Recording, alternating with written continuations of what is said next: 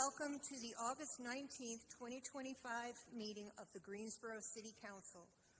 We are in the Katie Dorset Council Chamber. Let the record reflect that all council members are in attendance. We will begin tonight's meeting with a moment of silence. I hope that we will keep the family of former Mayor Jim Melvin in our thoughts and prayers, as his funeral will be tomorrow. And also, we lost another great advocate in Maggie Jeffis. She passed away about a week ago. I'm sure that we will recognize her in a better fashion than we are right this minute. She served the cities of Greensboro and High Point for many years, I think 12 years at the legislature. She was an educator for 30 years, and she won Educator of the Year for the state of North Carolina. So we really have lost two great statespeople over the last 10 days, and I hope that we'll keep their families and friends in our thoughts. Thank you.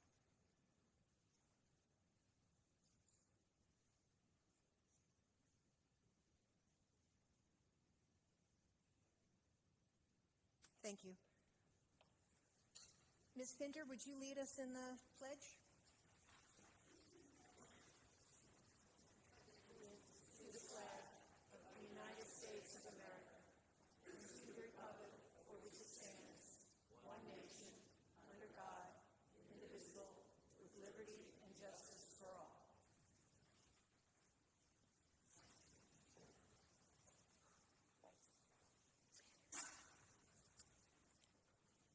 Please silence any and all electronic devices. If you must make or receive a phone call, kindly do so outside the chambers in the lobby.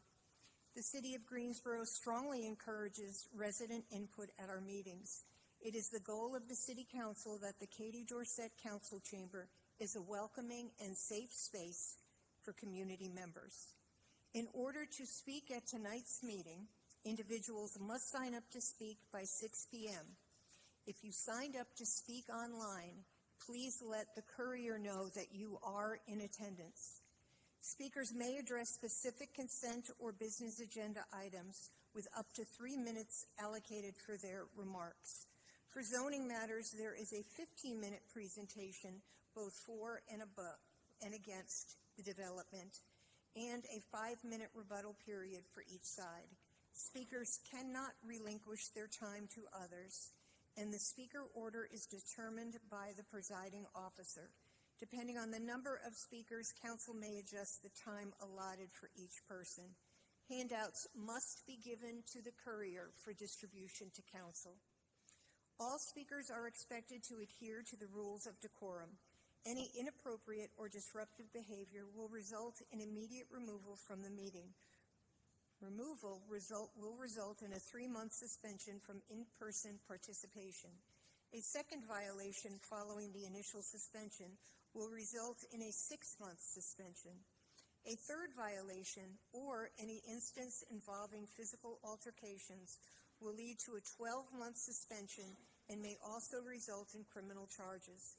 Individuals who are suspended still have the option to participate virtually via Zoom, ensuring their right to free speech is preserved. Zoom participants shall not speak until they are called upon. By statute, all members must vote on all items unless there is a direct financial interest or if they serve on a board of a nonprofit receiving funding from the city on an item on tonight's agenda. All votes will be moved and seconded, and the presiding officer will announce the vote total. We do have a consent agenda for items G1 through G34, which are a grouping of agenda items that are voted on with one single vote to expedite what is believed to be routine and non-controversial items. Any council member may withdraw an item from the consent agenda due to a conflict of interest or for the purpose of voting no. Items removed from the consent agenda for discussion will be placed on the next business meeting agenda. This meeting does include closed captioning. Depending on the overall length of tonight's meeting, we may take a short recess around 7:30. The applicant has requested items H1, H2, and H3, which I will read, to the September 16th meeting without further advertising. Item H1 is a public hearing for an ordinance annexing territory into the corporate limits for the properties located at portions of 3725 and 3739 and all of 3751 McConnell Road, 35.68 acres, Mary Bell Tuttle and others. And item H2, a public hearing for an ordinance for original rezoning for portions of 3725 and 3739 and 3751 McConnell Road, Amanda Hodiern for Mary Bell Tuttle, Neil C. Tuttle, and others. And item H3, which is a public hearing for an ordinance for original zoning for a portion of the McConnell Road right-of-way for the City of Greensboro. Do we have a motion? Motion to postpone H1, H2, and H3. Second. Without further advertising. Seconded by Mrs. Hightower. All in favor say aye. Aye. Opposed? That passes 9-0. We have no presentation, ceremonial or presentation items this evening. We will move to our consent agenda. We do have a speaker who would like to speak on a number of these items. G17, G20, G33, and G34. Hold on. What? Sharon, did you have one? No, I'm trying to write them down. 17, 20, 33, and 34. 33 and 34. Do I have a motion for the minus those 4 items? Yes. I'm sorry. Wait a minute. There is one. That's the one we were talking about.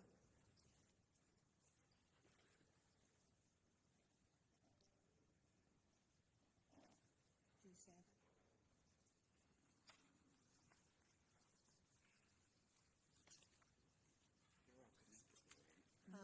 Yeah. Oh, G5. G5, G7. G5. Well, it's actually 5, 6, 7, and 8. Sharon, which items? 5, 6, 7, and 8.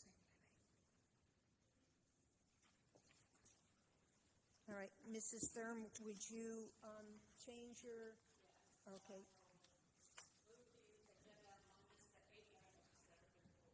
5, 6, 7, 8, 17, 20, 33, and 34. So we have a motion by Mrs. Thurm, a second by Jamila. Council, please vote.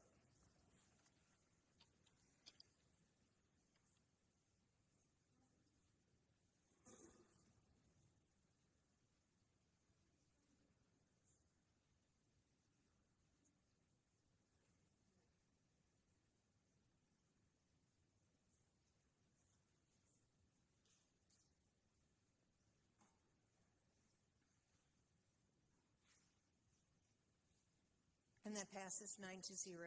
Thank you. G5 is a resolution to approve a contract in the amount of $494,100 with Blue Arbor, Inc. for temporary labor services. Did you want to vote no on that, or? Yeah. Well, if we're going to do it for discussion, then we move it to the next agenda. Is it a quick question? I know. Well, it's kind of an in-depth question that has some parameters, and I think So Mr. Holston and I wanted to probably hear. This should have really been on a business agenda, so we could have heard about some of this proposed. I know 2 of the items relate to field operation, 2 of them relate to Parks and Rec. I think one of the primary questions is the wages that are referenced. Are these what is the time-sensitive admin items? fee? So I know it's a couple different departments. I'll have to ask the staff, AC and McCray, and well, I know they want to move forward. I have Right. talked to staff too, Right. and so, but they could not really clearly answer the question. And I apologize because as you do to me, I'm doing to you today to ask kind of at the nth hour, if you will. But I think some of the concern is to make sure that the wages are correct and what the admin fees are and what programs are being implemented through this. We heard about a program that we might be getting done through this. And so, and Griffin may have to speak to that. And that may be more than what you Well, can wanna we hear push them to today. the next meeting? Yes, I'll find, yeah, we can. We can The push first, them. and can we push to the first business meeting of the month? Yeah, whatever the first meeting in September is. Yeah, let's, okay. So that would be, we would move 5, 6, 7, and 8 to the next meeting without further advertising. Yes, ma'am. And Sharon, then, would you like to make that motion? Sure, I'll make that motion. We move items G, 5, 6, 7, and 8 to the first meeting in September. All in favor, say aye. Aye. Aye. Opposed? No. That passes 8-1. Now we have, Mr. Hartzman has signed up to speak on G17, which is a resolution authorizing agreement in the amount of $250,710 with the NC Department of Transportation for fiscal year 2026 FTA Section 5303 Planning Assistance Grant. Mr. Hartzman, you have up to 3 minutes.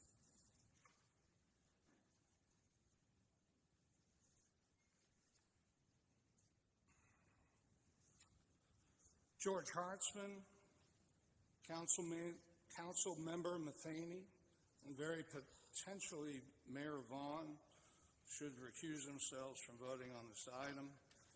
A clear and undeniable appearance of impropriety exists, threatening the integrity of this council's vote and the public's trust. The city's code of ethics demands that we consider whether a reasonable person, aware of all the facts, would see a member's action as inappropriate. It's obvious a reasonable person looking at the facts surrounding this item would be deeply concerned. The resolution involves the North Carolina Department of Transportation, whose board member for our division includes Mike Fox. Mr. Fox is not a disinterested party. He is a partner at Tugboat Duggins, a firm that has received significant payments from DGI, an organization this council funds and oversees and whose CEO is Councilman Matheny. Public records reveal a pattern of taxpayer-funded meals at Possibilities, Undercurrent, and other establishments involving Mr. Matheny and Mike Fox. These, including a $500 meal at Machete, were logged as official DGI taxpayer-pocketed expenses in violation of the contract with the city, which the city has not enforced. Public funds are pilfered to cultivate a relationship with a powerful official who controls transportation money. For Matheny to vote on this creates an unacceptable appearance of quid pro quo. It says government actions are for sale to those with access, bought and paid for with steak dinners and open bar tabs in violation of state laws. The records contain massive gaps. Required contractual disclosures and business purpose are vague or missing. The names of who attended taxpayer-funded events are often absent. This lack of transparency is, in itself, a failure of accountability. The latest audit from DGI released is a profound breach of trust by the city. The Internal Audit Department produced little more than a summary obfuscation, deliberately concealing last year's spending. Lacking the details makes it impossible to verify the necessity, legality, or efficiency of the funds spent. And Mayor Vaughn, given your known history with DGI and the high likelihood of your presence at multiples of similar functions, you should probably recuse yourself as well. Please do the right thing. Please do the right thing. Do we have a motion on G17? So moved. Moved by Mr. Matheny, seconded by Mrs. Hoffman. Council, please vote.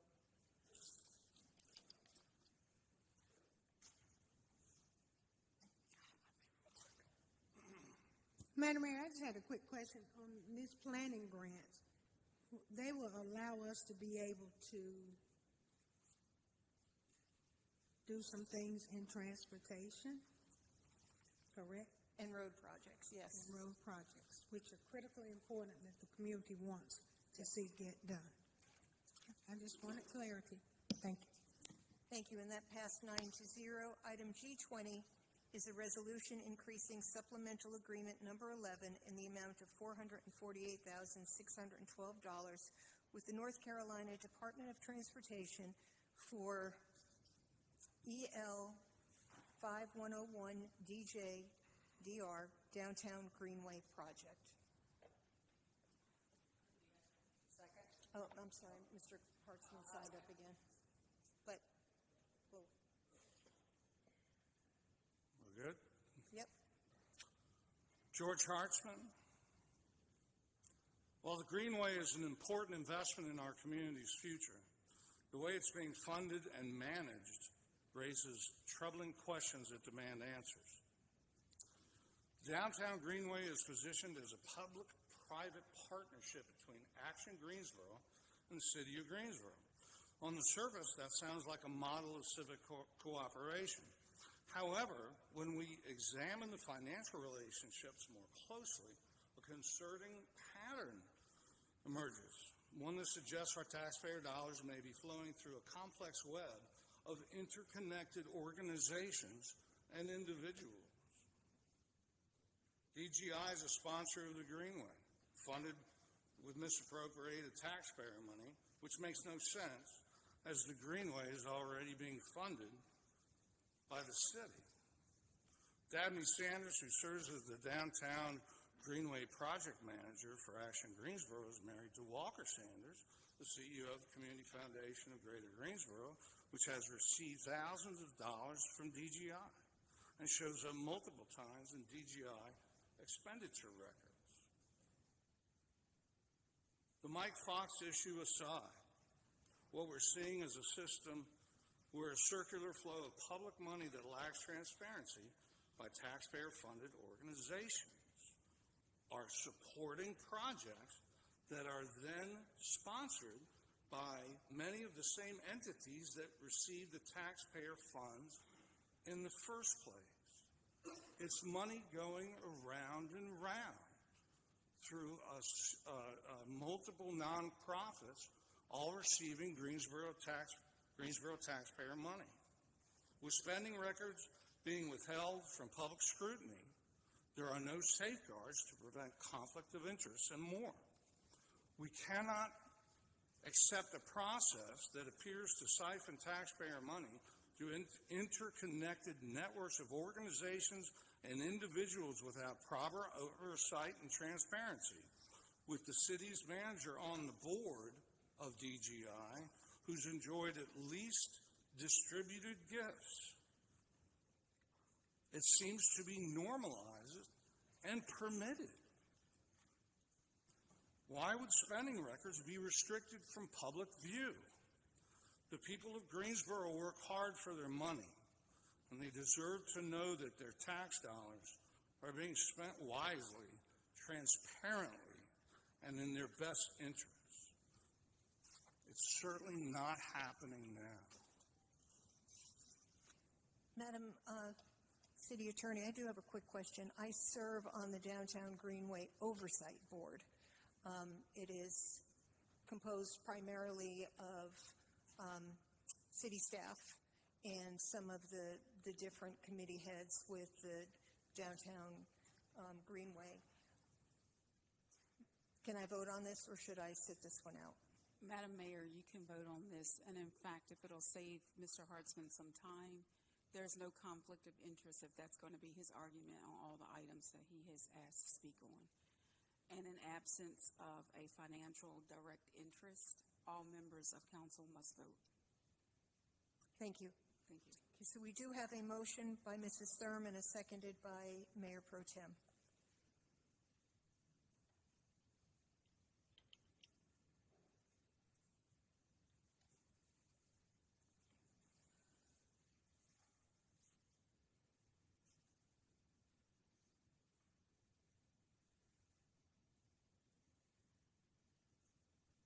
That passes 9-0. Item G33 is a budget adjustments approved by the Budget Officer 7/29/25 through 8/11/25. Mr. Hartzman?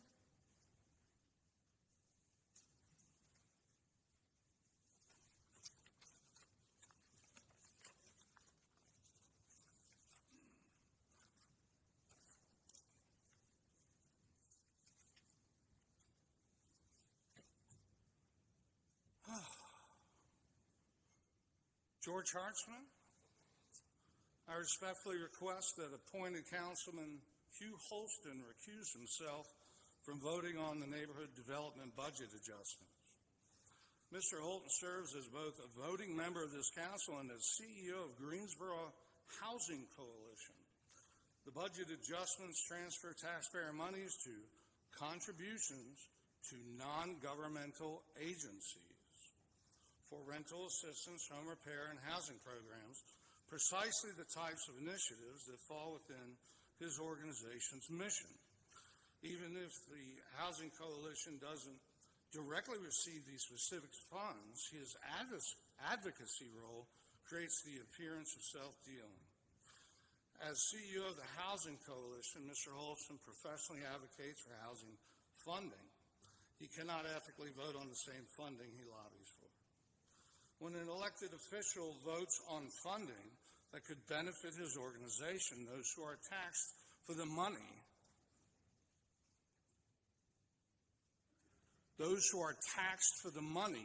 need to know whether the decisions serve the public interest or the personal interest of the people making the votes, who has yet to provide, actually, Mr. Holston, the Housing Coalition's expenditure ledgers, especially considering what's been allowed elsewhere.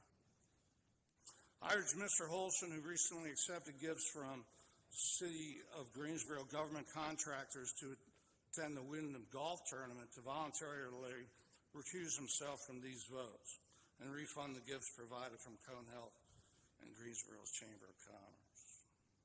That being said, Mr. Matheny has lobbied the Water Resources Department using taxpayer funds in his capacity as DGI CEO. The same individual who lobbied the department with public money now seeks to vote on allocating taxpayer funds to this very same department.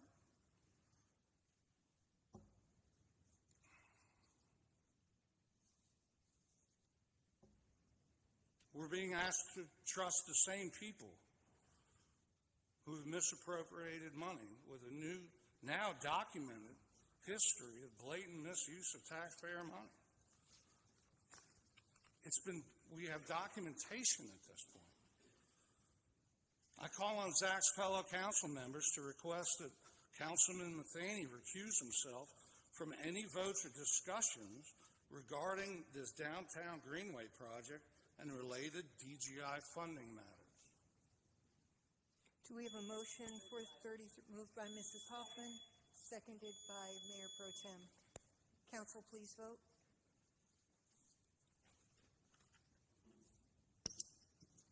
Madam City Attorney, just to reiterate, you stated that there's no conflict of interest in any of the matters of the false allegations being laid out tonight? No, sir. Okay, thank you. And Madam City Attorney, Yes, sir. same question for me. No, sir. Thank you. And that passes 9-0. Our final item is G34, budget adjustments requiring council approval, 7/29/25 through August 11th, 25. Mr. Hartzman? George Hartzman. The items include money transfers for the downtown Greenway, as previously discussed. Mr. Matheny has lobbied the Water Resources Department using taxpayer funds in his capacity as CEO of Downtown Greensboro Incorporated. How can we expect impartial decision-making when the same individual who lobbied the department with public money now seeks to vote on allocating taxpayer funds to the very same department? Those who spend our tax dollars should do so without personal or organizational bias.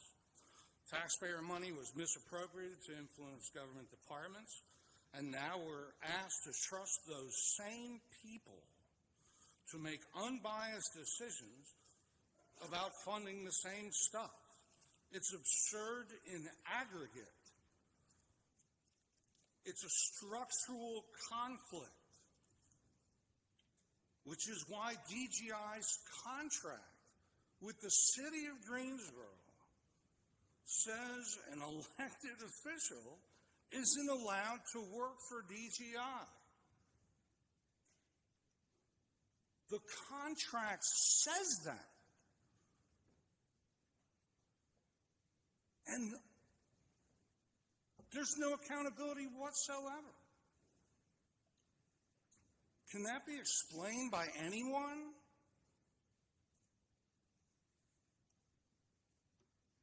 The more successful Zach is as a lobbyist, the more constrained he should have been as an elected official. The rest of council and city management is complicit in allowing these events to happen.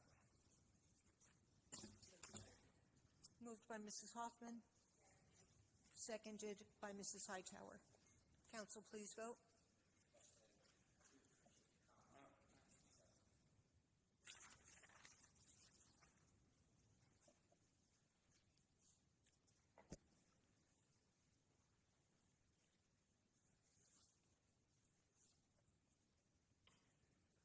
And that passes 9-0.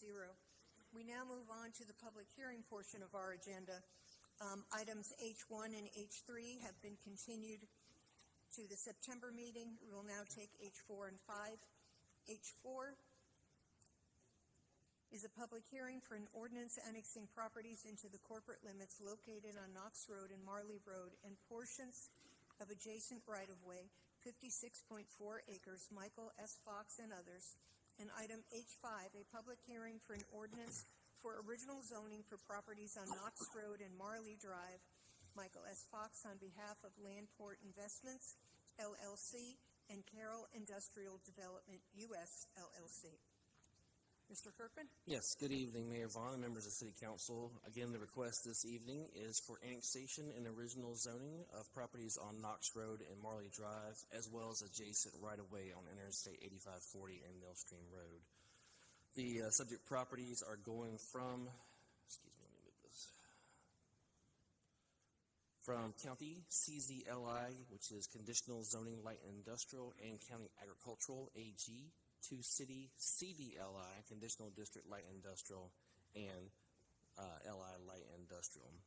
North of the request is currently zoned County AG and County CZLI.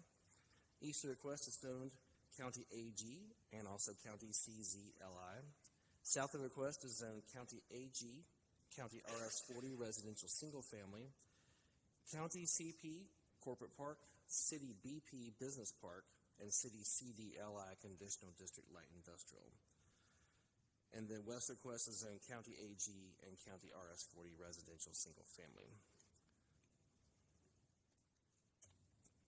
The subject properties currently contain a single-family dwelling, agricultural land, and a portion of Interstate 8540 as well as Millstream Road rights-of-way.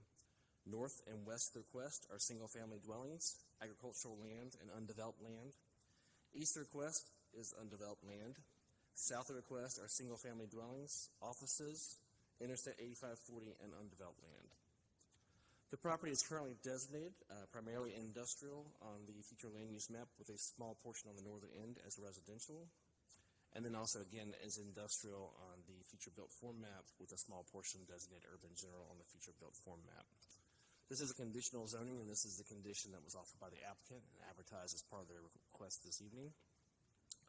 In concluding that staff support for this particular request, we have determined that this does support the growing economic competitiveness goal to increase and preserve the inventory of developable sites compatible with corporate and industrial uses, and the comprehensive plan is prioritizing sustainability goal to build economic resilience, expanding the local economy's ability to withstand and adjust to disruptions and changes at the regional, national, and global scales. The proposed city, CDLI, and LI zoning districts allow land uses that are compatible with the general character of the area. Staff notes care should be taken with respect to building orientation, materials, height, and visual buffers to ensure appropriate transitions to lower density residential uses on adjacent properties. These items were heard by the Planning and Zoning Commission at their July 21st meeting, and the Commission voted unanimously to recommend approval of both, or actually all three items. There were 2 speakers in favor at that meeting and 4 in opposition. I can answer any questions. Any questions for Mr. Kirkland? Okay. Mr. Fox?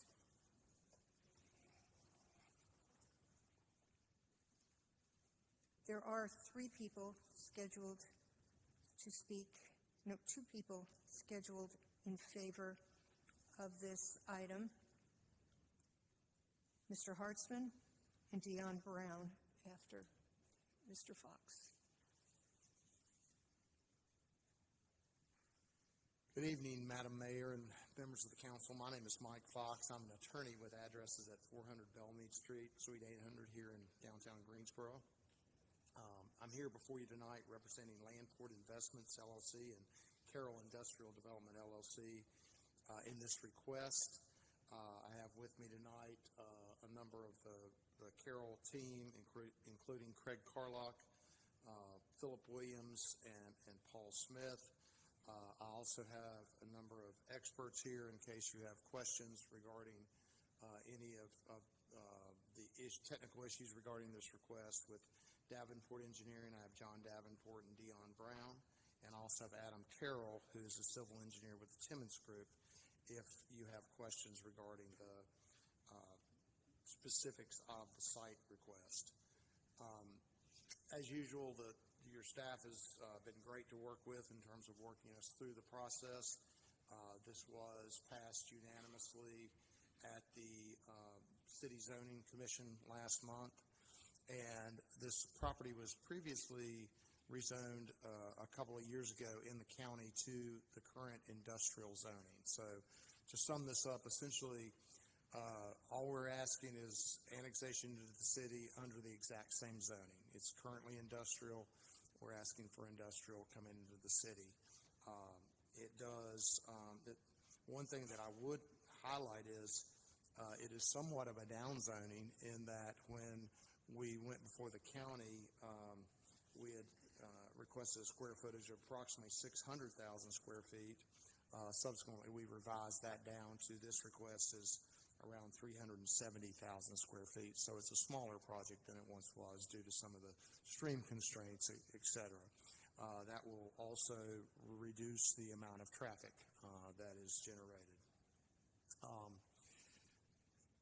You can see the location there, and it is consistent with the majority of the nearby existing land use and the comprehensive plan, the purple there being industrial, and it is in the Tier 1 growth area. It's very close to the interstate, and as your staff has noted, it does support your goals of growing economic competitiveness and preserving the inventory of developable sites compatible with corporate and industrial uses. This is just a concept plan we have now. This is not a site-specific plan, and that we don't currently have a user for this site. We'll start, once, assuming the council approves this annexation and original zoning, we'll start marketing it and hopefully have a user soon, and they may want something slightly different, but this is just typically a layout that you would see. Obviously, all of the the setbacks and the landscaping and buffering requirements. Mr. Fox, can I interrupt you for 1 minute? There was one item that was not read in. I want to make sure it gets read in so there's never a doubt we did it the right way, which is also H6, which is a public hearing for an ordinance for original zoning for portions of Interstate 8540 and Millstream Road right-of-way for the City of Greensboro. Sorry for the interruption. No worries. Thank you, Madam Mayor. I understand that in terms of how the city likes to annex the adjacent interstate to be able to continue to grow if it's the council's choice. So this concept and site plan is conceptual, but we certainly will comply with all of the city regulations and ordinances regarding setbacks and access, et cetera. We have done a updated traffic letter regarding the proposed traffic, and the folks from Davenport are here, and they've worked with GDOT regarding the access, and GDOT has approved, what they've requested, and the Davenport folks have indicated that this site plan is laid out and the existing roads can handle the additional traffic. We know that there have been a history of some traffic issues down at the intersection of Knox Road and Mount Hope Church Road. And there are some things that have been done already. I believe the convenience store there has been requested and has complied with rearranging their access to make that intersection work better. There's also a future intersection improvement project that is planned there. It's not scheduled, but it's planned going forward.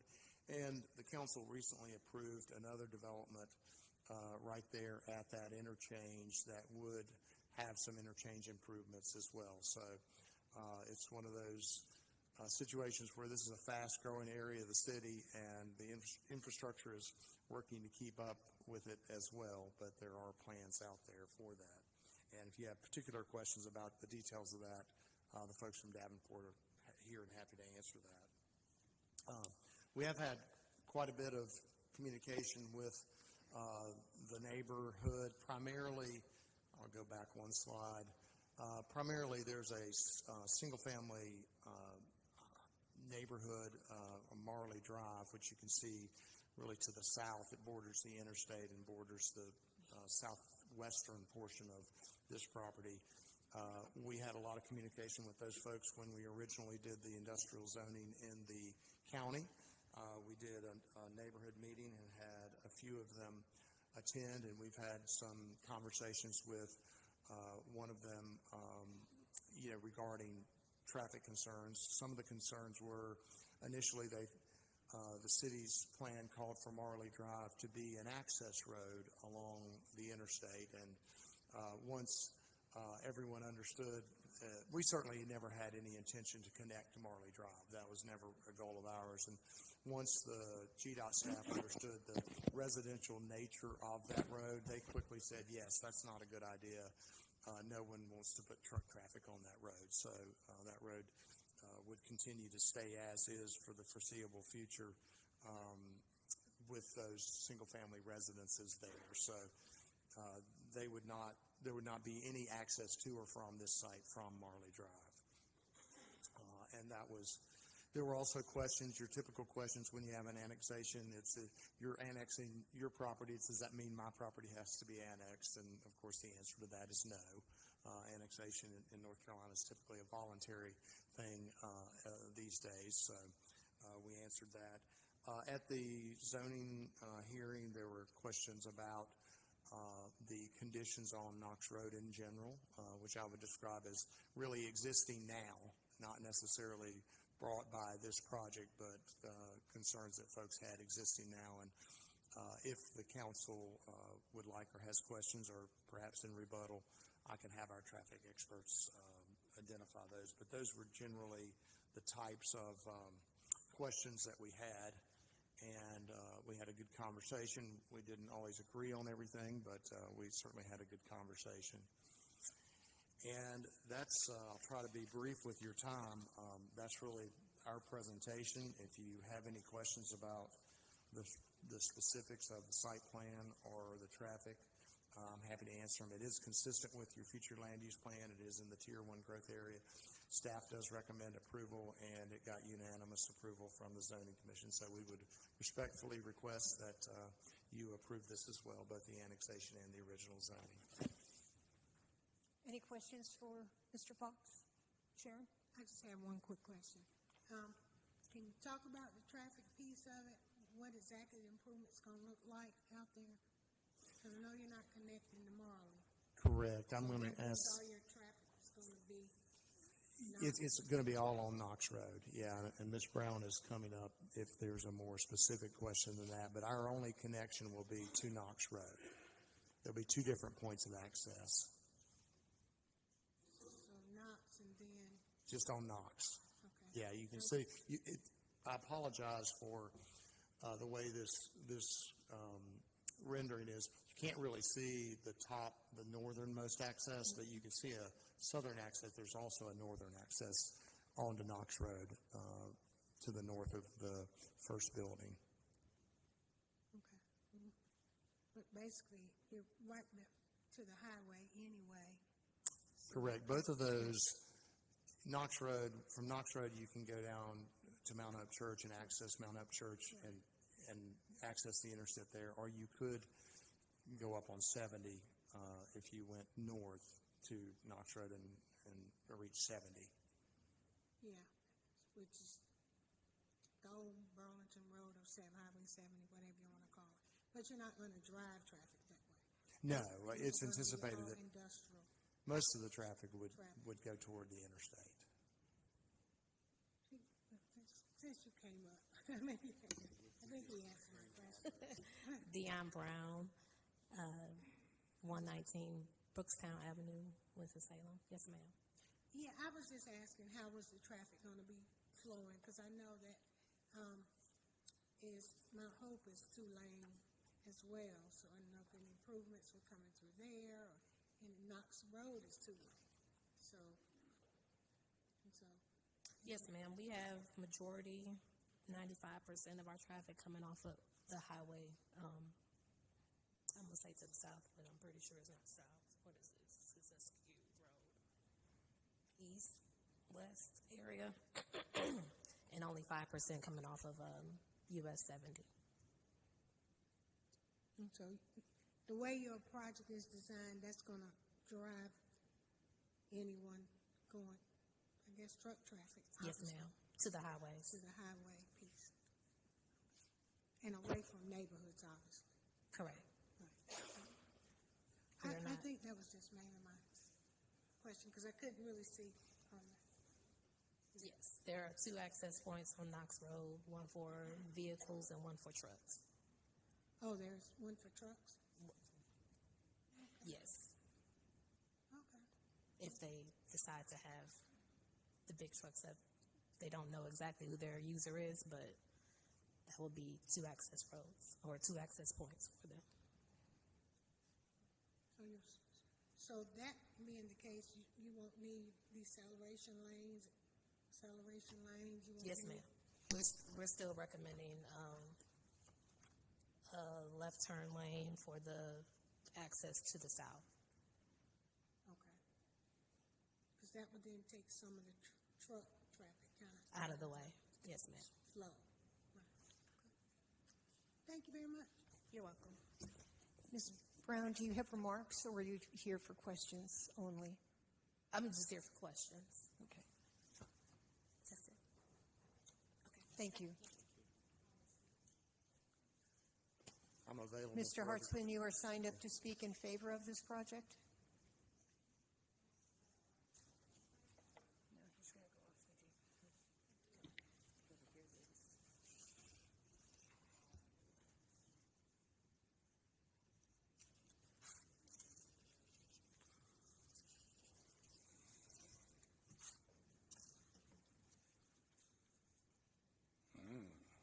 George Hartzman. I object to this zoning ordinance, although I am in favor on the grounds of clear conflicts of interest that violate North Carolina General Statute 160D 109. You might want to look that one up as we speak, Counselor. State law says no member shall be excused from voting upon matters involving the consideration of the member's own financial interest or official conduct, or on matters on which the member is prohibited from voting under GS 14234, GS 160D 109. The statute is unambiguous. Governing board members cannot vote on zoning decisions where they have a close familial business or other associational relationships with applicants, associational, or where the outcome would have a direct, substantial, and readily identifiable financial impact on the member. First, Craig Carlock, I believe, who's here. Hi. I apologize in advance. I tried not to be here. He's an executive of Carroll Industrial Development. He also sits on DGI's board. That's an associational relationship, and this is a zoning item, Counselor. It creates a direct business relationship between the decision-making body and the applicant. Second, the timing of Roy Carroll and his wife's $10,000 donation to council member Mathaney's campaign immediately following $20,000 in Zach's campaign expenditures on web advertising and billboard space with Carroll-owned Snap publication establishes a clear pattern of financial association. These relationships clearly create exactly the conflicts that 160D 109, the first paragraph, was designed to prevent. The appearance of impropriety undermines public trust in our zoning process and potentially exposes the city to a legal challenge.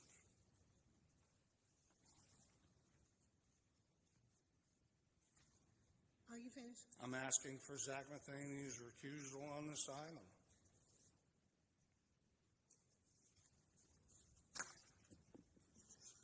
So, Madam Mayor, I have a question of Mr. Hartzman because I'm very confused. Yeah. Very confused. Because it says I'm not for ordinance, but I am for the project. How you expect to get them done if this is the case? It's not split where one is opposition and one is in favor. I'm in favor of the project as long as Zach Mathaney recuses himself. We're talking about the project. This is a project coming to an area. I'm in favor of the project. And for industry in an area that needs more industry, so we have more housing, so we have more other communities coming to the area. So it's a beautiful thing. I'm just a tad bit confused because I'm just, and he doesn't have anything to do with this. This is what we're trying to get done in an area of a community that deserves development. And that's what our focus is trying to be on. I think we should hear from the city attorney. I'm moving the item whenever public hearing Well, is you know, whenever public I think you might want to wait for the city attorney. Madam City Attorney, would you like to weigh in? You confused too?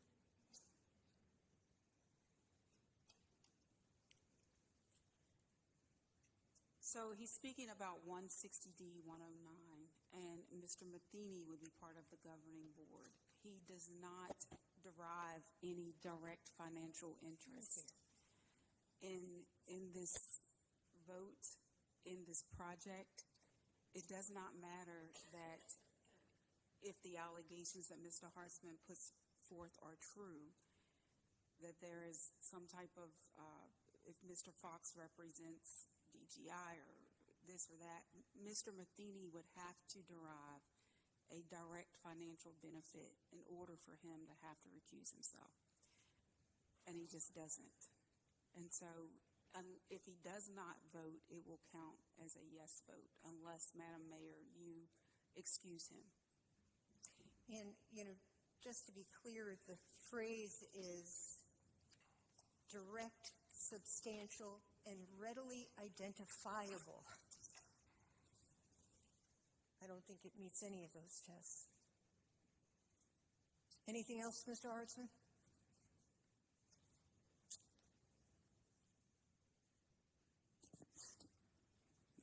The state law says Okay, well, we're here to talk about No the member zoning. shall be Mr. Hartsman, excused from voting.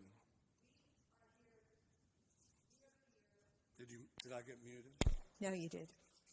We are here to talk about the zoning.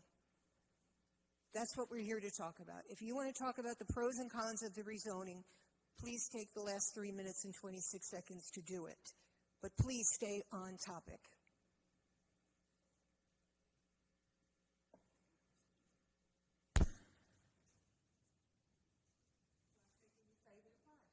I favor the project, Sharon. Madam Mayor, I believe we have another speaker, don't we? No. No? He was the only one on this one. Well, John Brown There was was signed one up. Okay, in thank you. opposition. Move to close the public hearing? Moved by Mrs. Hightower, seconded by Mr. Holston to close the public hearing. All in favor, say aye.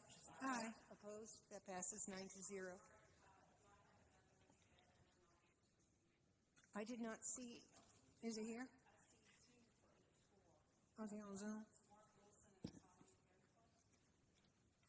I'm sorry, I don't see him on my list. For H4,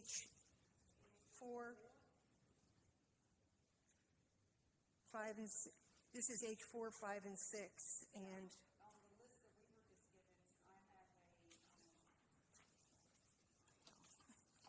I have a Mark Wilson and a Colleen Faircloth that are I see. opposed. Yes, I did. There was another list. I apologize. Yes, we do have two. We do have two in opposition, Mark Wilson and Colleen Faircloth. I apologize. You have 15 minutes.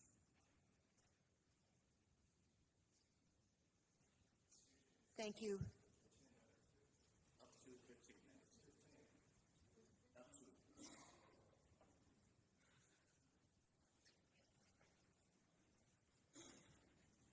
I had the wrong sheet. Mark Wilson, 5460 Marley Drive, McLeansville. I'm an attorney, and I'm also with the Marie Ross Charitable Trust. We help persons with disabilities in finding employment, housing, and assistance. I'd like to introduce Colleen Faircloth. She's been with us at the Marie Ross Trust now for at least 3 years. We have tried to help people in their homes so that in the final stages of life they can pass away in the security and safety of their own homes rather than in an institution. We have to use Marley Drive, and so I'd like to introduce Colleen Faircloth. She's a registered nurse, and she's a valuable team member. Colleen Fairclough, 3800 New Garden Commons. As Mark says, I'm a registered nurse, and I use Knox Road at the intersection with Mount Hope Church Road. Until we get 4 lanes on Knox Road at the intersection beside the truck stop, just one stalled-out transfer truck can cause a head-on collision or accident. There is simply not enough room to get 400 new transfer trucks each day through that intersection safely. Please deny annexation and rezoning or limit the number of transfer trucks that may use the intersection until we get 4 lanes on Knox Road at the truck stop. As a registered nurse, I am concerned that the possibility of death or injury will be much higher until we get 4 lanes. Having seen death and injury, I can assure you it's not a pretty thing. It's not a pretty sight. Thank you for your time, attention, and consideration. Any questions you might have, Mark Wilson will answer.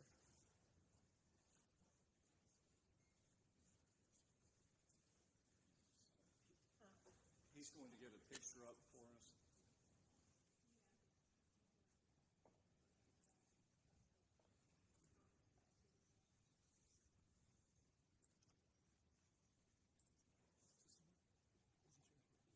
The traffic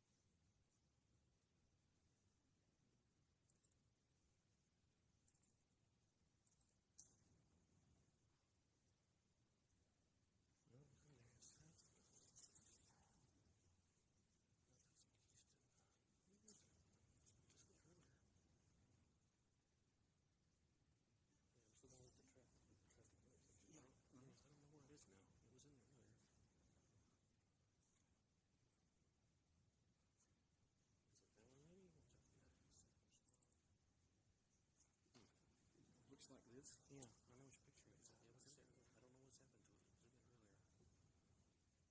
Okay. Which kind of show? We can put it on the document. Can you use this?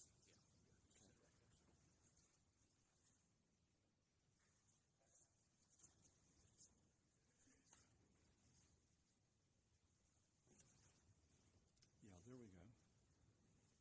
That's great. Okay. Here's a picture of the intersection. One thing they didn't tell you, and it's like a Trojan horse. I think it's almost hidden. If you have 400,000 square feet in a distribution center, you're most likely going to have, with a successful distribution center, you could have 400 transfer trucks per day. And that's per day generated by a large distribution facility. As this picture shows, at the intersection of Mount Hope Church Road and Knox Road, we have a problem. The picture disappeared. Did I do something? Oh, okay.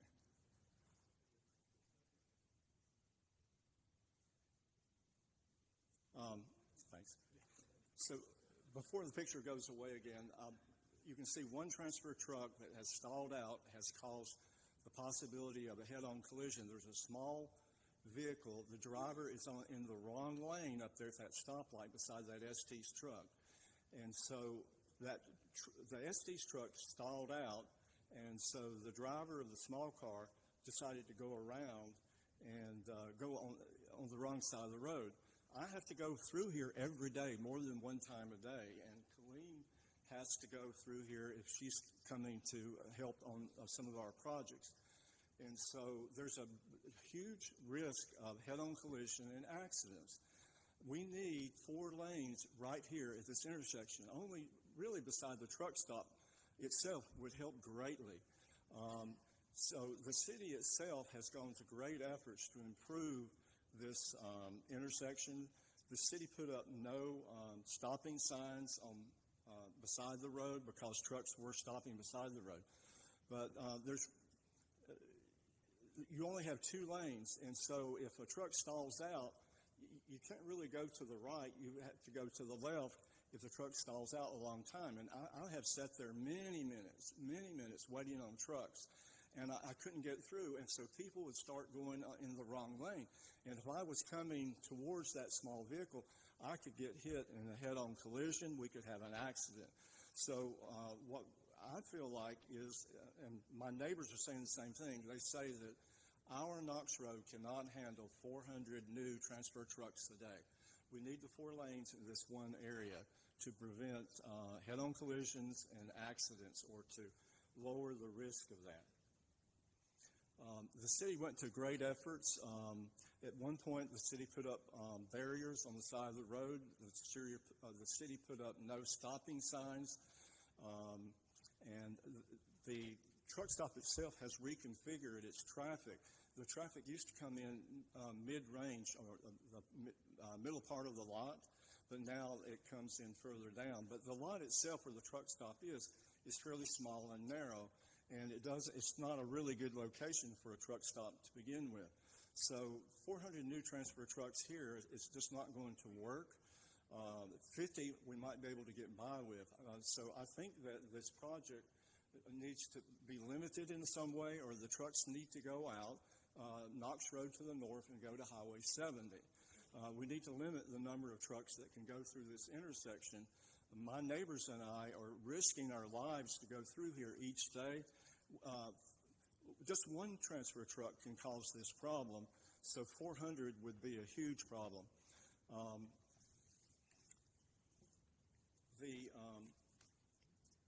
After having gone to great efforts to reduce truck congestion, the congestion used to be much worse. Now the city, or now the developer is proposing to the city, well, forget about everything you did, city, to reduce congestion. Let's put the congestion back in there again. Well, what was the point of reducing the congestion to begin with if you're going to let this developer and this attorney have their way? Why would the city do something inconsistent? So what I'm thinking is we need to have 4 lanes. We need to reduce the traffic going through this intersection, have the transfer trucks go out another way, go out the end of Knox Road and onto Highway 70. If you look in the city's own figures, it says that the trips per day generated by this facility will be 1,482, I believe it is, and that the maximum peak per hour can be up in the 500 range per hour. So even the city's own figures support this. And Mr. Tipton with the Greensboro Engineering Department, Greensboro DOT, he's an engineer, was here last time. And now if it was a warehouse, there would be fewer transfer trucks than 400 per day. But I think the money is in a distribution center. That's what everybody's building out there. So with a distribution center, 400,000 square feet, 400 new trucks per day going in and out, it would be 200 entering per day, 200 exiting per day. It's simply too many.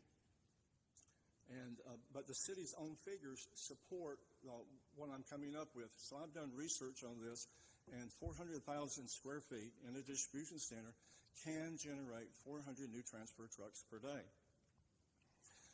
So I think it would be inconsistent now that the city has helped reduce this congestion to let it back in. Things have been done at that truck stop. I think that at the truck stop that they were required to limit laundry facilities for truckers and or eliminate them, and to stop providing showers to truckers to keep the congestion out, because we have a lot of congestion in that area. Now, a year or two ago, fire trucks from the Greensboro City Fire Department could not get through this intersection. The Sheriff's Department had to be called in to get the congestion out of the way so the fire trucks could get through to a fire.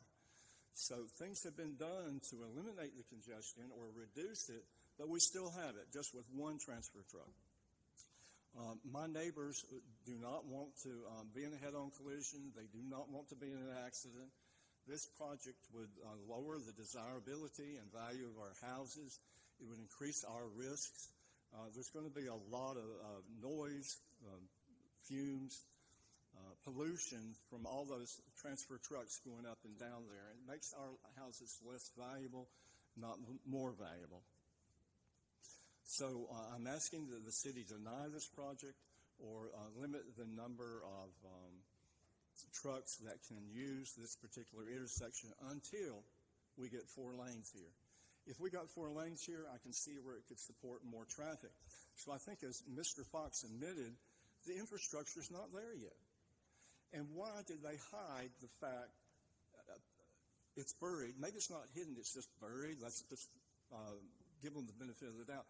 Why did they not tell the city that there could be a lot of transfer trucks, 400? They didn't come forward with that information, and that would have been good to have heard from the very start. Why should I have to bring it up and point it out to the city? It would seem that it would be better if the city had the information before it in the very beginning. I appreciate the help of staff. I think you have an excellent city staff. I used to work for the City of Charlotte Engineering Department myself, and I'm indebted to them for helping me get through college. And so I appreciate everything our city staff does and has done, but sometimes things don't work out perfectly. Sometimes growth is not progress. Yes, I know you want growth. Yes, I know you want improvements, but we're not ready for 400 new transfer trucks right now. That needs to wait until we get the 4 lanes and other improvements. Now, the city, as you look at this picture, on the left is where the truck stop is, and on the right, there's another property. Now, that developer, the owner of the property on the right, was told that he's got to make improvements to this intersection before he can have commercial development. Now, he can have residential development to generate funds for his project, but before he can have commercial development, he's been told, okay, you've got to make improvements to this intersection. So after the city went to the trouble of putting up no stopping signs, putting up barriers, and I guess working with that truck stop to get the traffic reconfigured, so that people didn't have to wait behind the trucks. You know, at one point the trucks were waiting to get in to fuel up. And so they were backing up on this left-hand side here and keeping people from being able to get in because they were waiting to fuel up. Well, now the trucks have to go down further to fuel up, but we still have this problem with just one truck. The city has gone to a lot of effort to reduce this congestion, but now to let it all back in is just inconsistent. It doesn't make sense. It seems to be arbitrary and capricious. The city is going to require the developer on the right-hand side to make improvements. Why now, all of a sudden, are we going to let in a bunch of trucks? It doesn't make sense.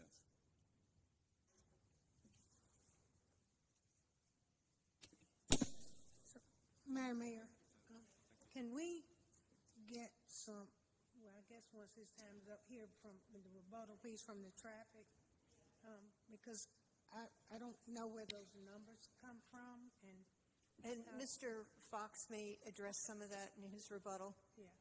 Okay. Mr. Fox?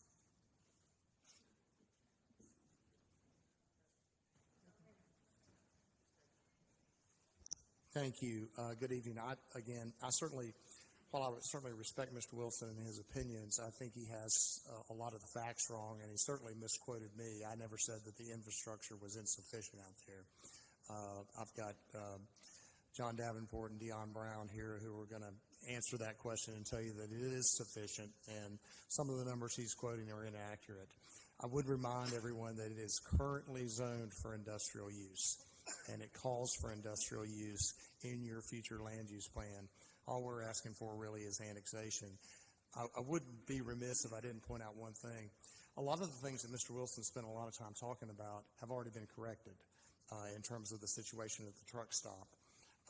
And if there are a lot of two-lane roads on major roads in Greensboro and Guilford County that if you were to have a wreck, they occasionally, there's a traffic slowdown or they get slowed down. I could go out and, once a month and take a picture on I-40 with 6 lanes where there's a wreck and it's closed. Does that mean we shouldn't allow anything else to happen in the city? Absolutely not. Occasionally things happen that will slow down traffic, but we're fortunate to be in a vibrant, growing area that now we've got to keep up with the infrastructure and make good investments in that regard, but we can't quit growing because there happens to be an accident that slows down on one road. So I'm going to turn it over to Dion Brown and John Davenport to address some of the questions that Mr. Wilson raised and also answer any questions the council may have, if you would. I know, somebody else.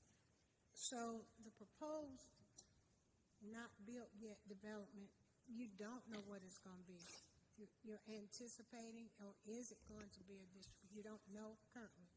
We know it will be a light industrial development. Just a light industrial development could be. It's typically going, when you say light industrial development, it's a building of some size, several 100,000 square feet. We've limited it to around 380 max, and that's total. If there's 2 buildings, it's a max of that. So it won't be 4,000 square feet. It'll be Won't be what, ma'am? 4,000, I think it is. 400,000. Yeah. It won't be those big. No. Okay. And it's currently in the county, the numbers were down at 600,000. So this is essentially making it smaller. Making it Yes, smaller ma'am. footprint. And those roads out there are state roads, correct? And I'll let Dion address that. Okay. Good afternoon. John Davenport, Davenport Engineering, 119 Brookstown Avenue, Winston-Salem, North Carolina. I just want to and Mike took a lot of my thunder. It was like, I'm going to make some of these points as it relates to this. We follow the processes of the city of Greensboro. So the land use that we use is what we agreed with staff, which is light industrial. And the numbers that you've looked at and the trip gen, the analysis, all those things meet your standards. So I don't know where this gentleman got his numbers, but I really can't refute that. The points that Mike made about a vehicle potentially breaking down, that hypothetical situation, every 2-lane road, that's the same situation. So you have to make a decision. Do I violate the law and go across the line? Do I make sure it's safe? those aren't things that you do and look at in a traffic study. We're looking at capacity. We're looking at fundamental safety issues out there. Sight distance is fine. If you could bring that picture back up, as long as you're driving the way you're supposed to, there's nothing fundamentally unsafe with that intersection. You said a word there. There's traffic that backs up sometimes. That happens at all these intersections in Greensboro. But we're not talking about something that is fundamentally unsafe, that these trucks are all of a sudden going to make a problem that's not there already. So I just want to make sure that we're clear on that. We've followed the standards. We've looked at capacity. We've looked at the overall intersection. And another point, this property is already zoned for this land use in Guilford County. So if they didn't need to get the water and access, they could go ahead and develop it, and you'd still have those trucks there. So we're not adding anything that hasn't already been approved. We're just going to put it under the city's covering and under the city's watch. Gotcha. And so I had asked earlier, I think when Dion was up, if you were doing any kind of deceleration lanes or are you creating an extra space so that the trucks kind of move out the way and traffic continues to go? At our entrance, yes, ma'am. Mm-hmm. Yep. So following that will GDOT standards, yes. That will do away with some of the bottleneck. At our driveways, yes. Won't be down at the Knox, where he's talking about we're not doing any improvements there. At Knox Park. That's right. Okay. At our driveways, yes, ma'am. At your driveways. Mm-hmm. So those trucks will get out of the way of other trucks coming. That's right. And I can tell you pretty emphatically, it's not 400 trucks. I don't know where that number came from, but it's not 400. Okay. That's not what the manual indicates, and that's not what we've worked out with the City of Greensboro. So yes. I don't know where we got that number.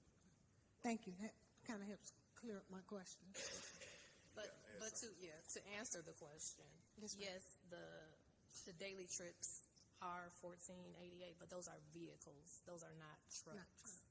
I did run some numbers this morning on 300,000 square feet of light industrial, and it's going to produce 75 trucks. If they did all trucks that come into the site, it'll be 75 trucks daily. So your numbers are 75, not yes, ma'am. Or 200 one way and 200 another way. 200 in, 200 out is what I wrote down. That is incorrect. So 75. Okay. That's great to hear and to be clear on it as well. Because I understand they run a home, and I don't want it to be so that maybe traffic creates a problem, an emergency situation for them. But that low amount of trucks, that should be able to be manageable. Okay. Answers my question. Take another 31 seconds, or any other questions for Tammy? Quick question. As I understood it when you were speaking about the traffic study in the first 15 minutes, you also indicated that not all of the trucks are going to go down to Mount Hope and Knox, correct? You anticipate some of them going up to 70 as well? Some, yeah. Do you want to give the number? Yes, we had about. So I'm just trying to understand. So what is the question? Of all the trucks that will be coming through, that you anticipate might be coming through, some will go down to Knox Road and Mount Hope Church, and some will go up to 70 to get to the highway. Yes, ma'am. That's correct. Okay. So even if we have 400, which you're saying we won't, they're not going through that intersection. They're not all going through. And I would think the more traffic there is, the more likely they're going to go up to 70 rather than coming down to the light. If it was 400, we have a completely different presentation today, I can assure you. The Greensboro, your staff would not be okay with that. Thank you.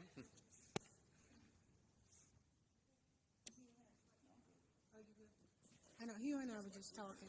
Marley will not be accessed. No, there would be no connection to Marley Drive from our development. It would just continue to be one single street going in, and would not be connected to us at all. And it's separated. The entrance from Marley is separated significantly from our entrance, so that it's not a conflict. Thank you. With those in opposition, you You have up to 5 minutes.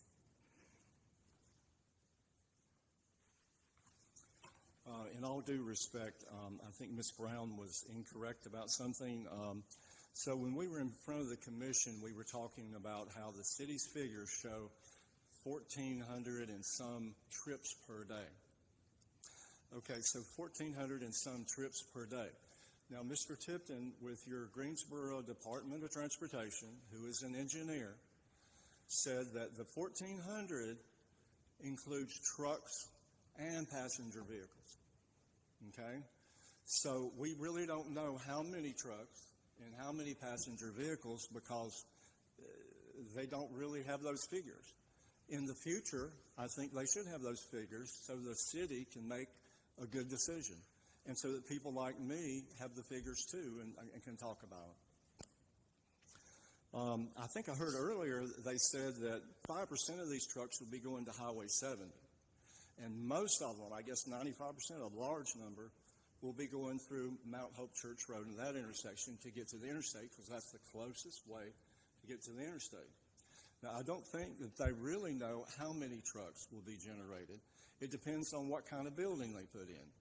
A warehouse would have fewer trucks. A distribution center would have more. With a warehouse, you sort of bring in the products and dump them off and leave them a while. With distribution, they sort of go in and out pretty fast. When we talk about 1,400 and some trips per day, they don't count them the way people normally would, is the way I would put it.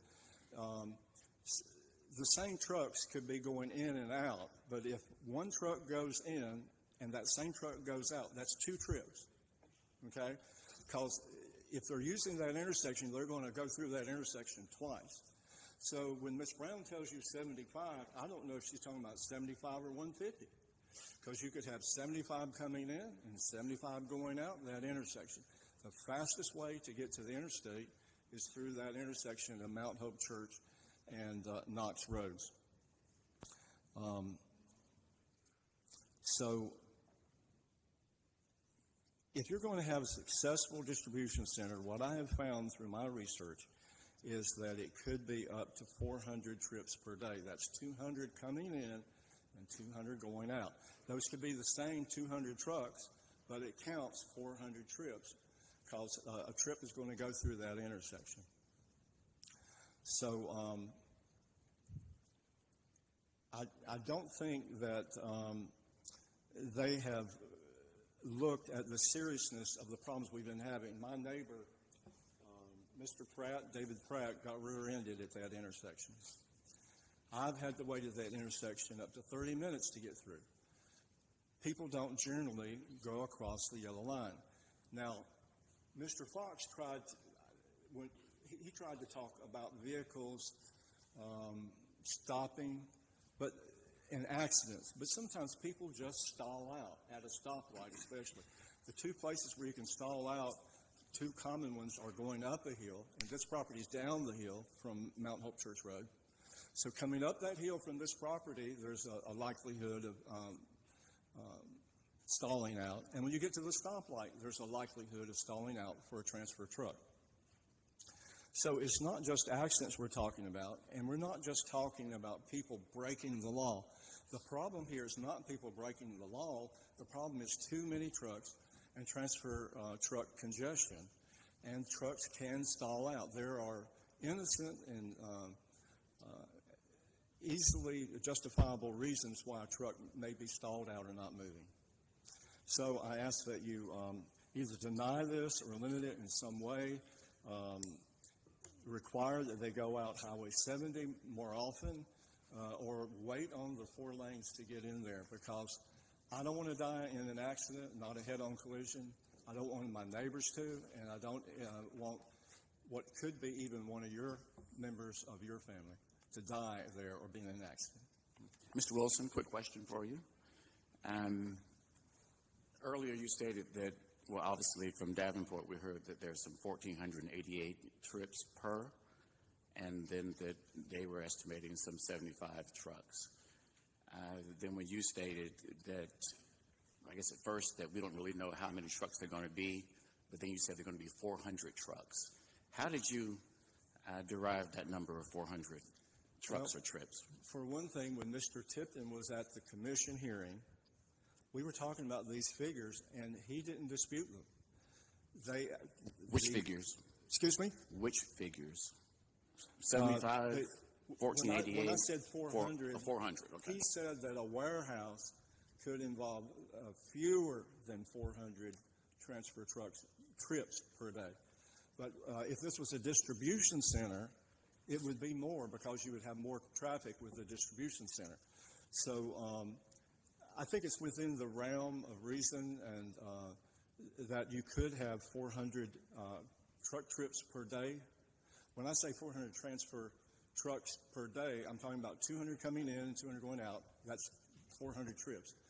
And so if Mr. Tipton didn't agree with my figures, he could have said so at the commission hearing. But he said it would just be fewer if there was a warehouse. The problem is you don't really know the exact number of transfer trucks that you could have. But I think that we could all do a better job of trying to marshal the information in the future and getting it before the city and coming up with some estimates that would help you in the future, especially in this situation.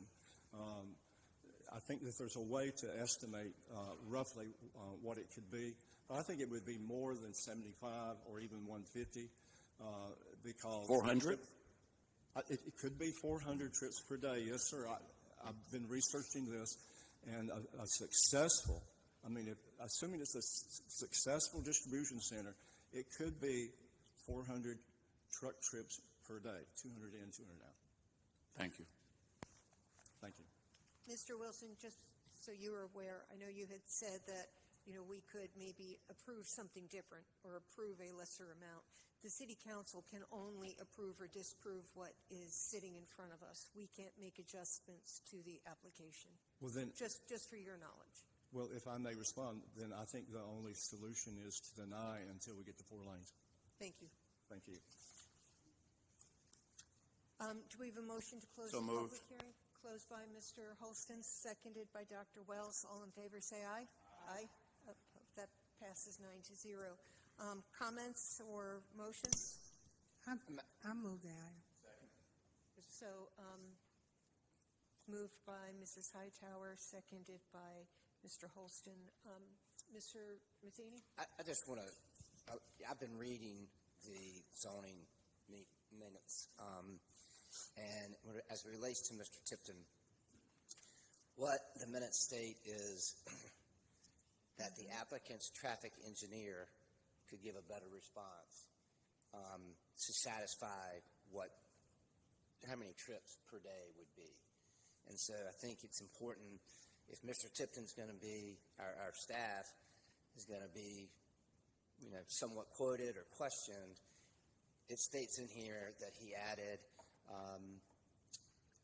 that it was overestimated and the estimates would be based on worst case scenario, but he also advised the planning and zoning board to take the advice of an actual traffic engineer.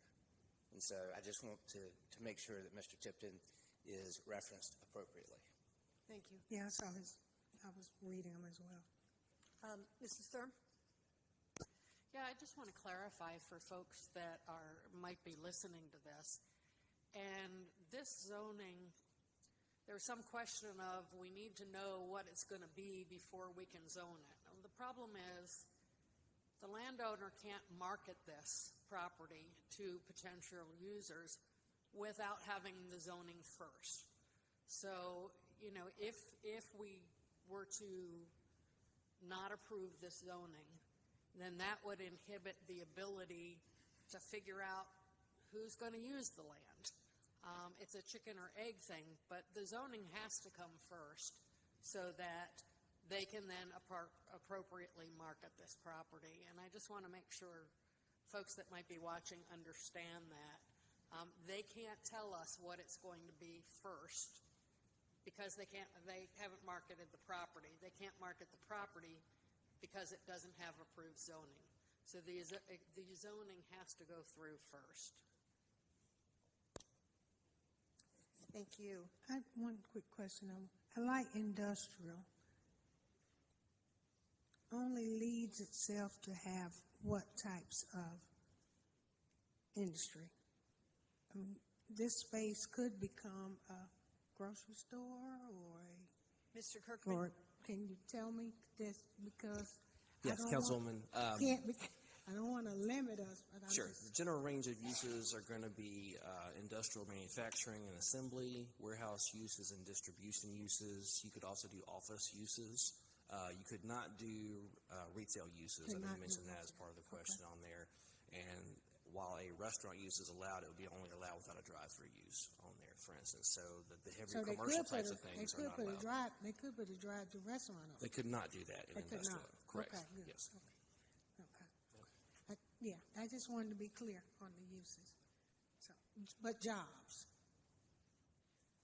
And jobs we need. So we do have a motion on H4, which is the annexation, moved by Mrs. Hightower, seconded by Mr. Holston. Council, please vote.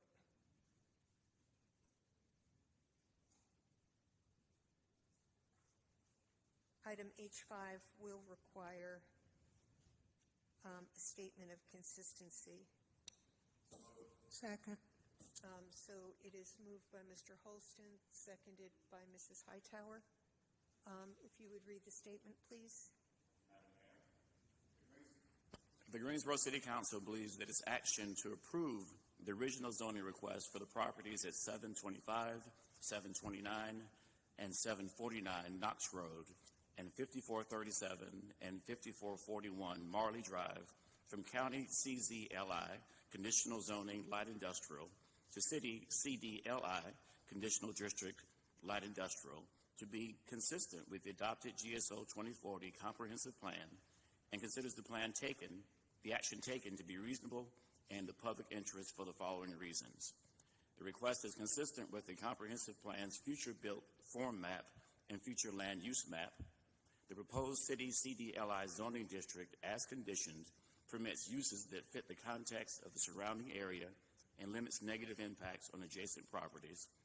And the request is reasonable due to the size, physical conditions, and other attributes of the area. It will benefit the property owner and surrounding community, and approval is in the public interest. Council, please vote.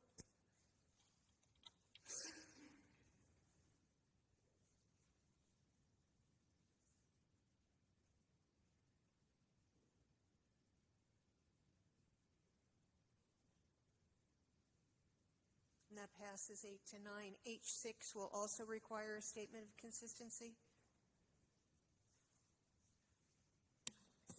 Okay. Moved by Mrs. Hightower, seconded by Mr. Holston. Okay. The Greensboro City Council believes that its action to approve the original zoning request for the properties at a portion of Interstate 8540 right-of-way and Millstream Road right-of-way from County AG Agricultural and County CZ-LI with the adopted GSO 2040 Comprehensive Plan and conditional zoning light industrial to City LI light industrial to be consistent with the adopted GSO 2040 Comprehensive Plan and considers the action taken to be reasonable and in the public interest for the following reasons. The request is consistent with the Comprehensive Plan future built form map and future land use map. The proposed City LI zoning district permits uses that fit the content of the surrounding area and limits negative impacts on adjacent properties. The request is reasonable due to the size, physical conditions, and other attributes of the area. It will benefit the property owner and surrounding community, and approval is in the public interest. Council, please vote.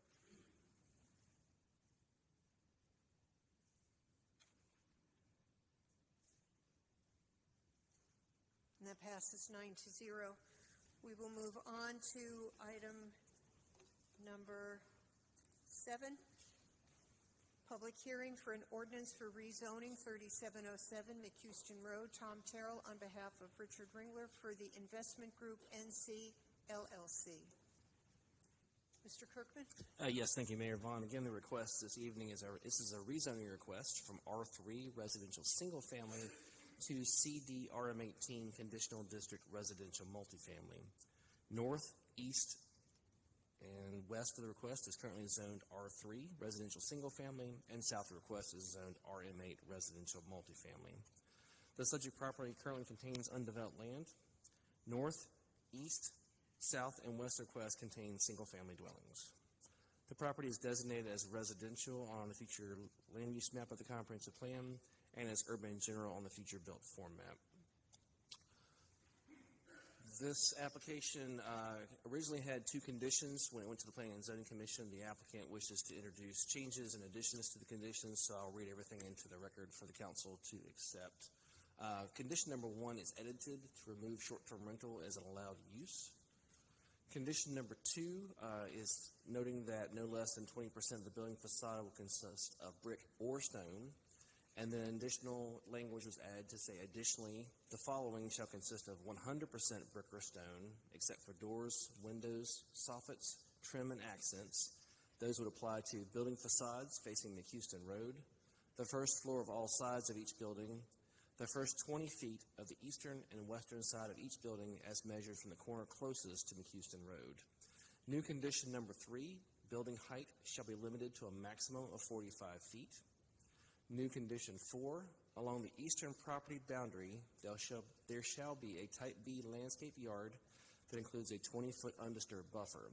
Any new required plantings within this buffer yard shall be of evergreen material for year-round screening. New condition 5, along the western property boundary for approximately 220 feet as measured from McHouston Road, there shall be a Type B landscape yard that includes a 20-foot undisturbed buffer. Any new required plantings within this buffer yard shall be of evergreen material that reach at least 15 feet at maturity. And new condition 6, a 7-foot tall opaque fence, where allowed, shall be constructed along the southern border adjacent to Covington Place.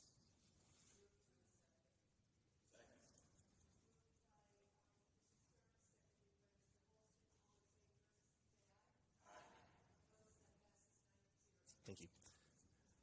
In recommending approval of the request, staff notes that this request does support the comprehensive plan's filling in our framework goal to arrange land uses for a more vibrant and livable Greensboro, and the Creating Great Places goal to expand Greensboro's citywide network of unique neighborhoods offering residents of all walks of life a variety of quality housing choices. Proposed CDRM18 zoning district would allow residential uses that are compatible with the surrounding area. Staff notes that care should be taken with respect to building orientation, materials, height, and visual buffers to ensure an appropriate transition to lower density residential uses on adjacent properties. The Planning and Zoning Commission originally heard this item at their June 16th meeting and denied the request at that time.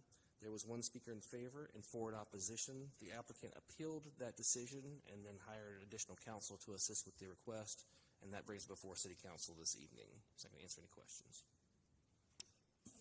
Well, you did answer one question because I saw the zoning meeting where it got denied. So I wonder why it came back so quick, but understand that. And I can ask the attorney if there's been any further engagement, because that was a problem.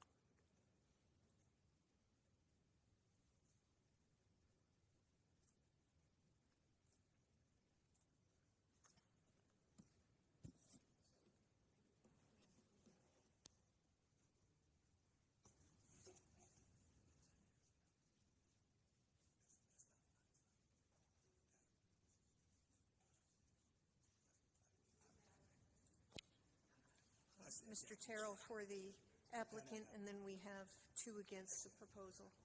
And then to go to the next one, I had right here. Yeah, if you could make a full screen, that'd be great. Good evening. I'm Tom Terrell, 230 North Elm Street, representing the investment group of North Carolina. Ms. Hightower, I'd like to just start off by addressing your question. I think that is maybe the elephant in the room. I was not involved when this went to the Zoning Commission, Planning and Zoning Commission, but I did watch the video. I watched it twice.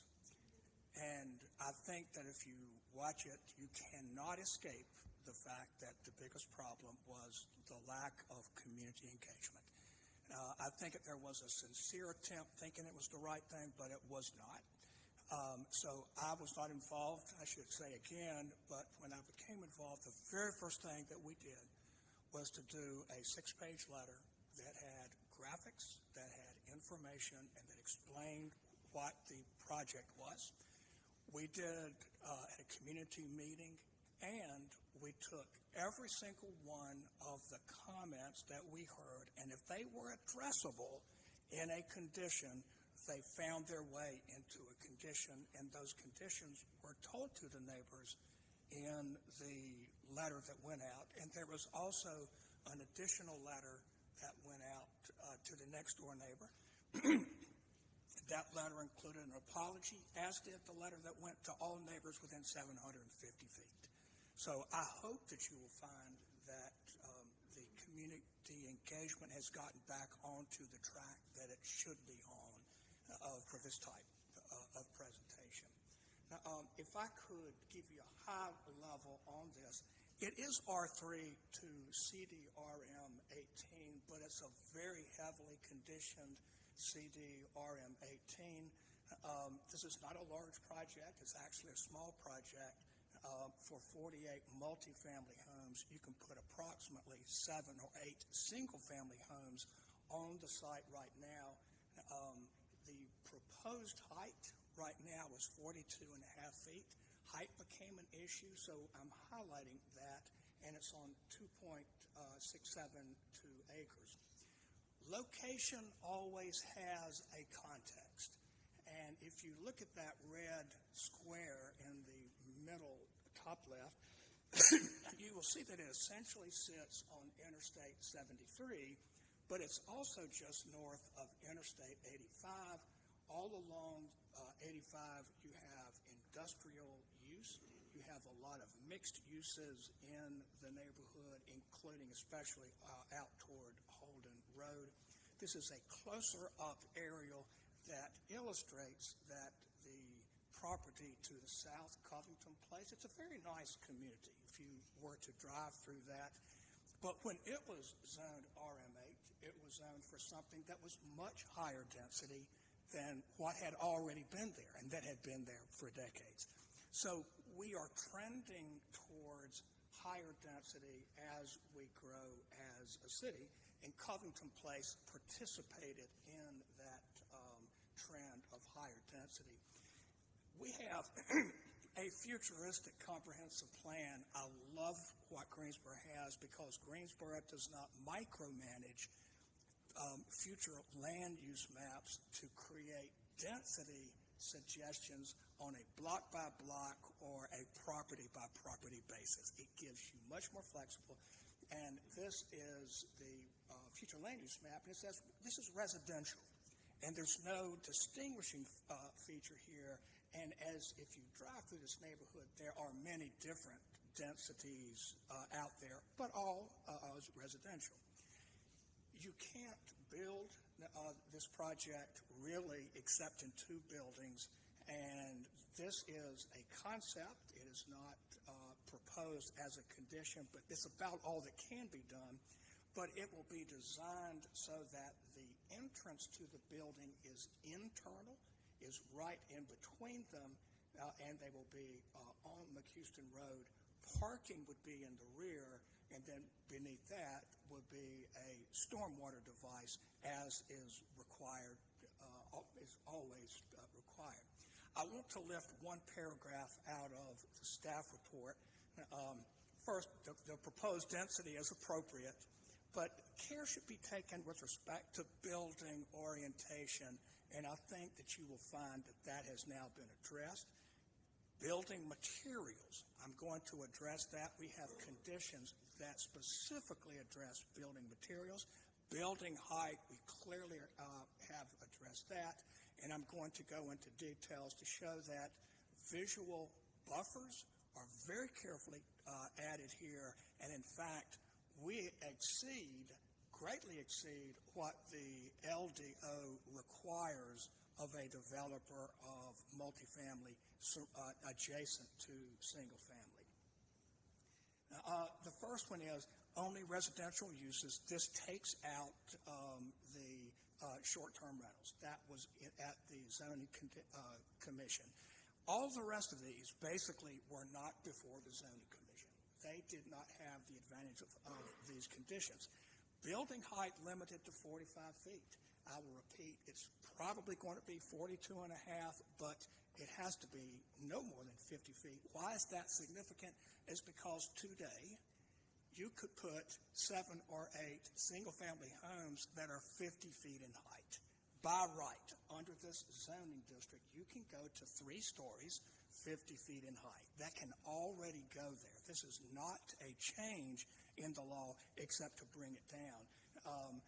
Right now, there will be a 7-foot tall opaque fence, probably some type of nice attractive stockade-style fence at the lower part, separating it from Covington Place. These are the architectural conditions added, and I'll emphasize the facade facing McHouston must be 100% brick and stone. Now, at the zoning commission, there were comments about how the quality of the building might attract problems because it might get run down. And we addressed that, very consciously addressed that. As you wrap around the buildings, that first 20 feet on all floors has to be brick or stone. The first floor all around every building has to be brick or stone. On the buffers, we were trying to say this in a different way. Staff worked with us and convinced us just to say type B buffer because it has to be an enforceable buffer, and we know what type B is. But basically, it's a 20-foot undisturbed buffer on each side, and where it has to be supplemented, it will be supplemented by an evergreen of a variety that has to go upward to 15 feet at least. I'd like to address proactively what we heard in the neighborhood meeting, and there were some themes.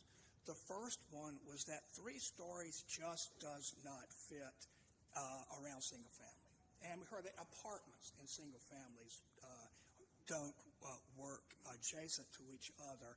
Now, I'll repeat again, you can have a much taller building at 50 feet than what would be allowed here, and you could have it today by right. But our ordinance, this shows you, if you look at the bottom, height, feet, and stories in R3 is 50 feet. Now, that has a footnote there, and that just says for a standard home, so there's no qualification. There are examples. I have some examples, but there are examples everywhere of 3-story apartment buildings next to residential. This right here is an older style 3-story apartment building with a brick facade, but it backs up to Hillcrest Avenue in High Point. This is near my home. Hillcrest has some of the highest property values in the city of High Point. This is, and I just show you how they are adjacent. Here's another example of a single family home adjacent to a 3-story apartment building. What's significant for this, people always say, but would you want to have this in your neighborhood? Well, that is my neighborhood. That's my street. That's a half a block from where my house is. And 100% of all the people on my street purchased knowing that there was a 3-story apartment building on the street near them. About 2 months ago, this council approved what probably will be one of the most signature, outstanding mixed-use projects in Greensboro for a long time. But I will say this clearly, 5 stories adjacent to of multifamily. There will be 250 apartment units here, 5 stories adjacent to single family. So you should have approved this. This is the type of density we need to be moving towards. We will lose our privacy was something we heard a lot. I represent developers all over the state who do residential developments. This is what you see. This is now more the norm than anything, where backyards, you can just walk through the backyards. Not every subdivision, but most. But I will say this, privacy is not a zoning standard by state statute. Privacy is not a zoning standard in our LDO, and privacy is not a standard in the vast majority of the industry right now. This is another, it's a snip from GIS showing this is how we have many neighborhoods that look like this. But having said that, I would like to show you this is the neighborhood, this is the property where all those trees are. Those trees are 60 to 75 feet in height. Yes, they are deciduous, and yes, they will lose their leaves for about 4 months of the year. But it is very thick in here, and if it doesn't meet type B, will have to be supplemented by evergreens.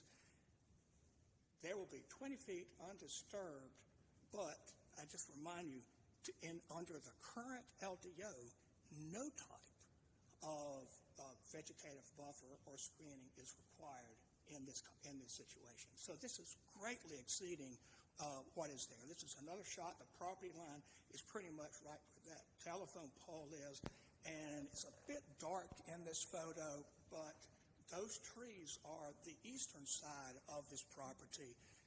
That home next door, I learned at the neighborhood meeting, we were told it's an abandoned building, but you can see how thick that is even in winter. Two more concerns you're going to hear: traffic volume from 48.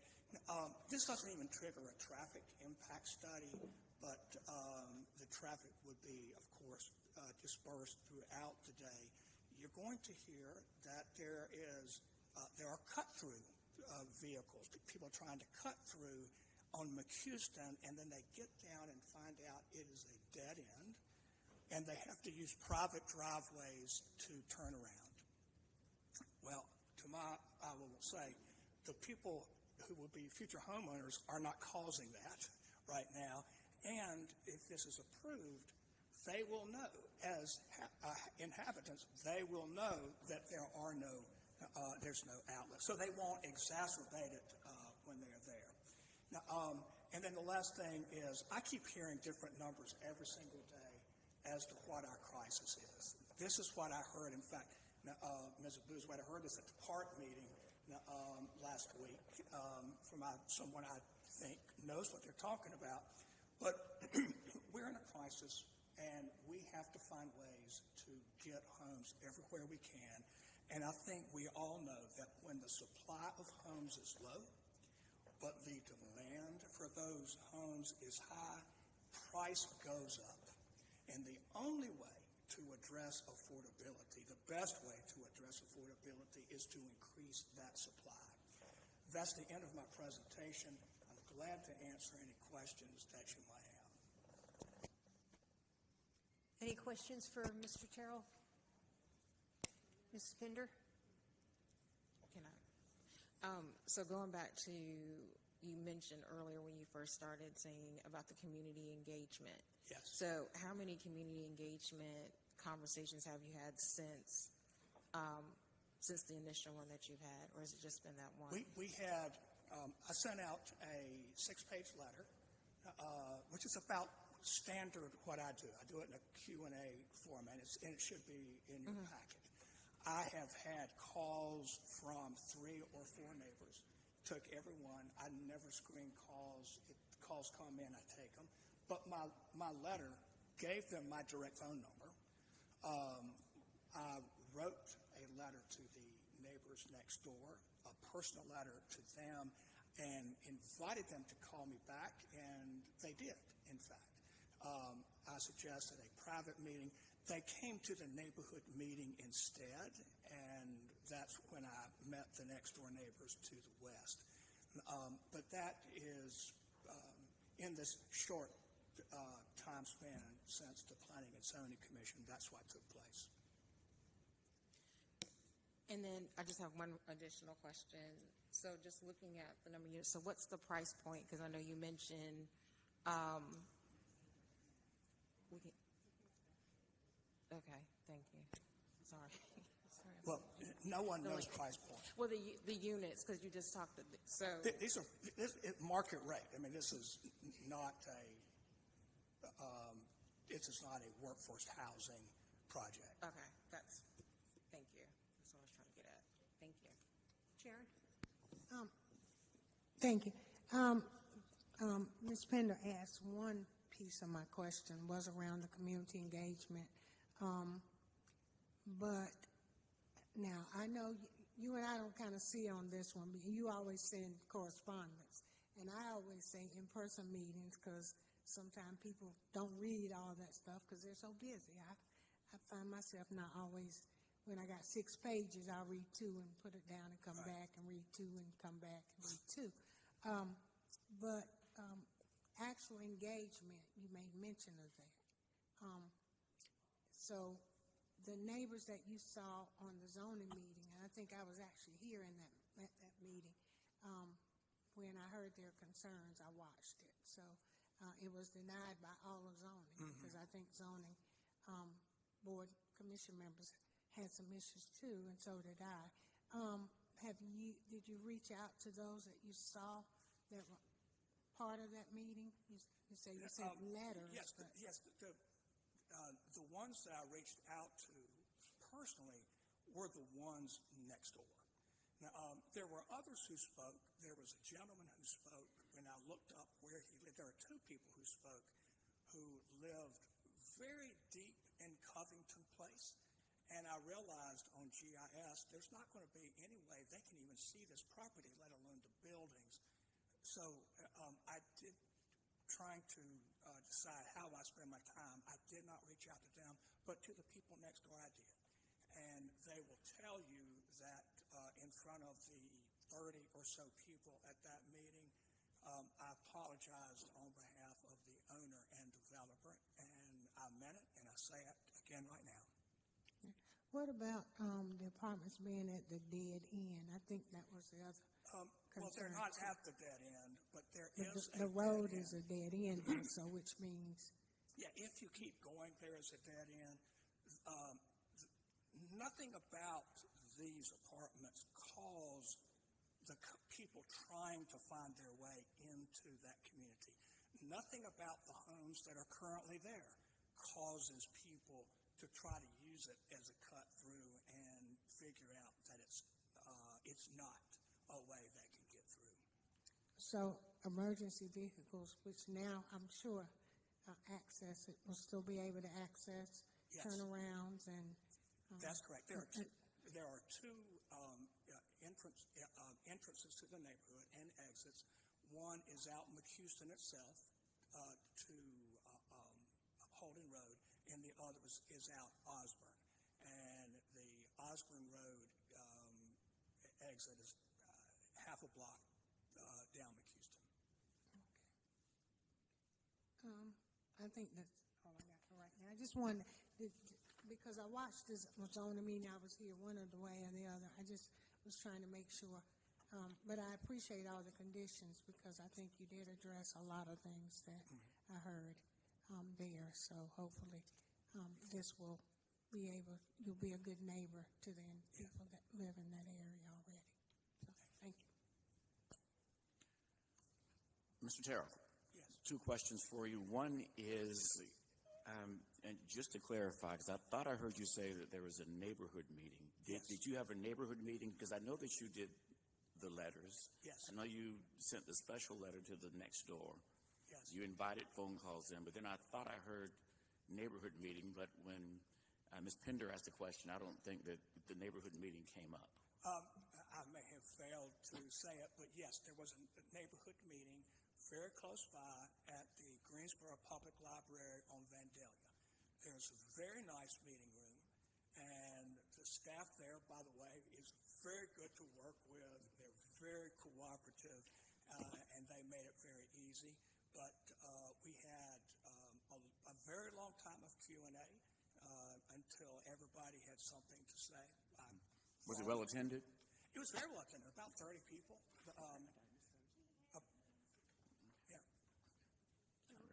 I wasn't listening to Sharon.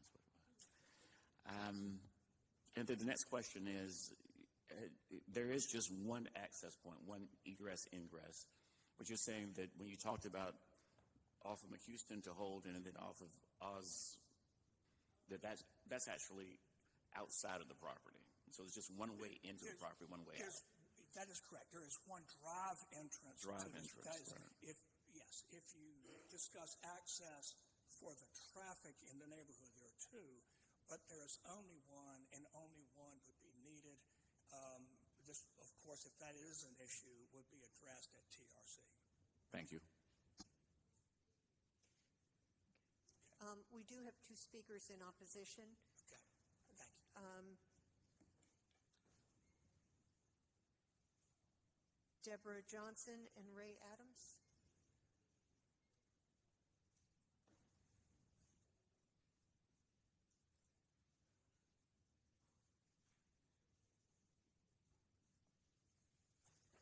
Good evening, Madam Mayor and members of council. My name is Ray Adams, and I have a property at 3607 McHouston Road, which is located at the Covington Place development. I appreciate the opportunity to speak to you today on this rezoning issue. Even after the developer's info and invite to his only neighborhood meeting held on July 31st, I have not wavered in my opposition to this rezoning.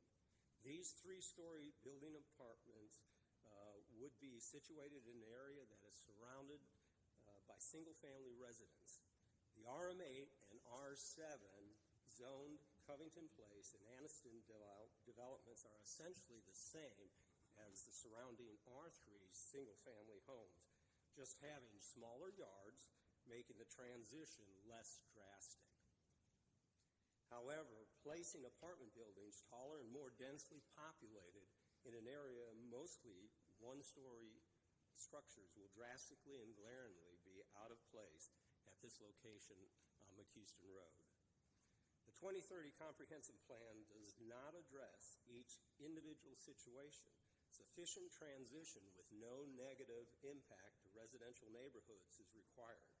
This proposed development would affect the well-being and welfare and enjoyment of the area neighbors. 8 zoning commissioners members thought it was not a good fit for the neighborhood and voted to deny the rezoning. They visited the site and saw the neighborhood. Hopefully you have confidence and trust that the zoning commissioners you put in authority made the right decision.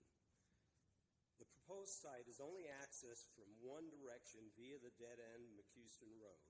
McHouston Road and Osborne Road, the two Greensboro roads providing access from the proposed property to Holden or Vandalia, are just 2-lane roads. With approximately 318 residential homes using only these 2 roads for access, adding 75 cars to a possible 636 cars will pose traffic issues. Neighbors all along McHouston have voiced their concern about traffic hazards. RM18 apartment development should be located closer and with direct access to major thoroughfares like Holden and Vandalia, so the added traffic will not affect the area neighborhoods.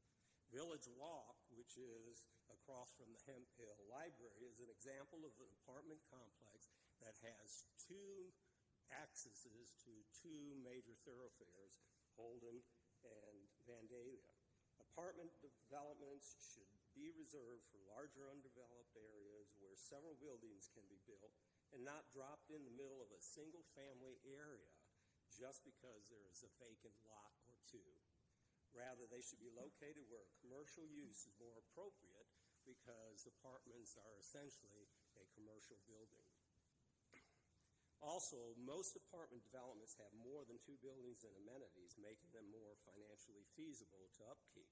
A concern is that if these buildings are not profitable, the lack of upkeep might lead to deterioration, becoming a blight to the adjacent neighborhood.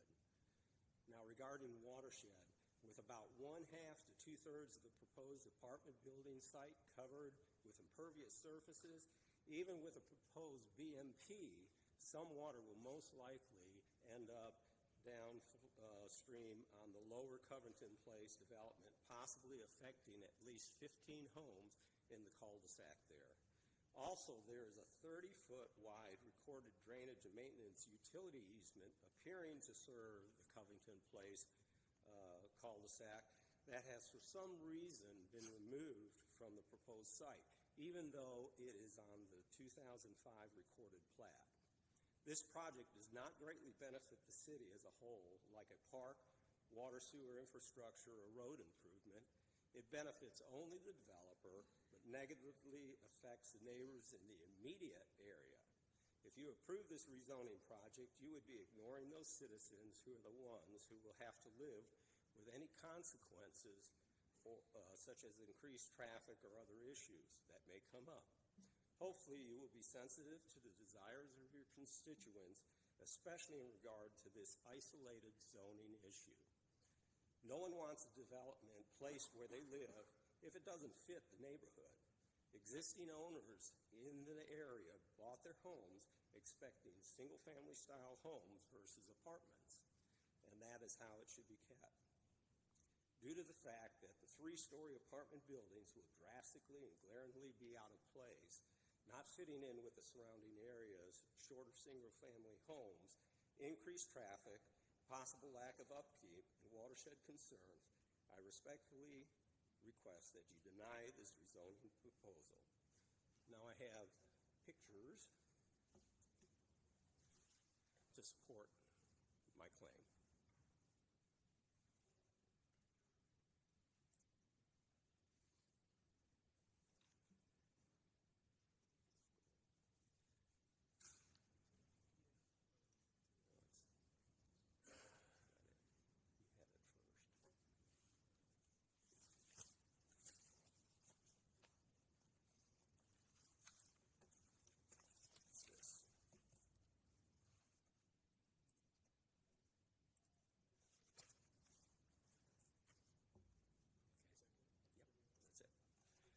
So this is the area in question. This is the site of the apartments. This is the area that houses the Anniston area development, single-family homes. And this is Covington Place. And then you have McHouston with various houses along McHouston, clear up to Osborne. And then there's a few other areas of single-family homes in this neighborhood. This is the house directly to the west of the 2 lots that are being proposed to be rezoned. This individual who owns this house spoke against the proposed rezoning at the commissioners meeting, and actually his name and his wife's name is on the petition that has been presented, I believe, to the mayor this evening. So these are examples of the 2 houses that are going to be directly across from the proposed rezoned site. And this is going up McHouston, headed towards Anniston Place and Covington Place. These are examples of houses that you would see going up the road away from the proposed developed site. This is Anniston Place. These are examples of the single-story, single-family homes in Anniston. Then we get up to Covington Place, and Covington Place is essentially single-family homes. Interspersed are a few 1.5-story homes. Now, this is the cul-de-sac that if we had any issues with water runoff, they would be affected by the new development and rezoning. Now, this is Village Walk. This is the apartment complex that I spoke of that's across from Hemp Hill Library. It has 2 accesses out of it, one to Holden and one to Vandalia. Both are 4-lane highways, so they have sufficient access that gets them out to the highway. And I don't believe this is the actual submittal that I have. So we need to find.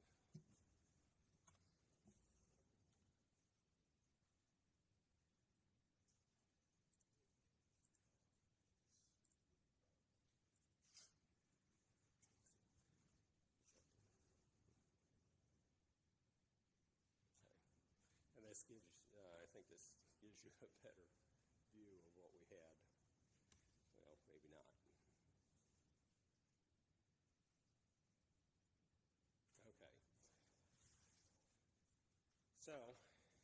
This is the corner of McHouston on Osborne. Okay, this is the main intersection. Once you get through most of the residential single families of Anniston and Covington Place. 2 weeks ago, they had an accident at this intersection. Okay, 2 cars collided and plowed into this swell here. Now, the owner of this corner house is wondering who's going to fix it and when can it get fixed. Okay, and not only did they, end up in the culvert, but they also took the city sign down. Okay, so he ended up just putting the city sign in his backyard. So there is currently some concern with the neighbors about the traffic that's going to end up being increased with 75 extra parking spaces. This is a NCDOT map of crashes, and you can see McHouston here.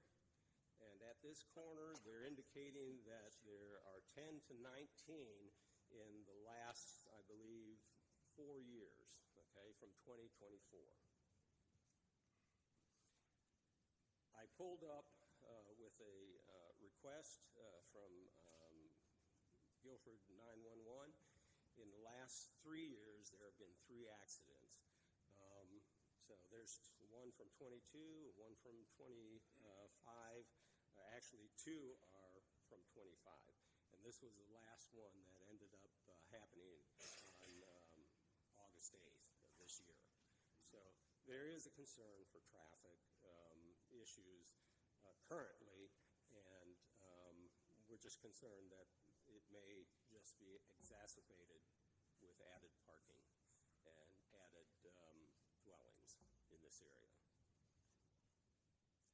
And that's my presentation. Do you have any questions? Any questions? Mrs. Hoffman? Just wanted to be sure I heard you correctly. Did you say that apartments were more like commercial buildings? Is that Yes, what I heard you said? They run under the commercial code. They are built under the commercial code. But in reality, they are somebody's home at some point in time. So, Sharon or Hugh, who had a question? Okay. I heard you talk about water runoff. Can you talk to me about that a little bit more? So the more clearing you have of a piece of property, the more watershed you will have. They count the roof system, they count impervious impervious surface like driveways, parking and all that. Right now it is fairly forested, and if you had fewer coverage with impervious surface, you would not have as much water runoff. Now, they are required to put a BMP or some stormwater element in there, but there still is going to be some water that's probably going to be missed. And Covington Place is down basically in a hole in that area. And there's a cul-de-sac that when it rains currently, has an issue. And so that's where, even though there may be precautions, just covering the land with so much impervious surface can create a problem. So I heard in the presentation from the applicant there was going to be a sanitary sewer drainage, I think, there. Maybe I didn't quite get the verbiage right. And I'm wondering if that will help with some of the problem you're talking about. It will. And I can ask them when It he comes will back. help. It will help with some of the problem. However, that is not the only. That wouldn't be the only concern. Okay. And then there's one other thing you said when you were talking. Something was removed from the plat, and Right. I didn't quite catch what you said. It's one of the questions I would have for the planning department on how a 2005 drainage and utility easement was removed for this it does not show up on the current plat that the developer has platted. So from 2005, it was on that plat. It was. And So has the somewhere property between been then replatted? and now, it has been removed. So it's been removed by the developer who put it, you I don't have know? no idea. What the plat said in 2005 is that this was to be deeded to the city forever.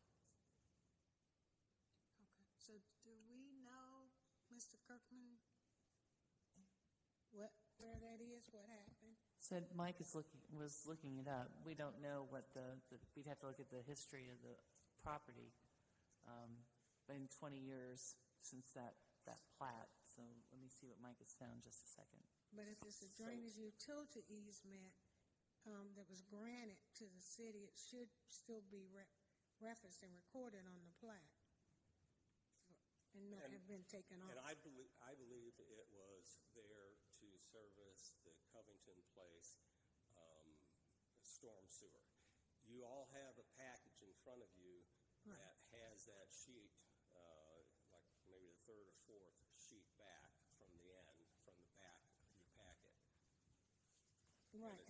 But I think these are things that would be discovered at the TRC meeting. I mean, we're really here just to talk But about it's the part of the use zoning. of the land. If you've got land that's platted, then land that's platted should be platted. And what's on the plat should be on the plat. And that is land. But I think that will as well. But I be think looked at it. But water Yes. has become a concern as of late. And so we need to make sure. If easements are easements and they are on plats, they need to be on plats. They're on plats for a purpose. So they should make sure that it's still on a plat so that it does address all the water concerns and the drainage concerns. So. Okay, any other questions? We'll make sure I get the answer to that. Hugh? Yes, real briefly. Thank you for the petition. I do appreciate that. Is the basis of your concern that even with the additional engagement with the letter, with the meeting at the Henfield Library, with the addition of the conditions that were brought in, the height and the like, and also the facade and the brick and stone, in addition to adding the buffer, which wasn't required, that it comes down to the additional density and the fact that it's not single-family homes? For the most part, it is. Now, as far as the meeting, when Mr. Terrell sent the letters out for the meeting, I was out of town, so I opposed it via an email back. According to the people who ended up at that meeting, pretty much it was a heavily attended meeting, and they, as a whole, turned the idea down because the building an apartment, 2 apartment buildings drop down in a single-family area surrounded by single-family area homes just is unreasonable. I mean, they're going to look out of place. And there's not more land there necessarily that they could end up building a development. And it's at the end of McCuistion Road, so they can't go out the other direction. So it's not like, well, let's build on 73 some more apartments and you can get out somewhere else. That's I'm not not sure happen. if you're actually answering Mr. Holston's question. But I think he's answered it. Okay, thank you. There is 3 minutes and 17 seconds left if Deborah Johnson would like to speak.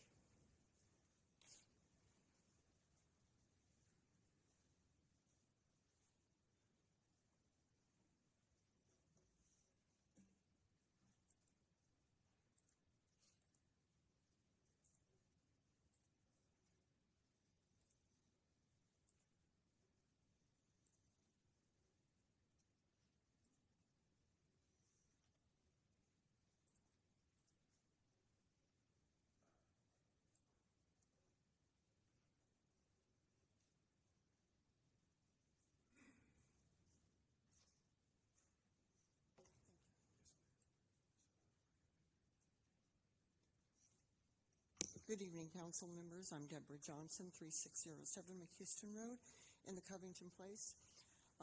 First, I'd like to say that I was at that community meeting, and it was very well attended. There are 8 people here, at least in the chambers, that were also at the meeting, and the neighbors are overwhelmingly against this proposal. Mr. Terrell also likes to claim that we're complaining about, quote, cut-throughs. I don't think the apartments are going to cause cut-throughs. They're wanting to build 48 units. I don't care if they're 1-story, 2-story, 3. The fact that there's 48 apartment units that they want to build, 1-bedroom, 2-bedroom, and 3-bedroom units. We can assume that if there's 48 units, there's going to be 48 cars. But in reality, it's more like 96 cars. 96 cars going up and down that street. This is the, that's not being, is that being projected? Okay. This is the proposed site. This is Covington Place, and this is Osborne, and just for reference, over here is Holden Road, and this is the end of McHouston Road. Dead ends right there. You cannot reach this site from the west, from the south, or from the north. You have to at least come from Osborne Road right down here. So I don't care if it's 1, 2, or 3-story. It's the fact that it's 48 units. I would be against 20 units. I think a 4-plex would be more appropriate. A $54,000 investment in the land parcel, that's a good price. But 48 units is ridiculous. On this strip of land between Osborne to the end, there are 26 houses with driveways on McHouston Road. And now a proposed 48 units is going to make our single-family neighborhood a multi-family residential neighborhood. It's going to create a transient population, whereas right now we have a very stable community. I like the crime is not bad, but I think it's 48 units is just too much, in my opinion. They are planning 75 parking spaces.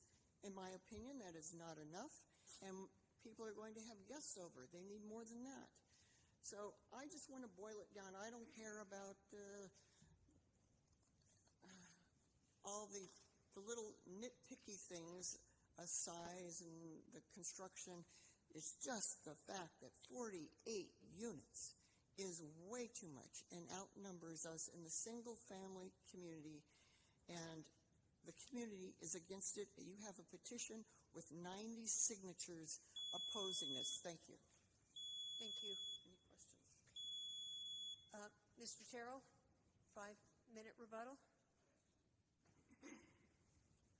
And very briefly, and I would like to use the visual that's already on your screen. I was not here when Covington Place was rezoned to RM8.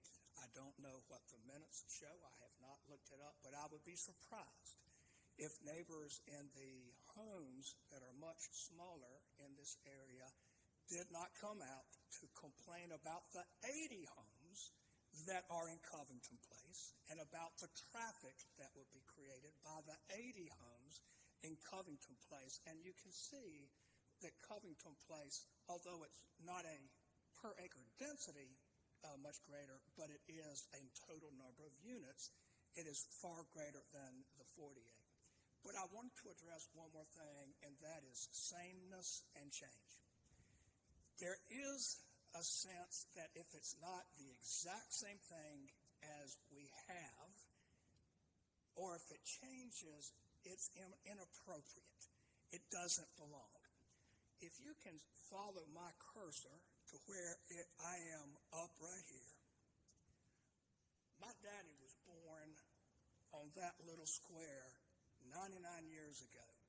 It was in a small 2-room, I'll call it a shack. We don't have any pictures of it. They were people of no means. born to teenage parents, and it was out in the country. That much I have heard many, many times. That's where he was born, and it was out in the country. Everybody who lives there now has moved in some form or another, and it has been changed.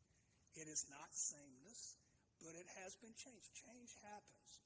Change occurs all the time. We evolve, and I would appreciate that you accept the fact and recognize that this is not an outrageous volume of homes.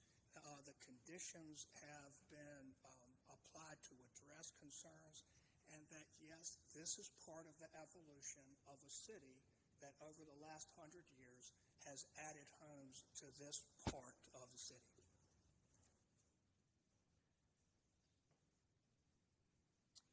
Thank you, Mr. Terrell. Would those in opposition like to utilize their rebuttal?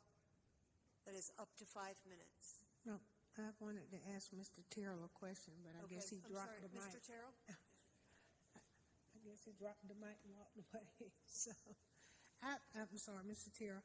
I was going back to the water runoff concern that they expressed, the gentleman expressed, and in your design of this building, the layout and the land use of your building, and you mentioned in your presentation, I think, a storm drain. There is a stormwater pond, that's correct. And so is that going to be addressing? So is that in anticipation of addressing the concern that he talked about? Obviously, I was not the one who engineered the site, but that is required, as it has been determined by the engineer who laid this out, that there needs to be a stormwater pond of a certain size in order to meet state regulations. And whether that handles the drainage is not a question an attorney can answer, but I accept someone who is a professional engineer, and I accept their determinations. Plus, it would be handled in TRC, as you know. And there hadn't been any preliminary conversations with TRC? No, ma'am. Not to my knowledge. Not with my involvement. There have not been. Okay. And there was no traffic concerns, no in and out concerns, no?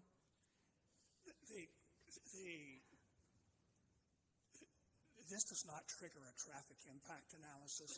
As a matter of policy, our transportation department has decided that you don't even need to bring in a traffic engineer to look at mitigation until it creates a certain number of vehicle trips during morning and evening peak hours. And this doesn't trip that. Okay. Okay. Thank you. Thank you. Mr. Adams? Mr. Adams.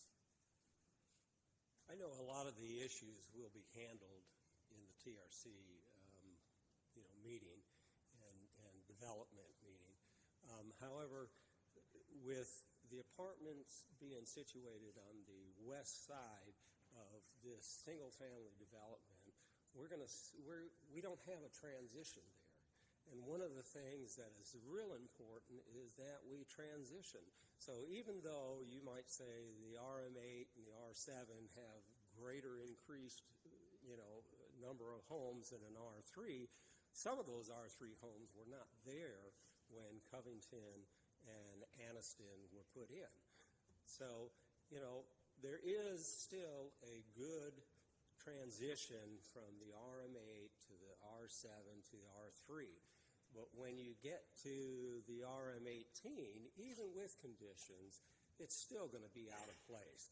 And people are going to drive through this nice area that has single-family homes. They can go through Anniston, where they have the single-family homes, and they can go through Covington, where they have single-family homes, single-story home. And they'll drive down to McHouston and end up seeing this larger three-story apartment building, two of them, okay? And that just, it is out of place in that area. Like Pam said, it'd be more appropriate for a lower density at that location. But that's, I don't think it's all about watershed. I think it's more about what it will look like in the neighborhood. And as I said, I don't think most of us would want something, that did not fit in the neighborhood to be next door to us or in that area where we would end up possibly driving by daily. Okay.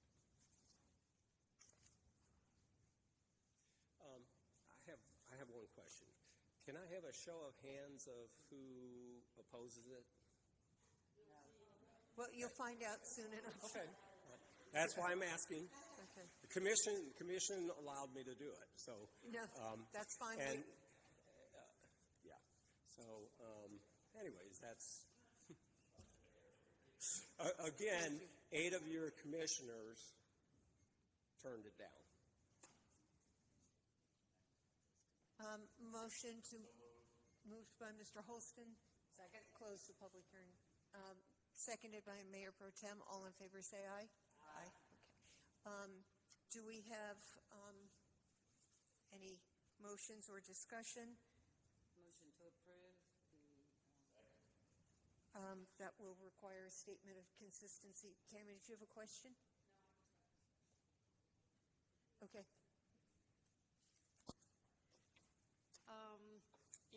I certainly understand the concerns of the neighbors, especially at Covington Place.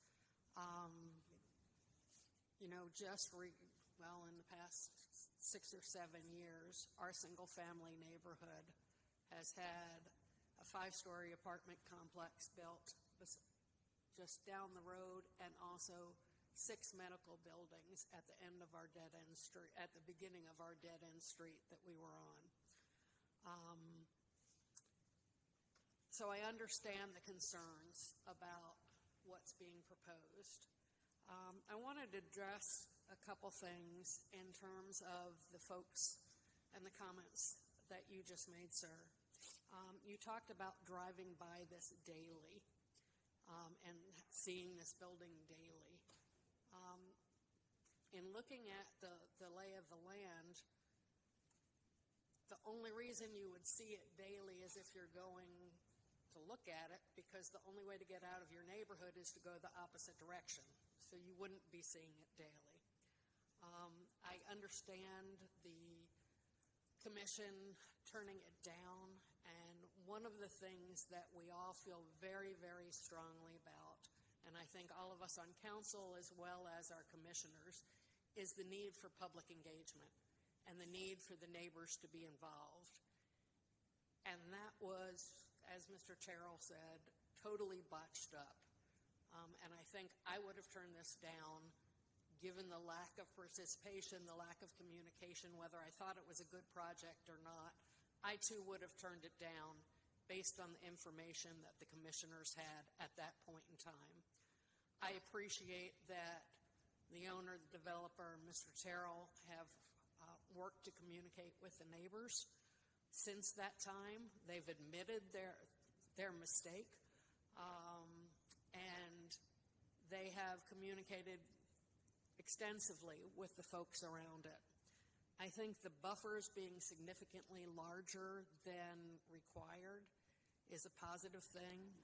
I also appreciate the orientation of the property so that it's, you're seeing that when you drive by it, for those people that do drive by it, you're going to see a nice brick end of the building. You're not going to see everybody's balconies or everybody's windows or whatever. I just think a lot of work has been put into this.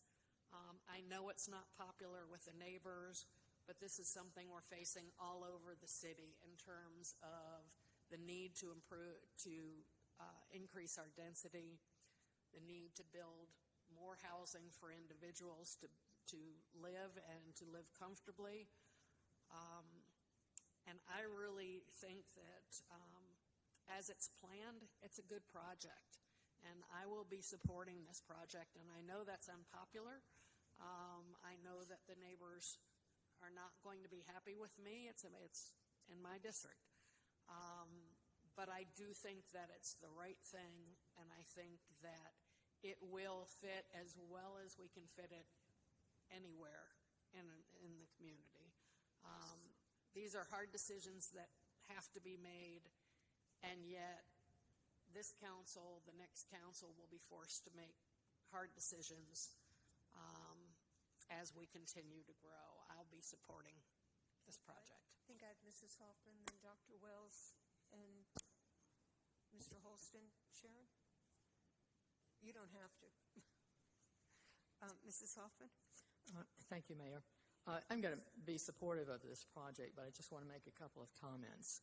When I looked at this, I was struck by if you sort of flip-flopped what we saw here, it reminded me very much of the townhome community that I lived in at the corner of Friendly and Holden for 12 plus years, surrounded by the Wedgwood neighborhood as it and opening up into Wedgeshell Drive. Right now, we have being constructed just a couple of blocks down from where I lived for a number of years, the Hayden Place, which are 3-story brownstones facing Friendly at West Avondale. And again, that feeds right into an older residential neighborhood that's been there since, I guess, the 40s, probably, or late 30s. Across the street, Mr. Terrell addressed the Carroll project that will come out of the ground perhaps next year at Hobbs Friendly, where you are going to have 5 stories. And again, backing up to a very upscale neighborhood, and across the street from Hawthorne, which is a major, again, apartment, 4-story, I guess, or 5-story. So what you're going to see here is not any different from what we are seeing in other parts of the city. Again, I lived in a neighborhood with 48 townhomes. That's the same amount of traffic that you're speaking about here with 48 apartments. So, the world is changing. It's always changing. But we have a huge need for residences, residential properties in the city. And they can be apartments, they can be townhouses, they can be attached, detached, they can be small lot line, they can be accessory dwellings. We want all of them. And I don't think it seems inappropriate to denigrate apartment living. Those are homes that people are choosing to live in. And it's no different from how we might choose to live in some other sort of residential housing in this city. So I'm going to be supportive of this project. The market drives decisions that get made about land use and what will be constructed. And sometimes that's not pleasing to all of us, but it's appropriate for the time that we're living in and the housing needs that we need to meet in the city. Greater density is just something that we're going to see more of. We need more of in order to meet the housing needs that we have. And I always go back and say to people, this is the way people lived if you go back to the 1920s. There were all sorts of housing built right next to each other in major cities all over this country. We only began to have suburban sprawl after World War II, when we needed to build lots of housing for lots of people returning from World War II. So I'm supportive of this project, and thank you very much. Thank you. Dr. Wells?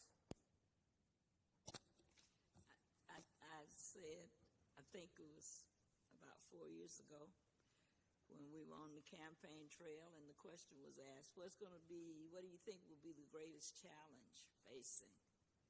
And I said it will be change, having our citizens to accept the fact that there will be more density, there will be different kinds of houses next to each other because the city's growing. We have more people, and where they're going to live. Everybody can't afford a house.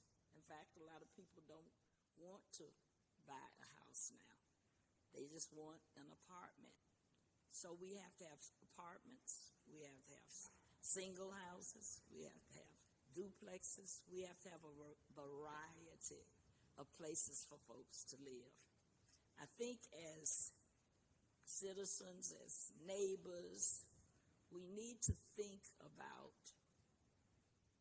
someone other than ourselves. There are people who need an apartment, just like you have been fortunate enough to have your house. But these houses are not going to, the city's not going to stay the same. It's not.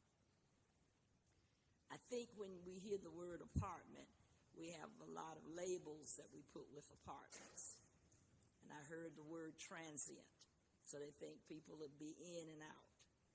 They think there will be people who with lower incomes. They think there'll be people that don't look like me. A lot of things go along with just when you say apartments.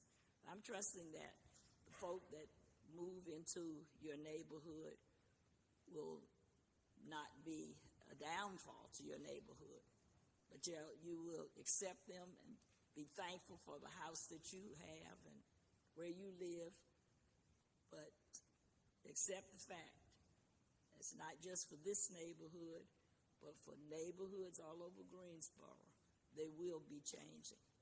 There will be more density, and we're going to have to accept it. There's no way we're going to get to 10,000 homes. And there's no way, and then we hear people complaining about the folks on the street that don't have any place to live. So we can't turn down houses. So I will be supporting it.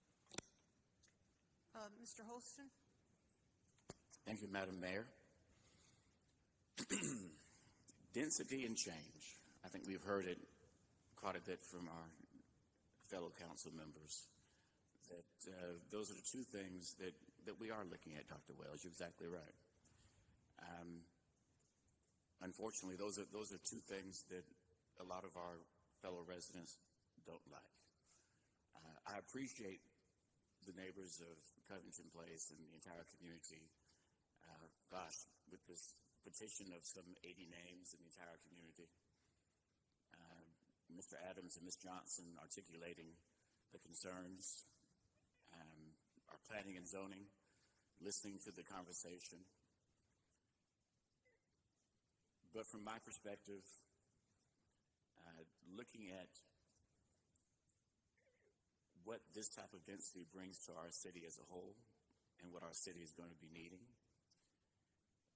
there are some communities that have density, but it's not market rate density. It's a concentration of a different kind of density. In this case, I see more of a mixed use being created. You have those who are buying the properties. With this project, you have those who will be renting their properties at market rates. We have the road to 10,000, and you hear that quite often. We have, as we know, that the city just doesn't have the ability to annex outside of its limits. So we have to be smart about how we use those properties that are inside our city limits, those infill properties, those properties that come available. I see this as being one of those types of properties. The engagement was lacking from the very beginning through the case of the planning and zoning. That seems to have been corrected with the letters and the meeting at the library, the phone calls, the additional letter to the neighbors next door. The adding of the buffer is really huge. Not something that had to be done, but was something that was done for the benefit of the community, because folks are going to be living there, going to be a part of that McHouston Road community. The conditions were added, and it could have been taller. It could have been of a different material. It could have been a lot of different things that may not have been as palatable to the neighbors. The message that I've shared, that we've shared from this dais, is that, going forward, not everybody is going to come away, or no one's going to come away winning, and no one's going to go away losing entirely. It's going to be a shared experience, and this is one of those shared experiences for the benefit of the whole. And as you sit here, those of you all who are residents of McHouston Road, there are other communities in our city who are going to be having the same conversation. And we, as the council and the planning and zoning, as the stewards of it, are going to have to make some tough decisions. And no one's sitting up here just excited and joyful that we're making this decision. But I can tell you that from my perspective, from my heart, looking at housing and the housing need, looking at the workforce needs, looking at all the different things that are going on and going to be going on for the future of Greensboro, that it's important that we have developments like these, but that we also have them in all parts of our city, so that no one feels overly burdened or overly concerned about having a mixed use. A mixed use is somewhat, to me, like a diversity, and for me, diversity is a strength. Whether it's single family, multifamily, senior housing, student housing, it's all in the same mix. And so I'll be supporting this case. And again, it's about density and change, and we're going to all have to become more and more comfortable with it, more comfortable with the uncomfort of density and change. Thank you. Thank you, Madam Mayor. Mrs. Hightower? I won't be long. I did want to address, I know the community heard me talk about water, because there's been a lot of talk lately about water and water runoff and streams of that nature with housing. But I am going to trust that what we've always said is that TRC will identify and help to remediate and come up with solutions, that the attorney for the developer will work closely with that developer, but that the dialogue with the community will continue. It doesn't have to stop tonight just because you get an answer that, okay, my zoning's approved. They still are your neighbors. They still are people that have concerns, and they should be respected. I've always said development should be responsive and respectful. Not just, I've got a win in my pocket, ha-ha. No, it's a win for everyone if it's worked in such a manner that we're all working together. And I hope that that will continue to be the case here. Earlier this evening we had a item that we talked about industrial, and we talked about traffic, and it was concerns around traffic as well. And those things are going to be continued to be looked at. But when we talked about having that industrial space, we talked about jobs. Well, people in those jobs are going to need somewhere to live. And those apartments might be their first step toward home ownership. I've lived in an apartment. I'm sure you have lived in an apartment, and today I live in a house for the last 30 years. It's mine with my name on it. And so that is a goal. When we talk about generational wealth, that's how we help to create that. And this puts us on the path to that. So I think, yes, change in density is a concern too, but I think developing neighborhoods, that's where our strength lies, is how our neighborhoods are designed and built here in the city. And see change happening is sometimes undoing there's a building behind my house I didn't like, and I don't like still, but it's there. And so I have to work through that. And so you will find yourself in that same situation. But I think we're better together than we are apart. And so hopefully I will support this tonight. But I do ask that ears still remain open and dialogue continues to ensure this development is a good one. Thank you. Mayor Pro Tem, and then Ms. Pinder. Thank you, Madam Mayor. Most everything I was going to say has been mentioned. I think everyone kind of has heard everything that everyone has said, but one theme that keeps coming up among most council members is we have something very similar, either very close to us or we have lived where there has been something very similar close to us. I walk outside of my front door, step on the sidewalk that is attached to my home, not the sidewalk on the street. We don't even have one of those. But I'm looking at 3-story apartments. And originally, my neighborhood was totally opposed to those 3-story apartments being in the neighborhood. There's going to be more traffic. The value of our homes is going to go down. There's going to be people walking through our neighborhood. 336 apartments.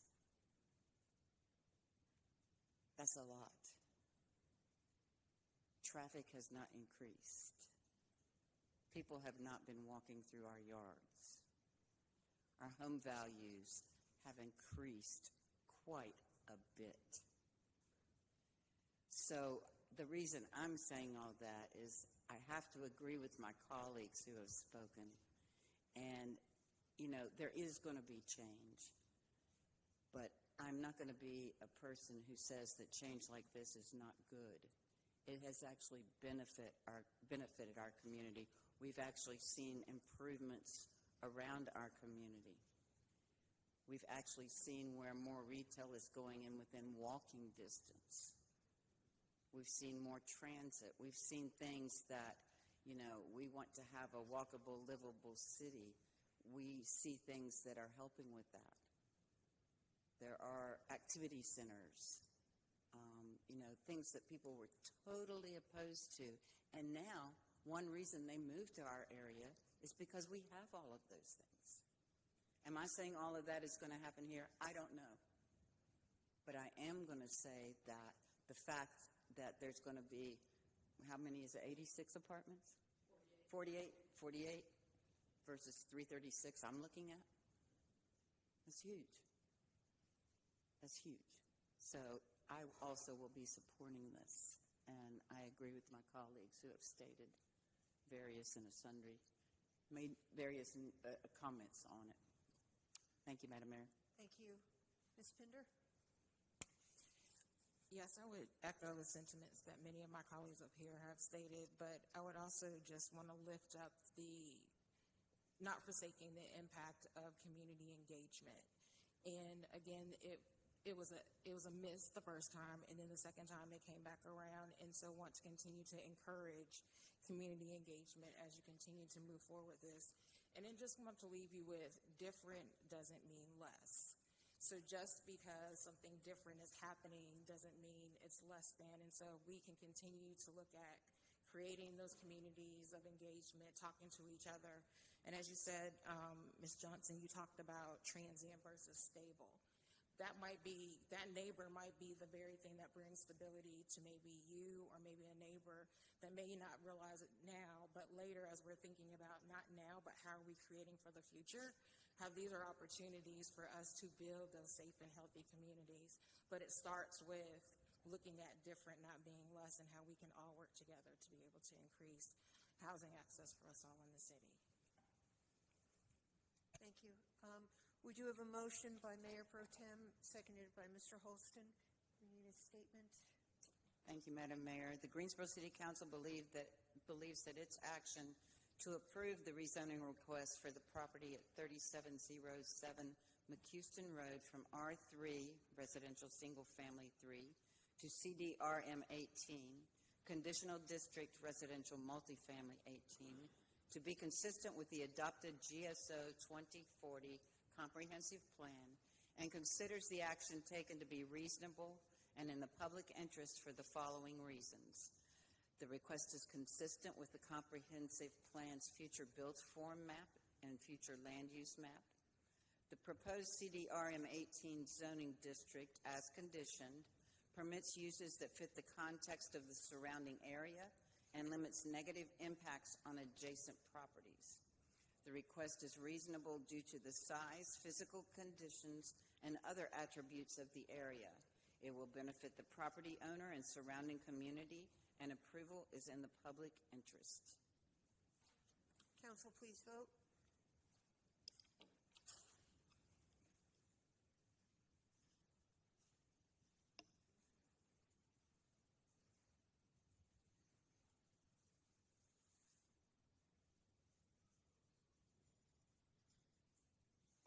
And that passes 9-0. We are going to have to take a 15-minute break for our closed captioning. I apologize. I know a lot of you have waited for your item to come up, but it's something necessary. Thank you.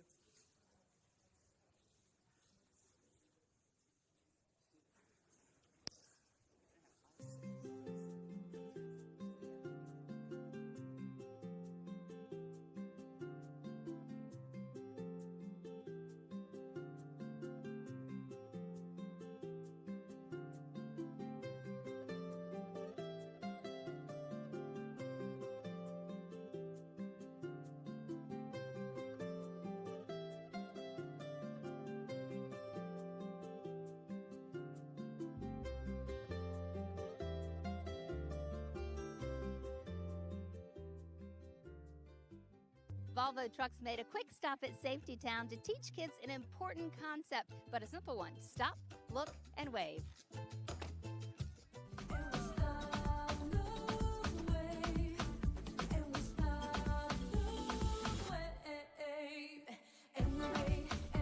Peter, why are you here today?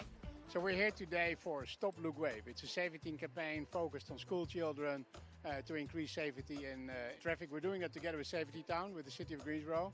We're very happy that we can work together on this because safety for children in traffic is so important. Stop, look, wave. I've actually heard about this from years. It's been going on around the world, but not right here in Greensboro. No, so we run this since, 10, 15 years all over the world. We've done it in 30 countries already. In April, we started here with Steinberger Elementary. Now this summer, we will have 500 children coming through the program. Well, I'm glad that you heard about it. It's getting a little bit famous. So explain how it works. What's the premise? So safety is super important, right? For us within Volvo, it's in our DNA. And now specifically on this, so we develop beautiful, safest trucks on the road, but we also focus on behavior of people. And in this case then, specifically for children. So the idea is as follows. Accidents happen because you don't see things or you're not aware.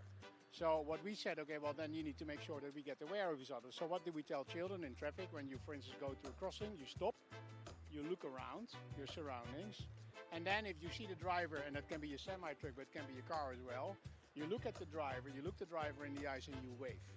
And at that moment there is a mutual recognition, and then an accident doesn't happen anymore. And have you seen it in practice working?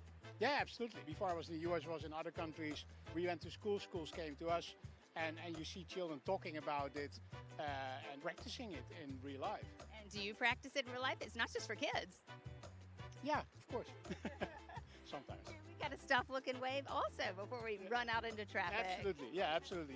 It works for children, but it works for adults as well, of course. It's about mutual recognition, and then we thought that this was a fun way to start early. And let's face it, I mean, whenever we have each other on the phone, we always say drive safe, walk safe, call me when you get there. So the safety in traffic or whilst moving is so important. And this is one of the initiatives that we do. Your job doesn't entail working with children a whole lot, I know, but when you get to, what does it mean to you? It's fantastic. I mean, it's almost emotional sometimes. It is fantastic too, because the kids are so dedicated and they're so, taking it all in.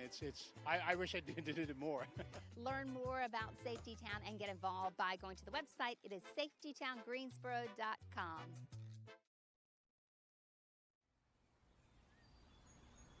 Litter has become an eyesore in Greensboro. Let's take pride in our city and do our part to keep our roads and streams litter-free. Keep the green clean.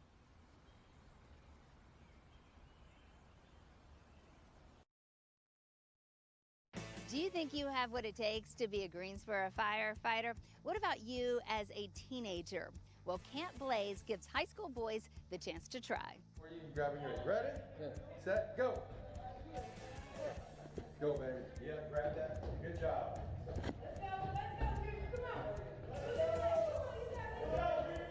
Z, what made you decide to come to Camp Blaze?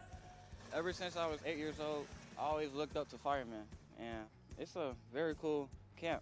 And I like the experience of it, and I wanted to get into the academy, the fireman. I love it. What has been the best part about this week? Definitely the food. Just meeting new friends, talking to the firemen, learning what they do. What's the hardest part? This course, the course that we just did, very tough. But other than that, the hardest part was the maze, definitely the maze. What do you think the best part about being a firefighter, actually working for the department, would be? I think the best part about being a firefighter is saving people. Sean, what brought you to Camp Blaze? Well, I know Ian, and he told my dad that I should come out, and at first I didn't really want to do it, but then a couple weeks prior, I started looking at firefighter things, and I really got an interest to it, so that's what brought me out. Now, do you have a parent who works for the City of Greensboro? Yeah, my dad's a cop, John Matthews. So you decided firefighting is better than police work? Oh, yes. Why? Because you actually get more action. You get to go into fires, and you get to save people. Do you think this might be something you want to do with your life? Yes, ma'am. Tell me, Jeremiah, why did you decide to come to Camp Blaze? I always wanted to be a fighter, and I was younger, and I saw it, so I asked my dad to sign me up, so he signed me up. Is it what you thought it would be? No, it's not what I thought it was. It's actually better than what I thought it was. It's a lot of things that we watch and do together as a team, and competitions and stuff like that. What has been the best part about this week? Well, it's definitely that course. I mean, I didn't think I could do it, pulling a 180-pound dummy, and then I did the course, and it was amazing.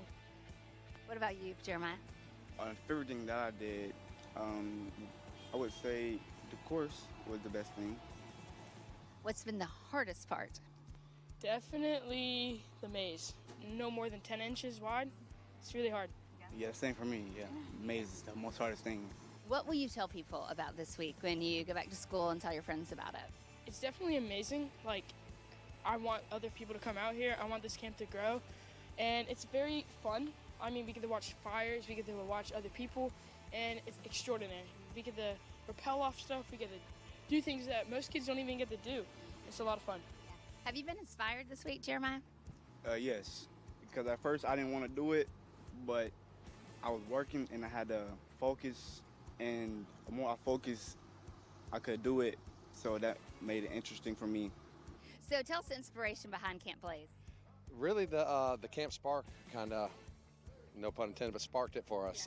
Aaron and I got together and we're just talking one day, and we're like, hey, I think we need a boys camp. And I've been sitting on it for a while, and Blaze was sitting in the back of my head, and I was like, what do you think about Camp Blaze? She's like, I like it. We got our core group, put a presentation down for the Chiefs. The Chiefs like, let's go. Let's do it. And they've been 100% supportive ever since. And whatever we need, they're there. We're asking for a lot of money, and the community really stepped up too with donations. What's been the best part?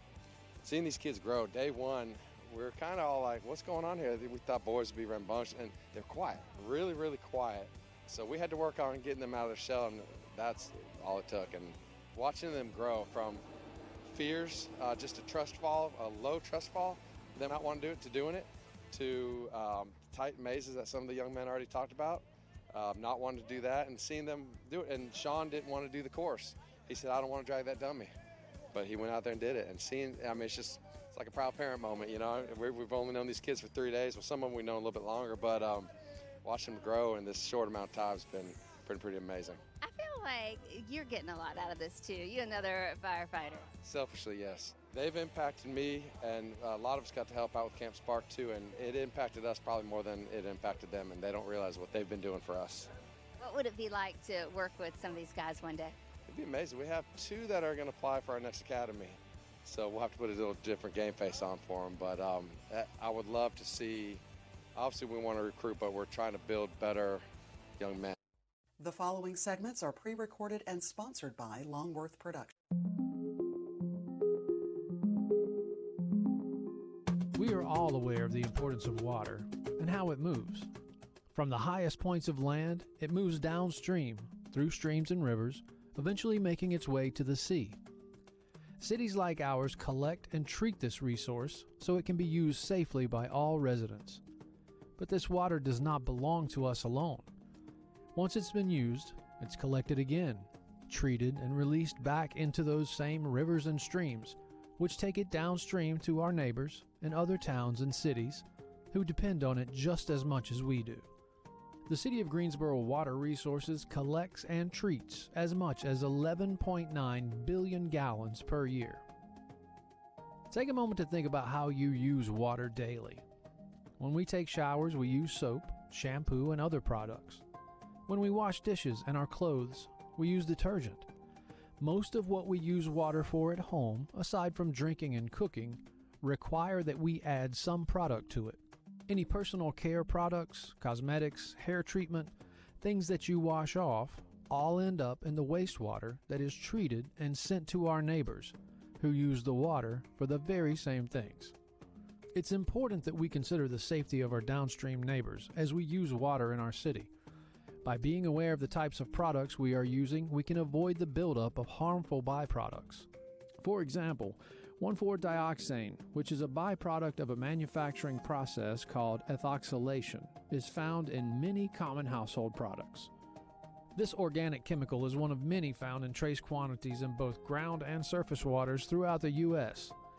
Uses and sources of 1,4-dioxane include industrial solvent stabilizer found in paint strippers, varnishes, soaps, makeup and personal care products, antifreeze, etc. It also exists as an unintended byproduct in manufacturing and recycling of certain plastic and polyester products. Because 1,4-dioxane is a byproduct of the manufacturing process, it's not listed on the label of household products. Read the label of any product that generates suds. Try to avoid chemicals ending in ETH, for example, sodium laureth sulfate, as well as products that have chemicals ending in oxanol and PEG. Often these chemicals are found in things like laundry detergents, shower gels, and personal care products that create suds. Paints, dyes, waxes, and grease can also contain these chemicals. You can look for unfragranced Castile soaps, or wording like USDA organic and made safe as alternatives. For more information about these alternative products, you can visit the Environmental Protection Agency website at www.epa.gov/saferchoice/products.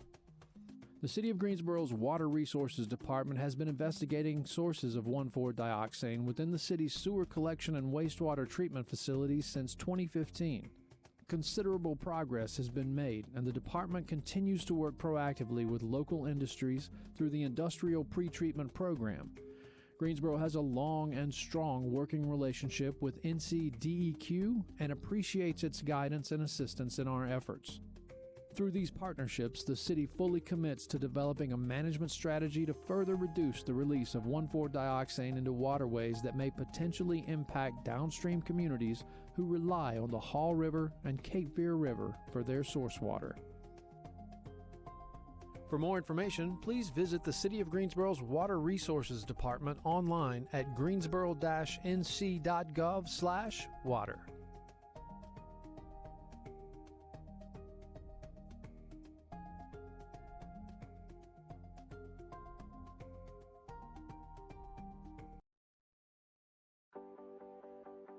The City of Greensboro takes pride in the host of reinvestment activity taking shape in East Greensboro.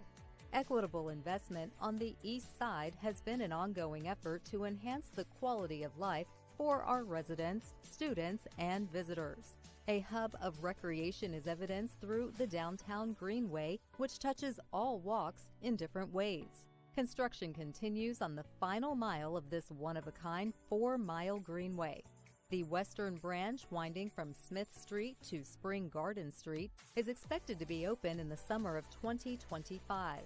The walking and biking Greenway connects at least a dozen neighborhoods, including Old Ashboro, South Side, Douglas Park, and the Dunleith neighborhood, all on the east side. There are more than $600 million in planned and completed projects along the downtown Greenway. This urban loop enhances quality of life with a variety of fitness classes, community walks, and an emphasis on public art, cementing Greensboro's reputation as a creative city. With the connections to the existing and planned trails in the city and the county, this loop is the center of the entire system and will one day connect us from all parts of the community and beyond. A future East Greensboro Greenway will connect the J. Douglas Gallion Depot in downtown to Barber Park. In collaboration with the city, NCDOT is developing a feasibility study for the route of the East Greensboro Greenway. The first phase of the Randleman Road corridor enhanced transportation services and encouraged additional reinvestment on the east side. The city will work with a consulting firm to assist with drafting a plan for the southeast area, which spans approximately 8 square miles. Recommendations based on significant public input will guide the future growth and development necessary to improve services and connectivity for a variety of established neighborhoods in the southeast area.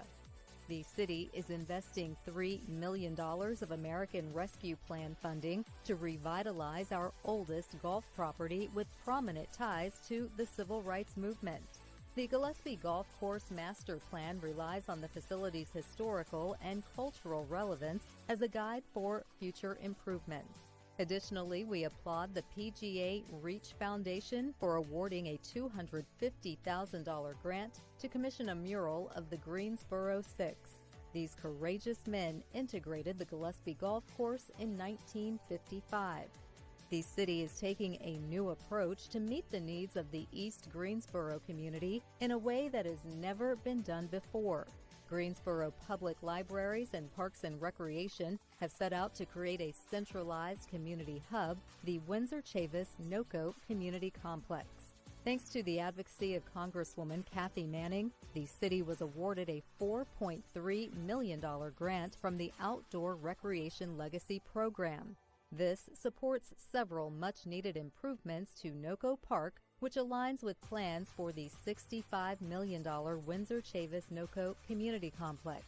The community-approved design will integrate the existing Windsor Recreation Center, Vance Chavis Library, and NOCO Park. In collaboration with Guilford County, the 65,000 square foot facility will incorporate public health, social services, and cooperative extension. It won't be long before the shovels begin turning the dirt on the first phase of construction.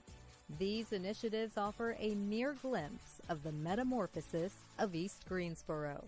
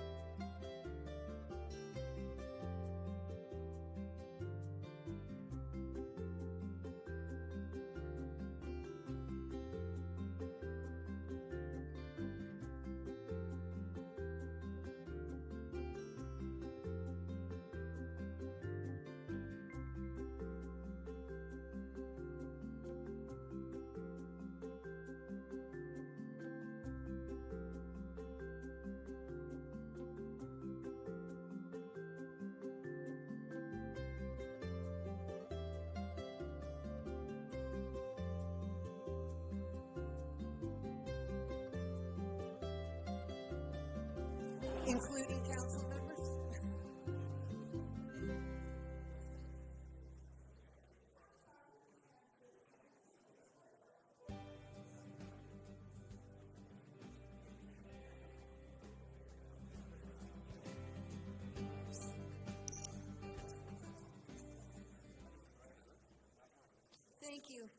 We will take items H8 and H9 together. H8 is a public hearing for an ordinance annexing territory into the corporate limits for the properties located at a portion of 164 and all of 135-ZZ and 169 Marshall Smith Road, 59.42 acres, Tom Terrell for Pulte Homes and others, and item H9, a public hearing for an ordinance for original zoning for properties at a portion of 164 and all of 135ZZ and 169 Marshall Smith Road, Tom Terrell for Pulte Home and others.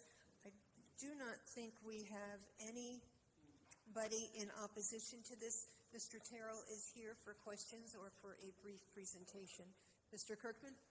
Yes, and I will also do a very brief presentation. Again, the request is annexation and original zoning from county agricultural to city planned unit development. North, east, south, and west request is currently zoned county AG agricultural. The subject property contains agricultural land and undeveloped land. North and south of this property contains single-family dwellings as well as undeveloped land. East request is single-family dwellings, and west request is undeveloped land. The future land use map is actually referenced in the adopted Western Area Plan, which talks about this as an agricultural area, and the future built form map of the comprehensive plan speaks to this as urban general. These are the conditions that are associated with the request and advertised as part of the hearing. This also, as a planning and development, has an associated unified development plan, which was approved by the Planning and Zoning Commission.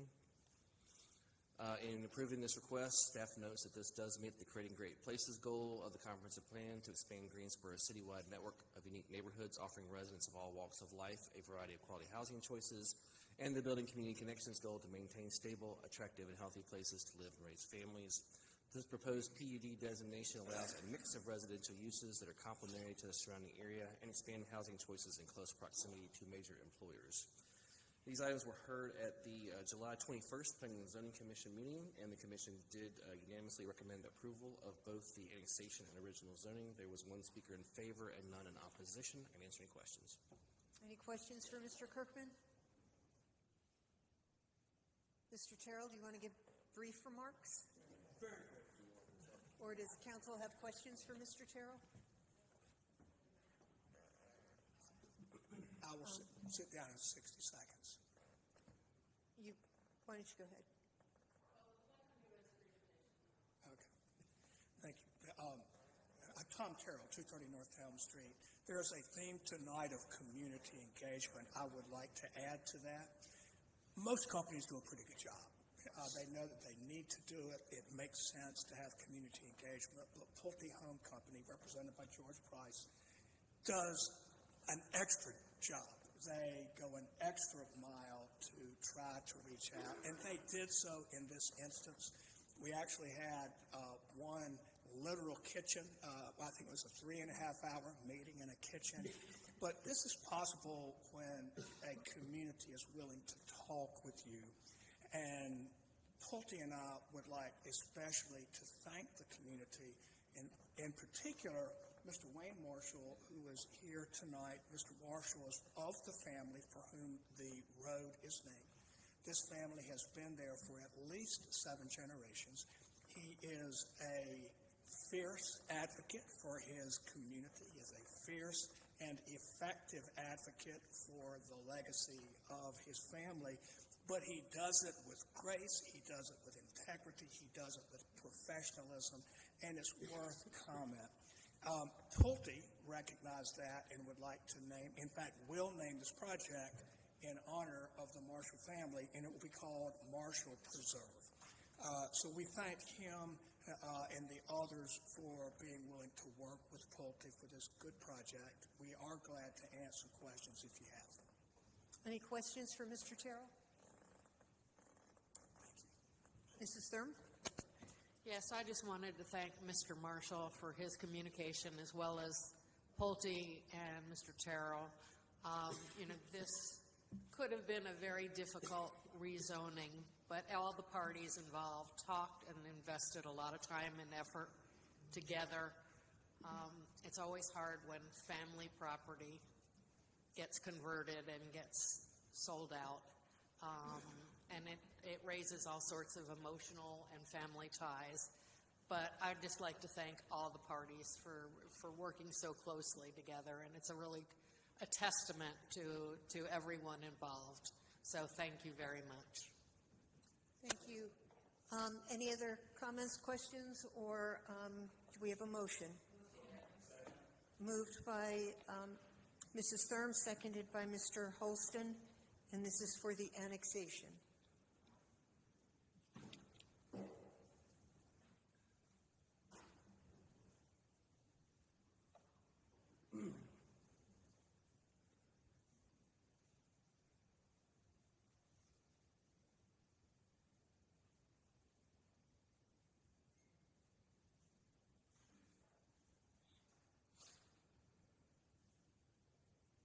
And that passes 9-0. Item H9 will require statement of consistency. Move the item. Moved by Mrs. Thurm, seconded by Mr. Holston. The Greensboro City Council believes that its action to approve the original zoning request for the properties at a portion of 164 and all of 135 ZZ and 169 Marshall Smith Road from County AG to City PUD to be consistent with the adopted GSO 2040 comprehensive plan, and considers the action taken to be reasonable and in the public interest for the following reasons. The request is consistent with the comprehensive plan's future built form map and future land use map. The proposed city PUD zoning district, as conditioned, permits uses that fit the context of the surrounding area and limits negative impacts on adjacent properties.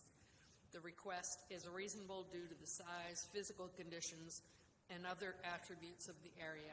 It will benefit the property owner and surrounding community, and approval is in the public interest. Please vote.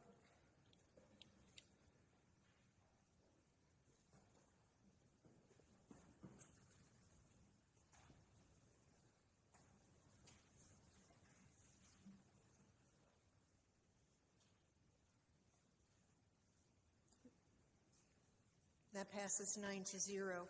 We will take items H10 and 11 together. H10 is a public hearing for an ordinance annexing territory into the corporate limits for the property located at 3521 Edgefield Road, 12.23 acres, Randall N. Veltri of Duke Energy Carolinas, LLC. And item H11, a public hearing for an ordinance for original zoning, 3521 Edgefield Road, Randall N. Veltri of Duke Energy Carolinas, LLC. We do have a few speakers signed up, but Mr. Kirkman? Yes, thank you, Mayor Vaughn. Again, the request is to annex this property into the city's limits and go from zoning of county agricultural to city conditional district R3 residential single family. North of this request is currently zoned county AG. East of the request is zoned county RS40 residential single family. South and west of the request is zoned county AG agricultural as well as Oak Ridge agricultural. This property is currently undeveloped at this time. North of the request are single-family dwellings. East of the request are single-family dwellings and a religious assembly use. South of the request are single-family dwellings and undeveloped land. And west of the request is Interstate 73 as well as a wireless telecommunication facility. The property is designated as residential on the future land use map of the comprehensive plan and also as urban general on the future built form map. This is a conditional application, and this is the condition that was advertised as part of this request this evening.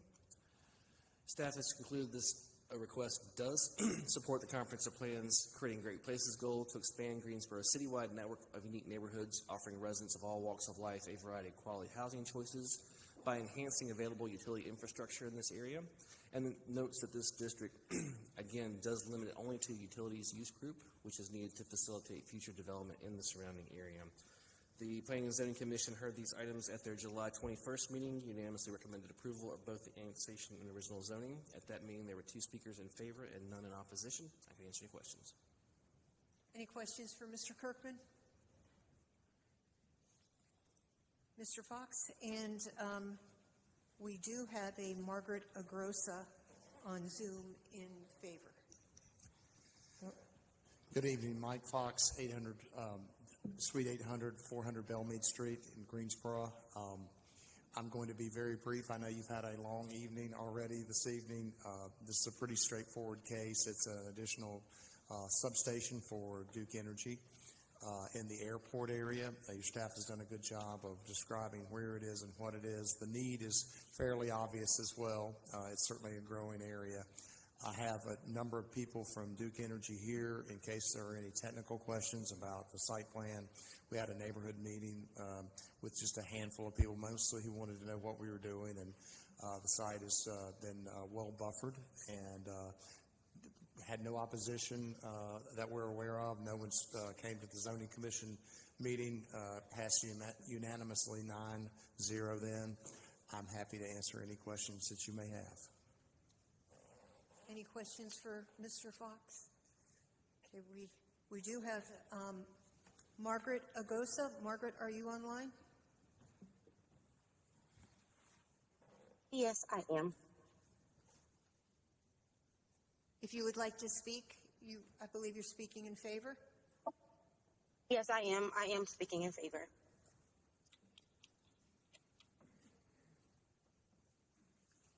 Go ahead. Good evening, council members. I am Margaret, and I would like to express my support for the annexation and rezoning for 3521 Edgefield. I believe this change will help with the growth within our community. Thank you. Thank you. Move to close the public hearing. Second. Moved by Mr. Holston, seconded by Mayor Pro Tem. All in favor, say aye. Aye. Okay. Comments, or we need a motion. The first motion would be for the annexation. Moved by Mr. Holston, seconded by Mrs. Thurm. Council, please vote.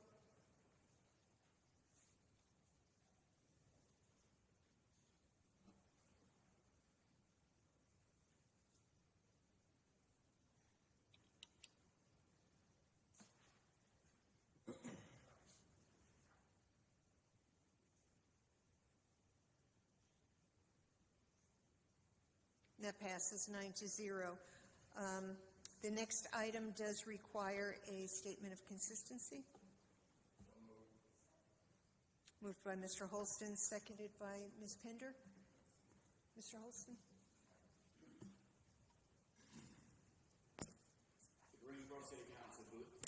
The Greensboro City Council believes that its action to approve the original zoning request for the property at 3521 Edgefield Road from County AG Agricultural to City CDR3, Conditional District Residential Single Family 3, to be consistent with the adopted GSO 2040 Comprehensive Plan, and considers the action taken to be reasonable and in the public interest for the following reasons.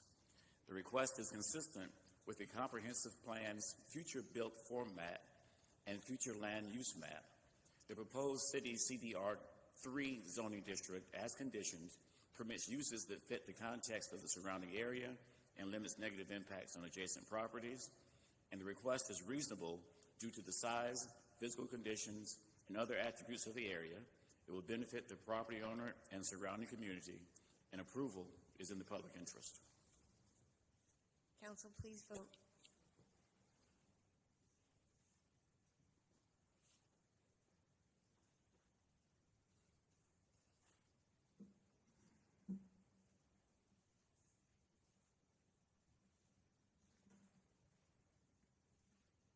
And that passes 9-0. We have one more zoning item, H12 and H13. H12 is a public hearing for an ordinance annexing territory into the corporate limits for the properties located at 5511 Burlington Road and a portion of Burlington Road right-of-way, 2.85 acres, a Marriott Singh, AR General, Inc., and others. And H12, a public hearing for an ordinance for original zoning for property located at 5511 Burlington Road, a Marriott Singh of AR General, and H14, a public hearing for an ordinance for original zoning for a portion of Burlington Road right-of-way, City of Greensboro. Thank you, Mary Vaughn. Again, the request is to annex property into the city's jurisdiction. Current zoning is county agricultural, and then the request is for city conditional district commercial medium for the private property making the request, and then for city LI, which is some intervening right-of-way on Burlington Road that connects to the existing city limits. North and west of the request is currently zoned County AG. East of the request is zoned County AG and County CZLI, conditional zoning light industrial. South of the request is zoned City LI, light industrial. The subject properties currently contain a single-family dwelling, as well as, again, a portion of the Burlington Road right-of-way. North and west of the request is currently undeveloped. East of the request are single-family dwellings, as well as an outdoor storage use. Excuse me. And south of the request is a warehouse and distribution use. Property is currently designated as residential in the future land use map of the comprehensive plan and as urban general in the future built format. This is a conditional zoning, and this is the condition associated with the request. Staff has concluded that this request does support the comprehensive plan's filling in our framework big idea to arrange our land uses excuse me, for where we live, work, attend school, shop, and enjoy our free time to create a more vibrant and livable Greensboro, and the growing economic competitiveness big idea to build a prosperous, resilient economy that creates equitable opportunities to succeed. The proposed zoning districts do allow land uses that are compatible with the general character of the area, also as a neighborhood and district-scaled activity center. This request was heard at the July 21st Planning and Zoning Commission meeting. The commission did vote to approve both the annexation and the two original zoning requests. There were no speakers at that hearing. I can answer any questions. I just had a quick question. Is this resident? Is it residential? Did I miss something? What did I miss? You said commercial. It's light. It's LI plus. So, are you referring to this map, Councilwoman? Yeah. Burlington Road.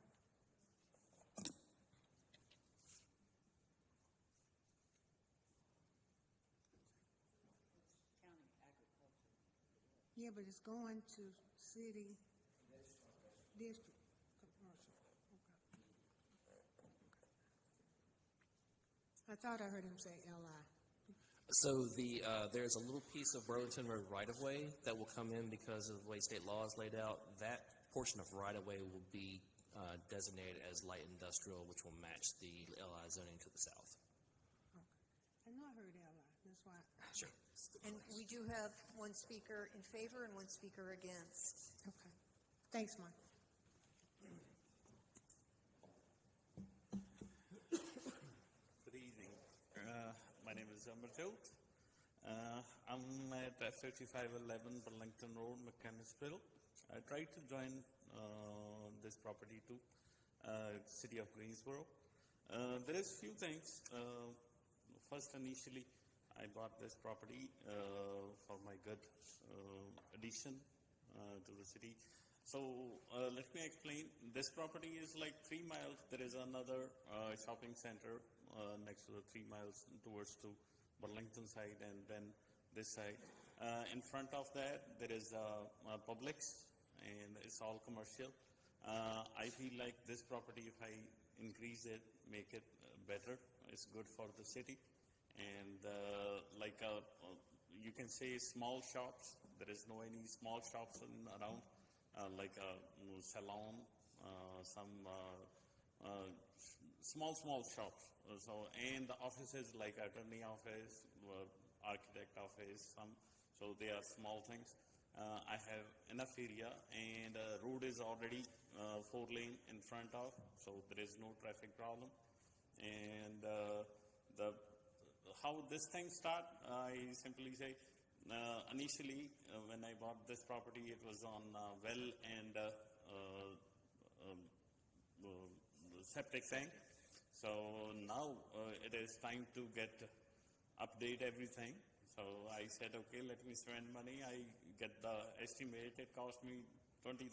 I said, okay, let's pay this money to the city, get the connection. And in future, I definitely want to increase this for the city in the future. But yeah, this is, if there is any question, I definitely like to answer. I just had a quick question. You said you're going to put some shops along there? Actually, I try to cover total 15,000 square feet on the ground floor, like first floor, then the offices on the top. Usually it's a shopping complex plus offices.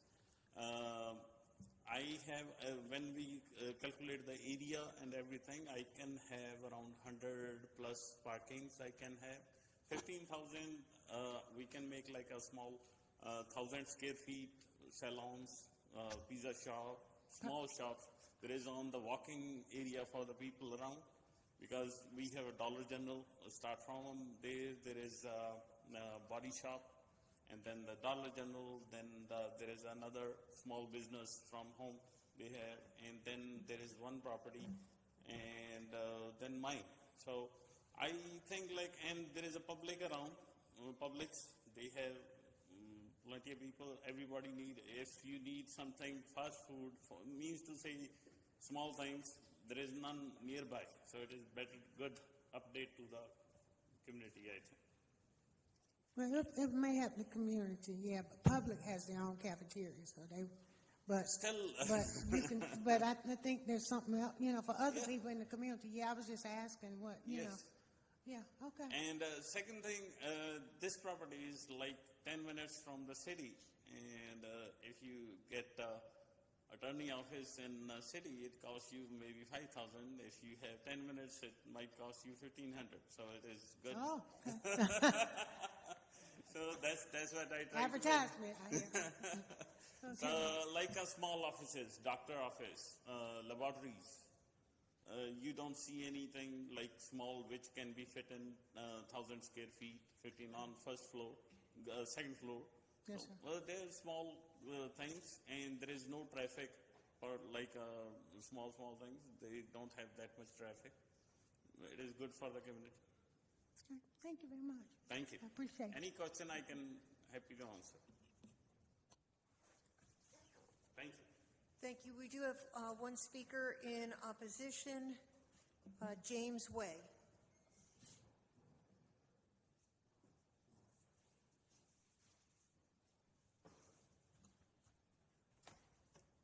Wow, what a long evening. Good evening, all council members. And Madam Mayor, thank you for that break.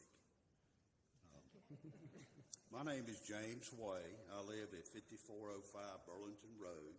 And if you have a map, it's partial 119083. I represent 16 of the neighbors in this area. And they would like to thank you also for listening to our concerns.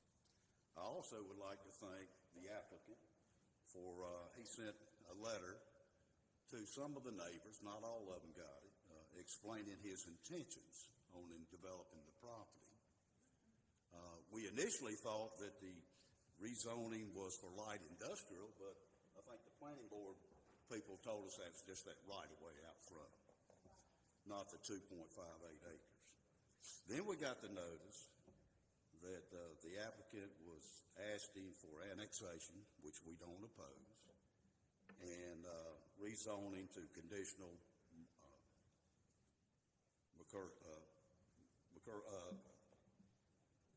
CM, yes, excuse me, commercial medium. And there are some restrictions. Building size, 30,000 square feet. That's almost like a football field. No bars, no nightclubs, no brew clubs. But it would include all kinds of retail, restaurants, office, and service uses. If this were annexation and rezoning to light industrial, we would have no serious concerns whatsoever. But since we've moved up now to commercial medium, we are concerned. But our concerns are not focused so much on the applicant's intentions. They're focused on what is permitted. And if you look on that LDO table, you all are aware of that. Go down that table, you'll see all the permitted uses. We heard tonight, rezone first, market later. That's the situation we're in now. Intentions are not promises. Intentions are not contractual. And intentions are not reality. So we have to focus on what's permitted. And I'd like to mention some of those coming right off the table. Some of those that are permitted restaurants. Now, he mentioned the condition is no bars, no brew pubs. What if you have a restaurant that contains a bar, serves alcohol? I don't think that's a restriction. 24-hour urgent care facility. And another thing, restaurant. What if they have live entertainment operating up to and beyond midnight? Fitness center. You know, a single occupancy, which is a motel. A pawn shop. A convenience store with pumps operating 24 hours a day. Right up the road, within a mile and a half, we have our Sheetz, which we love. We have our 7-Eleven, both open 24 hours a day. So we don't need that. We don't need a pawn shop. In a temporary use situation, it could be a flea market, could be a carnival, could be a fair, a movie theater, a recycling center, a bed and breakfast. And in a multi-use context, it could be a multi-family. I know we talked a lot about density tonight, and we're all for that. You know, we live in the eastern part, and if you look at the GIS map, you'll see Greensboro is all over the place. And if you go out west, you look at Wendover Avenue, well, if you think about it, Wendover runs, it changes names. It runs from High Point to the other side of Burlington Road. Burlington, City of Burlington. It just changes names. So that's a tremendous thoroughfare. And we know development's coming, but we like to have it controlled and where it will fit. Those are just some of those permitted usages. Now, if certain standards are met, those usages expand. Clubs and lodges, outdoor recreation. What does that mean? A campground, RV park, a fast food restaurant, car wash, a junkyard, a landfill, an animal shelter. And I hate to say this, but also it's in the book, it's in the table, sexually oriented businesses, if certain standards are met, a towing service. So, we get back to intentions. Intentions can change. You know, I intended to go to church Sunday, but I woke up sick. You know, circumstances can alter intentions. The applicant's intentions may change. Rezone first, market later. Of course, I understand that. You have to have the product before you can sell it. The applicant may choose not to develop the property at all. It's his choice. The applicant may choose, once rezoning is approved, to sell the property. And then we got a new owner with new intentions. So, in conclusion,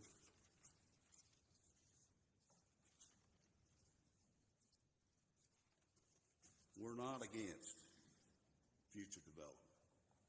It's got to come our way. You look at the map. Greensboro annexed all over the place down our way. The water and sewer line's already there. Publix, 2 million square foot. The building in front's refrigerated. The building in back is dry goods. Trucks don't bother us. The road is plenty wide. But we don't need these possibilities in our neighborhood. We don't know what's coming. Light industrial does have some limits on it, which we don't. It's not a retail. It's not open 24 hours a day normally. So I want to reiterate, we wouldn't oppose we want to oppose annexation anyway. But if this was light industrial, we wouldn't oppose that. We wouldn't have any serious concerns.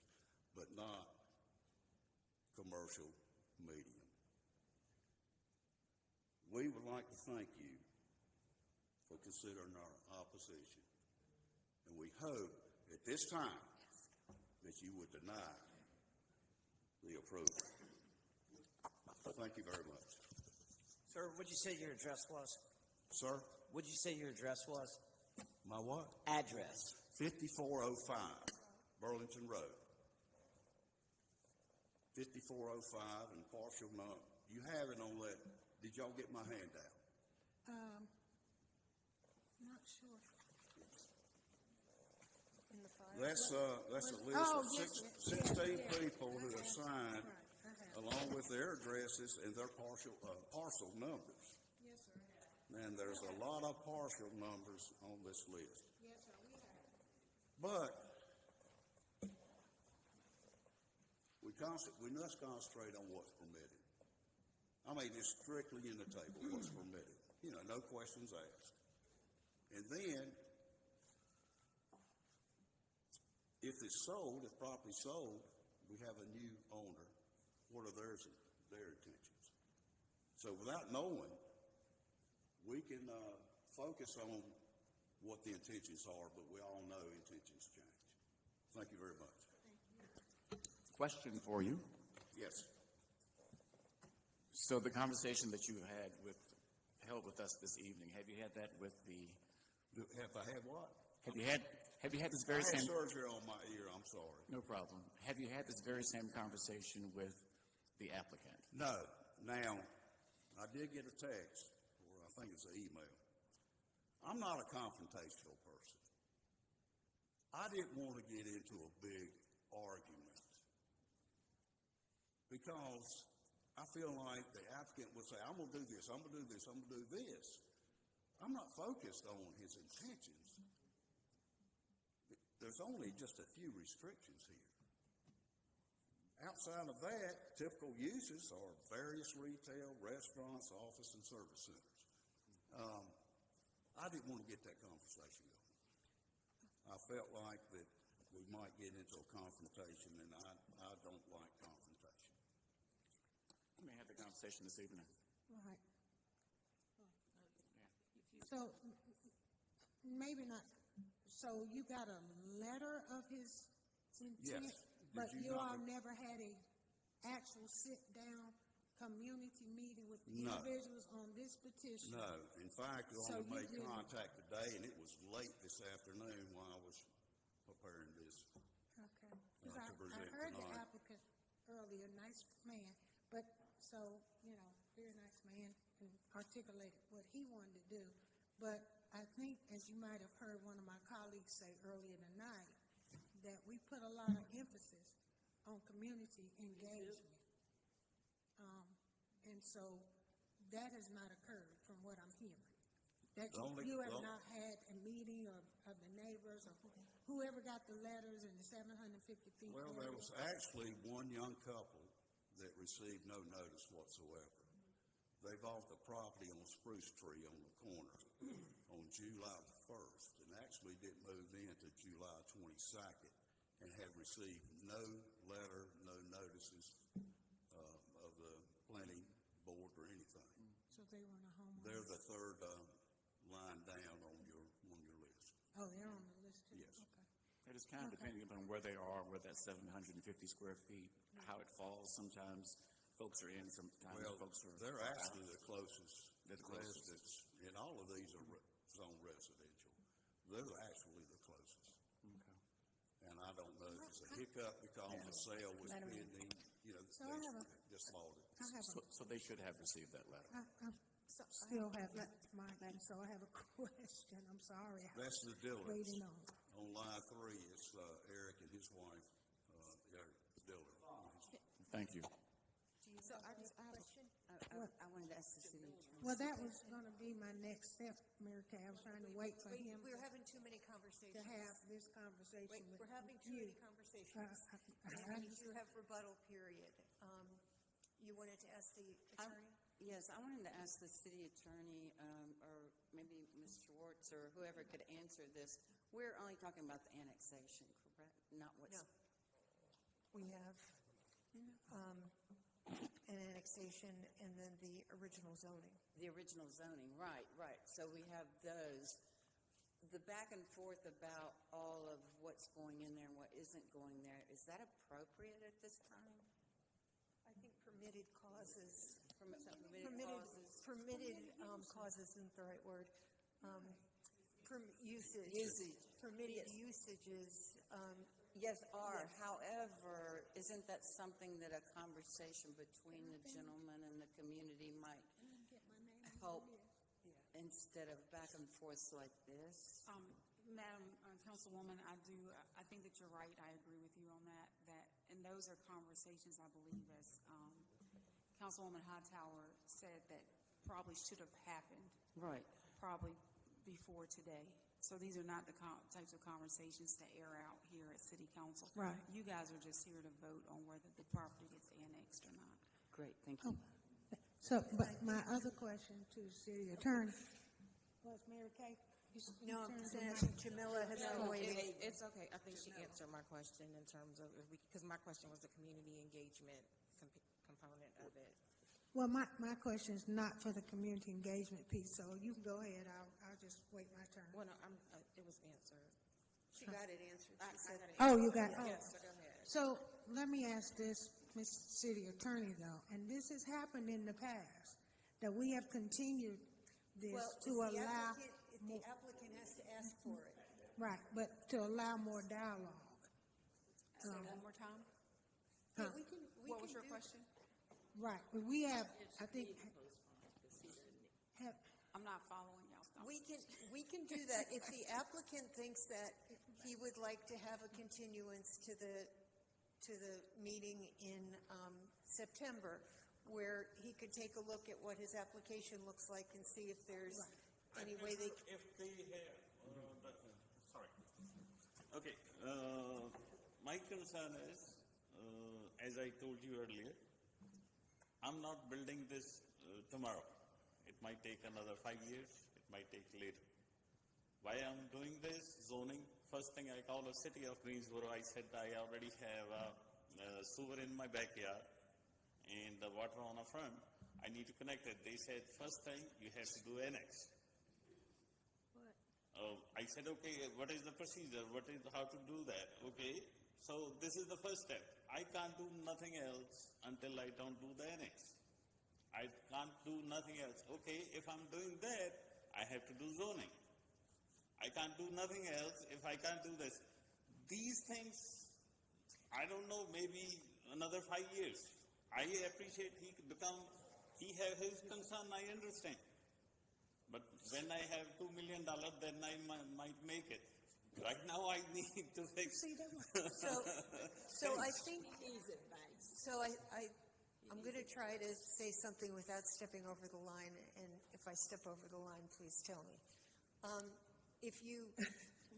We really do value when the applicant sits down with the neighborhood and let them know what their plans are. You looked at the permitted uses, and you did withdraw a few. Yes. The impression that we're getting is that the neighborhood would like to have some other permitted uses withdrawn. You might want to do it, you might not want to do it, but do you want to take a couple weeks to sit down and talk to them about it, or do you want to risk us voting on it now? For me, I don't mind. I can wait for 2 weeks, no problem. Okay. If we want, we can arrange a meeting also. We already sent them letters, whatever list I received from city. And now, if they have some more concern and questions, I definitely like to answer. So you would be open to that? You would be open to continue to do this? If I don't have a choice, yes. I mean, it's your zoning. It's The not thing ours. is, okay, if I say, yes, ma'am.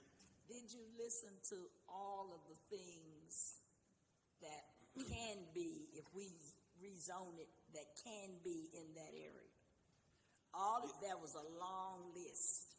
They're concerned about some of the things on that list that you could decide to put on it.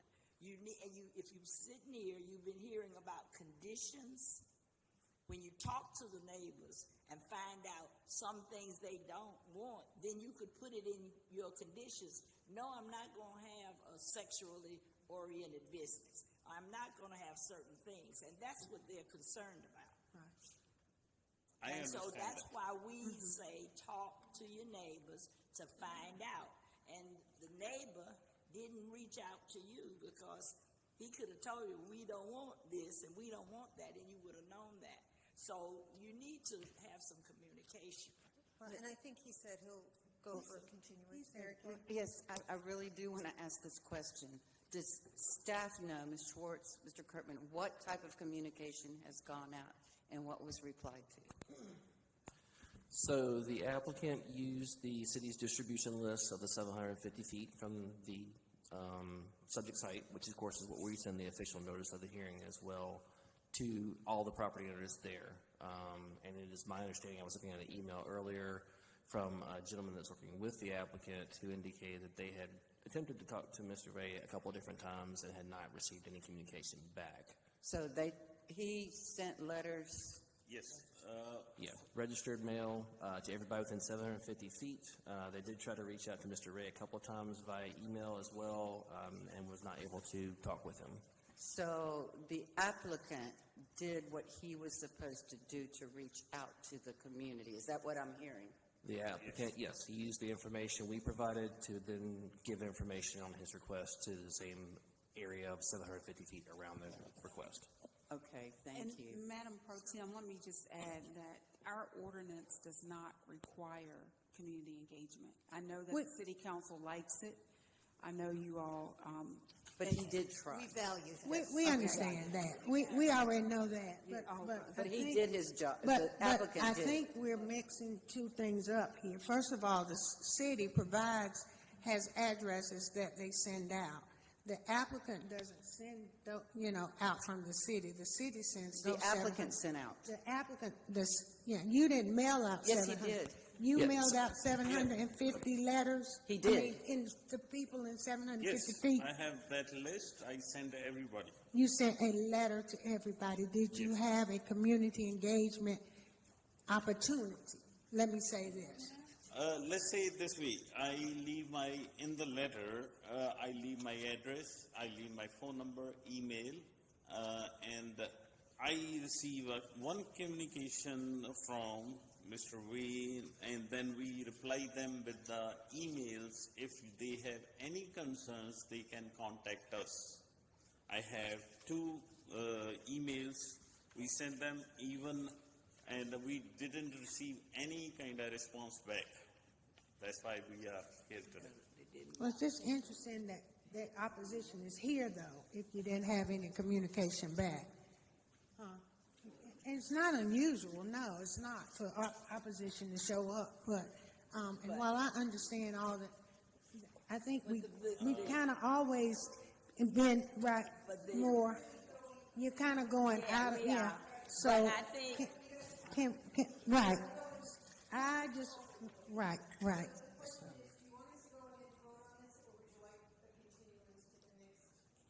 I prefer to vote it or get over with it.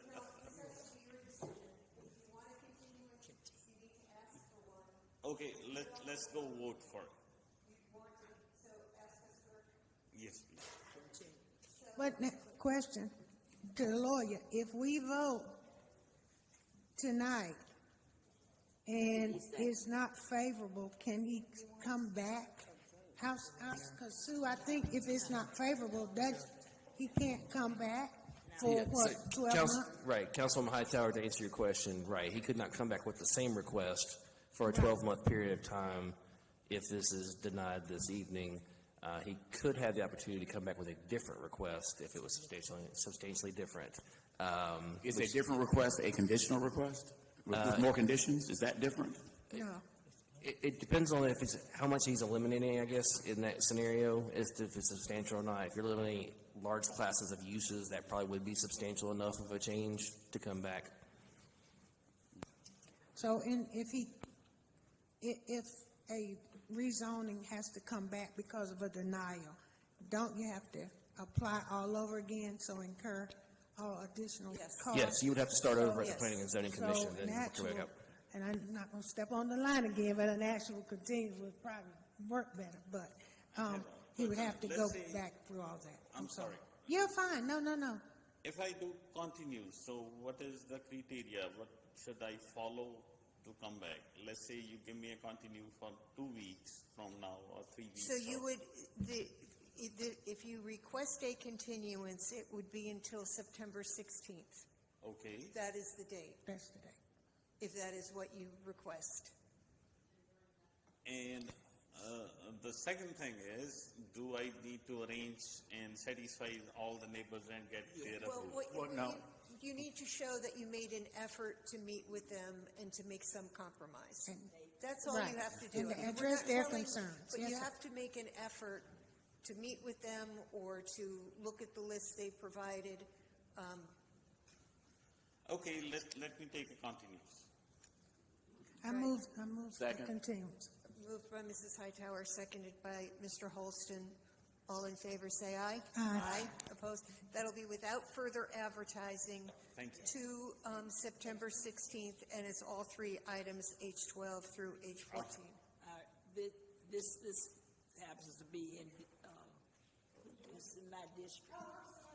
This happens to be in. Go to move the item, please. It happens to be in District 2. I want you all to get together. Now, he said that he didn't want any confrontation. If the neighbors want something, they have to let the owner know. So you all get together before the 16th. Don't come back here with the same thing, haven't talked to anybody. Okay. Well, so it's already been moved to the September date. No one on my list received any emails or texts. Okay. I don't know where. Well, the list is long and it's extensive. Madam Attorney, can I suggest to the applicant that he get a lawyer? Say it one more time. Am I allowed to suggest to the applicant that he might want to hire someone professionally?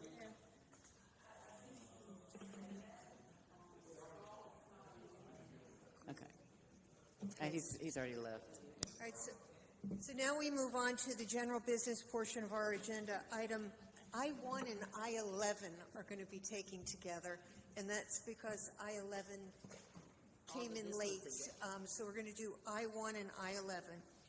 I-1 is a resolution approving a contract for $1,650,000 with Nova Global, Inc. for red light camera system, and item I-11, which is an ordinance approving amendments to the city ordinance in Chapter 15-58, traffic control photographic systems. We do have, let me see, so that's, we do have somebody on Zoom, Brian Cicerelli, who is opposed to this item. Is he still on Zoom? Yes, I'm still here. Can you see me? Thank you for your patience. I can hear you. Is your camera on? Yes, Can you put your camera on? it is on. It is on. Well, we can't see it. Isn't this the same item?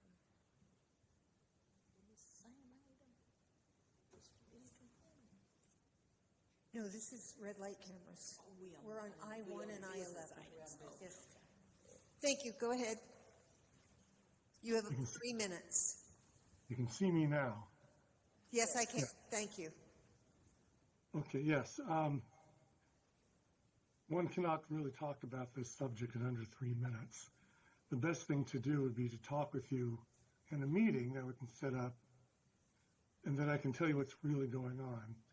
The reason why there are no red light cameras here in North Carolina is because it's all engineering malpractice.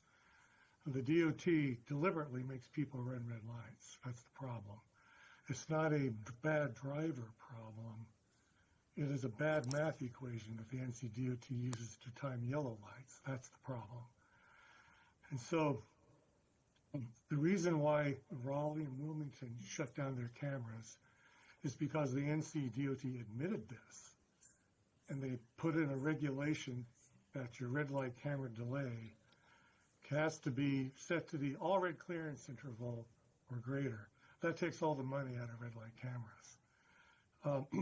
About 98% of all the red light runners are imperceptible to the human eye.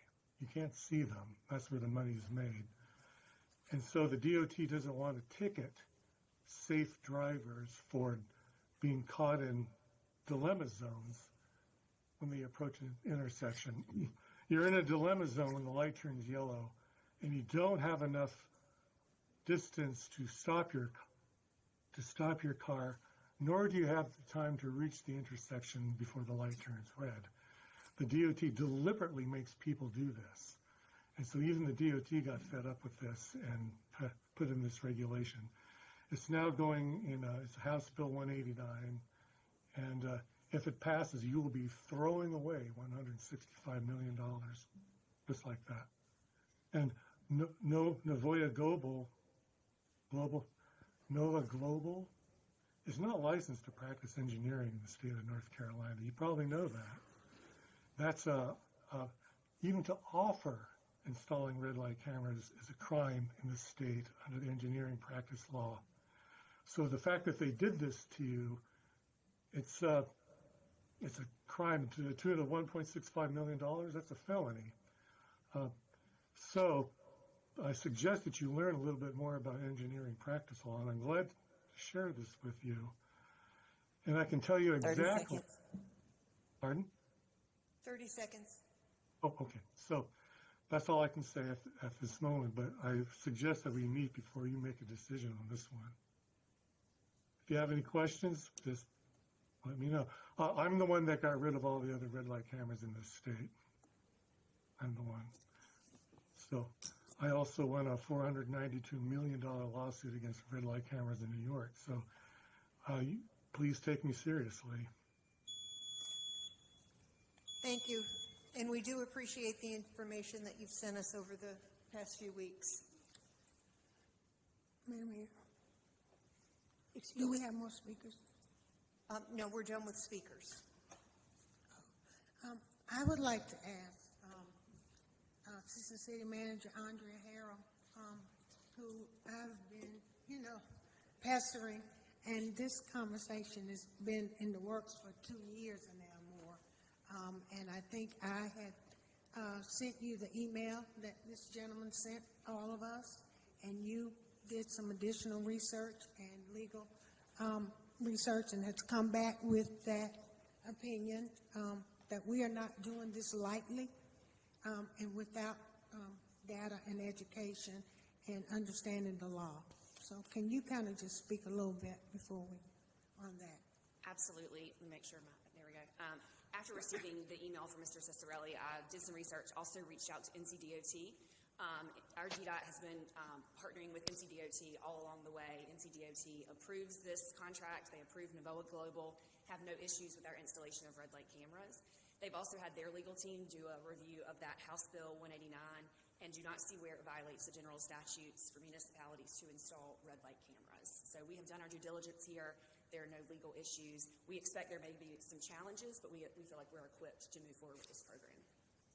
Thank you very much, because obviously we want to make sure we address any concerns and that have come in, and we certainly don't want to step on the law, and we want to stay within those parameters. But also with this particular item, we have the data that shows that we've done crash data that shows that where those intersections are that have been the most problematic. That's correct. I don't want to speak for Director Cockburn, but I know that she has that data. They did a very good analysis of that before deciding to go in this direction and make this recommendation. And so looking at... Can you hear me? No, sir, we're finished. Is he speaking? I wasn't asking him a question. I waited till he finished. Finish your thought. Oh, okay. Oh, well, I don't know if I got that thought back in my head again. It might have went away. But the other thing I was going to ask, with the data that we have, and we looked at those particular intersections, what is the implementation going to look like? We're going to phase it in, obviously. We're not going to do all of them at once. But I also want you to address, before you address that, I heard the previous speaker mention the camera's going to be hidden. Let's talk about that. They're not going to be hidden. They're going to be mounted, very visible. There will be signs indicating that this intersection is monitored by these cameras. We have narrowed it down to, I believe, 10 intersections. We're going to start with 4. Is that accurate? intersections. My apologies. We have 10 identified, 5 that we're going to start with. We're just narrowing down which of the 5 we're going to move forward with. So it's still a little bit of a work in progress, but we are prepared to go ahead and execute the contract now. And so what do you anticipate the timeline is before we would get to the actual installation of them? So we have a period of time that we can start to educate the community that this is going to occur, this is going to happen. They'll be there, so they'll know. Yes. That education piece has already started. I anticipate 6 months would be a reasonable implementation where the cameras are up and we're looking at data. Okay. And then as we see how those are, we'll come back, we'll track that data, and then we'll look at other intersections where then we would start to install those. That's correct. If we have additional funding, we can move forward with additional intersections. Okay, great. Okay. Well, I appreciate all the due diligence that you've done. And I understand now why we delayed it the last time when I thought it was coming on because we do want to make sure we address all the concerns. And I've heard some even as today that, it's going to create rear end crashes. I've heard that before, rear end crashes. But the crashes we looked at were more T-bone crashes. Yes, the evidence does not support that it creates more rear-end crashes. Right. So, and those are the ones that are very dangerous. I have had, personally, a friend who was T-boned at one of those intersections, had to have knee surgery, totaled her car, was out of commission, couldn't work. So I had another lady who knew a lady who was killed. Just that's a couple of examples. But I watch it every day as I drive through. I no longer... when the light turned green, I don't move until I'm sure the intersections are clear. Of course, people behind me blow the horn, and I understand, but, 1 second here is not going to hurt, But the reason for, I think, us trying to do this is to address some of the concerns I've heard in the community. Y'all need to stop. What are you going to do about people speeding? Well, I don't know.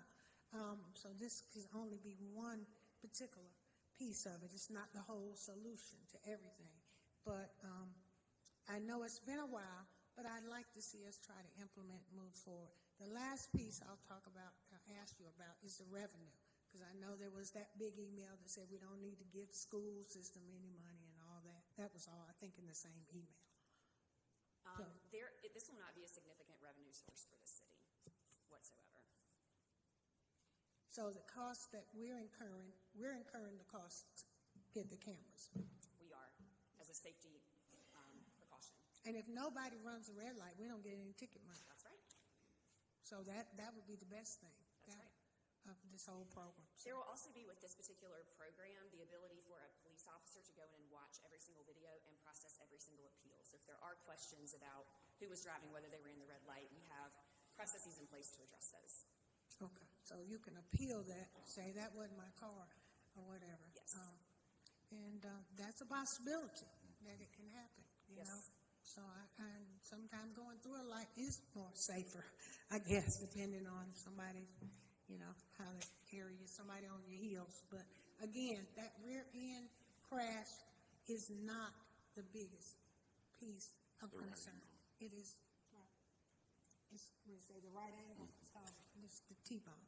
So, but thank you for doing this, and I'm going to move the item once, but been moved and seconded. Question? But we're okay, I think. I do too. I'm glad that we have this on the agenda, and this is something that I support. I actually supported it the first time. I was on council way back when we brought the red light cameras on. And I voted on it then for safety, and I'm going to vote on it again for safety. I know that there is some mixed data when it comes to rear-end collisions, but there is not mixed data when it comes to side impact collisions.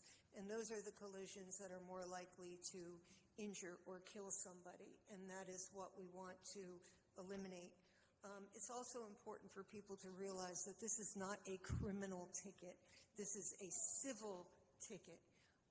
So if they're concerned about somebody else driving their car, that it wasn't them or whatever, or it It is not a criminal ticket. It is a civil ticket, and that is a big difference. It won't be points against your license. Then again, points against people's license does have a tendency to make them slow down, but that will not occur in this case.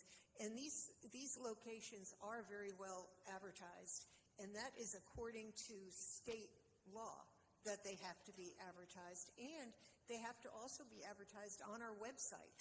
So if somebody wants to go on the website and find out where all the red light cameras are, they can do that. So it is an extremely transparent program, and I think it is well worth trying it again. We see the severity of our collisions increasing. As I said a couple weeks ago, I think people have lost their collective minds when they're out driving, and this may be one way to slow it down a little bit. And then Tammy and Hugh. Yes, I just wanted to say, Madam Mayor, that the number one complaint in Greensboro and safety is running red lights or speeding. And I know that the gentleman was worried about how things were going to progress with this, but, you know, technology has changed quite a bit in those 20-some-odd years since it was here before. We do have a mechanism where someone can do an appeal. I think that was one of the biggest concerns when the original was in force many, many years ago. There was really almost absolutely no appeal. So this time around, I also believe that we should try this because people are speeding through red lights. I know the gentleman said that, no, you get caught in that 1 second. No, people are speeding after my light turns green or your light turns green. They're going through that red light. And I don't know what has caused people to believe that they will, but with so many more crashes and fatalities, you know, we as a city want a safe city, and we're going to have to try something. So I am certainly in favor of this, and will definitely be voting for this, and I can't wait to see if we can assess the reductions as time goes along, and that's something I know that we will have better statistics than 20 years ago. So thank you very much. Tammy? Thank you. I'm just curious, who actually controls the timing of how much leeway and how does that work? Is that something that the city controls, the vendor controls? Is it controlled by statute? It's part of the system, and I think we do have someone here from Novella Global that could speak to the specifics of that, but it's part of the system. It does it on its own. Okay, it looks like Ms. Cockburn's coming over.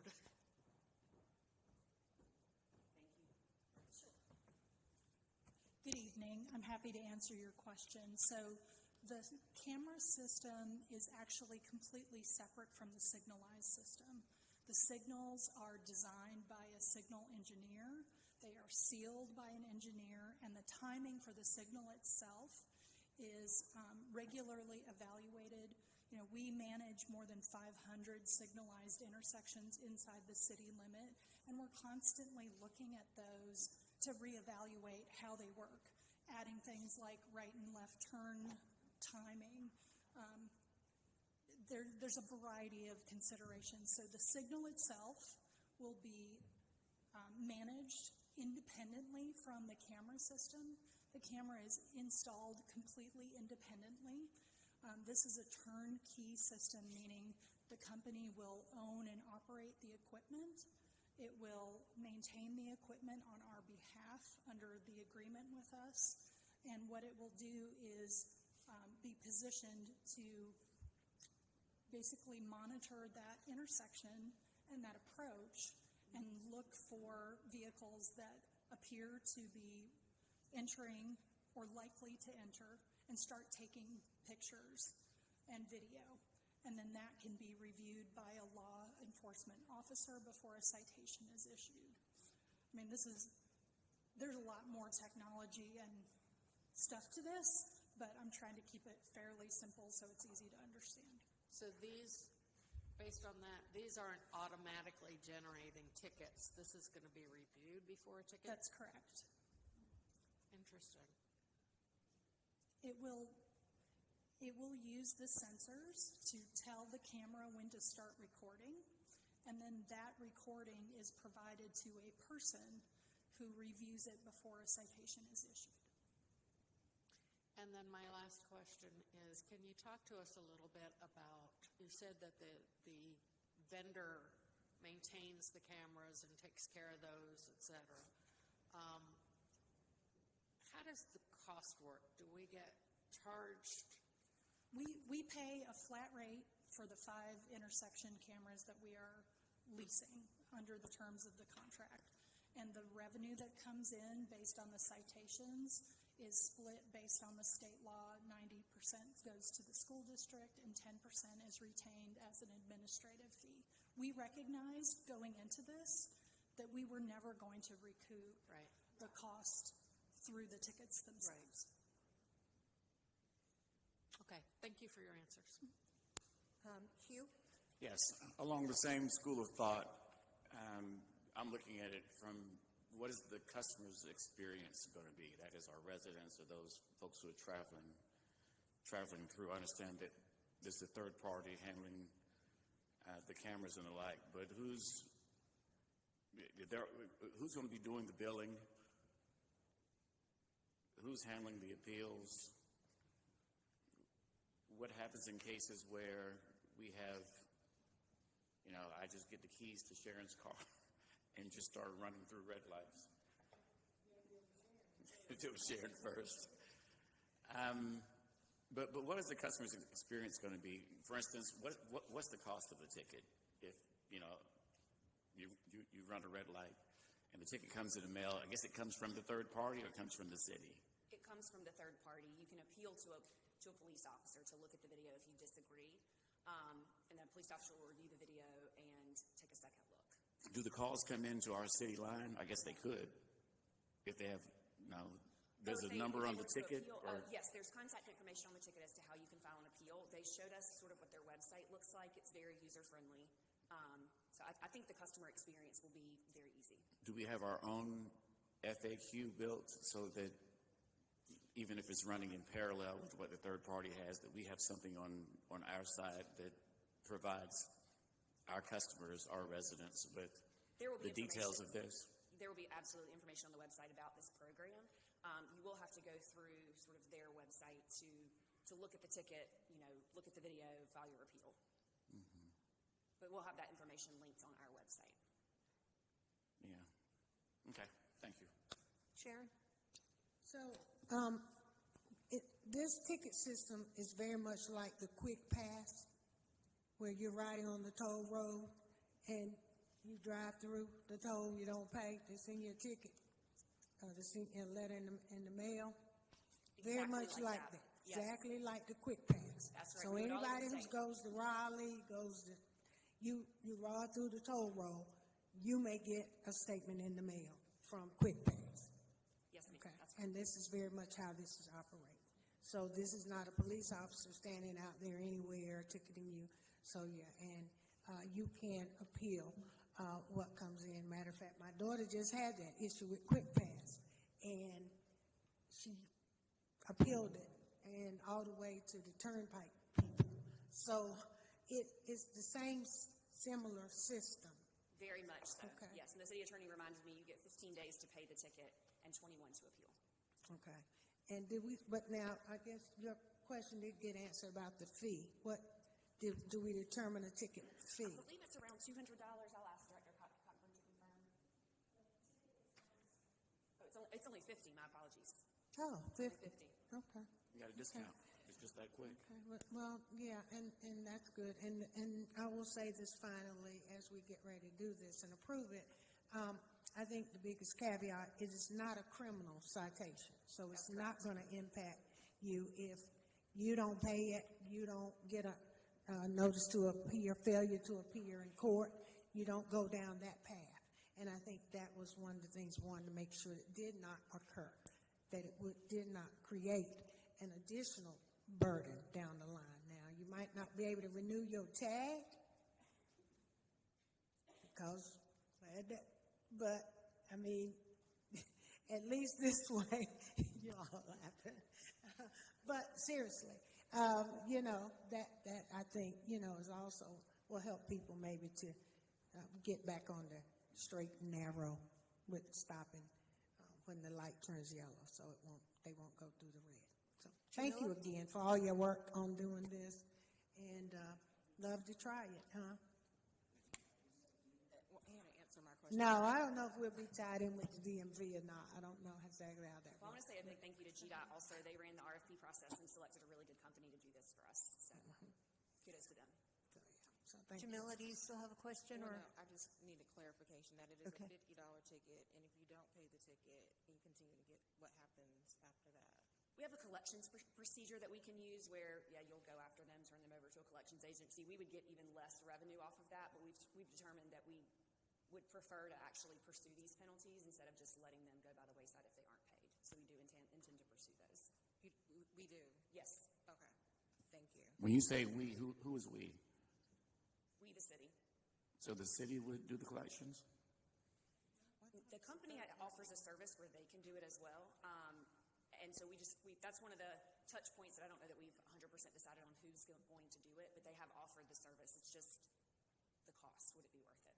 So it's a third party, so after the 15 days, then we get the receivable on our books, or we're responsible for it, or they're not going to collect, we're going to collect. Again, I don't know that we've fully decided who's going to do the collections piece of it if it's not paid. Are we staffed for that? It depends.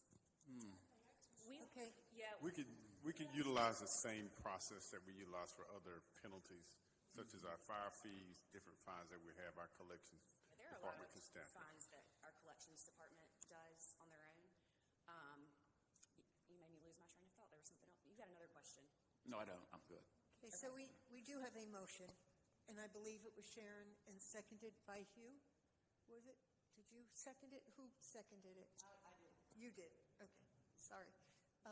Moved by Mrs. Hightower, seconded by Mayor Pro Tem. Council, please vote.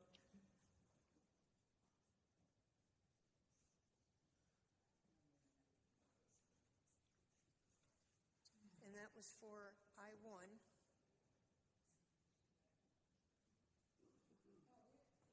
Another one, don't we? And then I need a motion for I-11. Second. Moved by Mayor Pro Tem, seconded by Mrs. Hightower.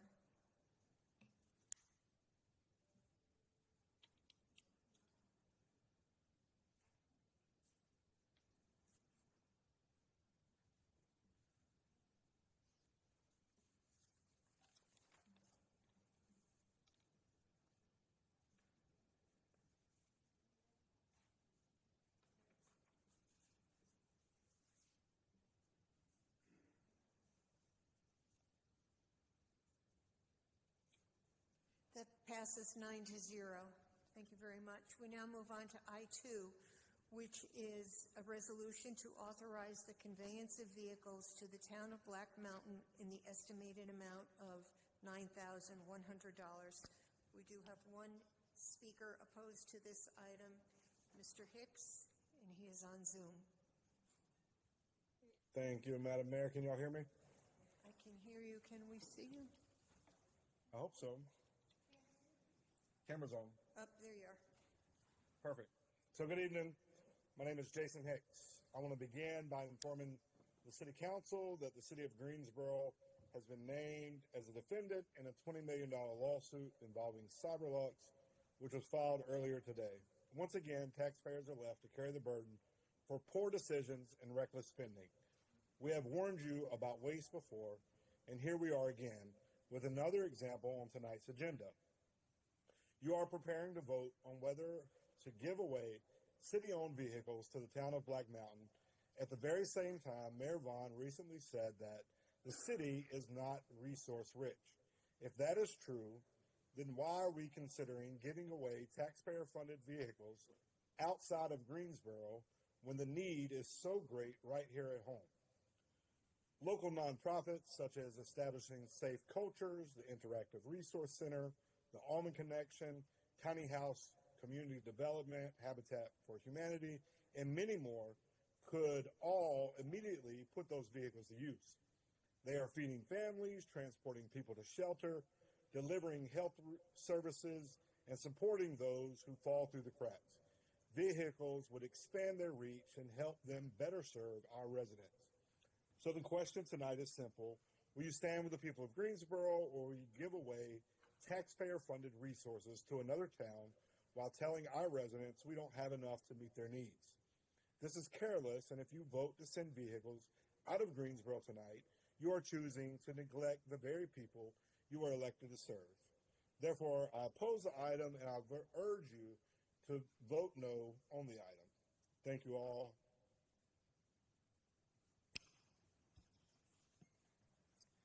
Move the item. Moved by Mayor Pro Tem.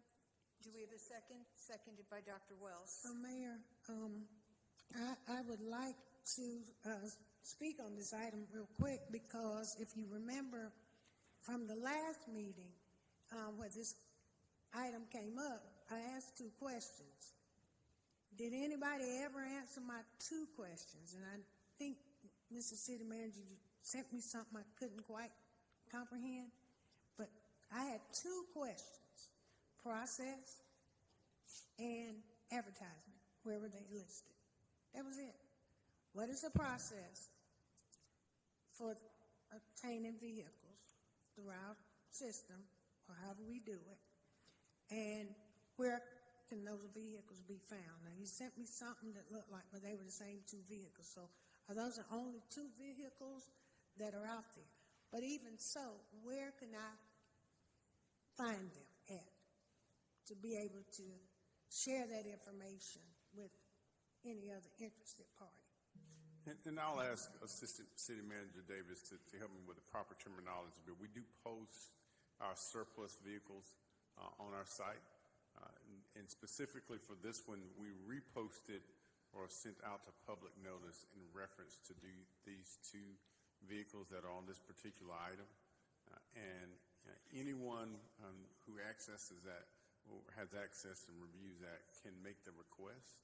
In this circumstance, and I think I provided council with some information previously that allows the city to work with another city, such in this case. Of course, the town of Black Mountain was in the area that was hit by Hurricane Helene, had significant damage. The 2 vehicles that are on this particular item are in our surplus fleet, and the one is about $2,450, the other is $6,650. And so I'll ask Assistant City Manager Larry Davis to kind of expound a little bit further on how they post it and how people can actually view them. Thank you, Mr. Manager. And this is a kind of a unique item on the agenda tonight because you are being asked to donate equipment. Traditionally, we do take items like this to a surplus sale, as Councilmember Hightower is referencing. So in this particular situation, we had a town in distress that had reached out, provided a long list of vehicles and equipment that they'd had damaged, that were no longer available for use, and basically said, is there anything you have that meets any of our needs? And it was a painstakingly long list.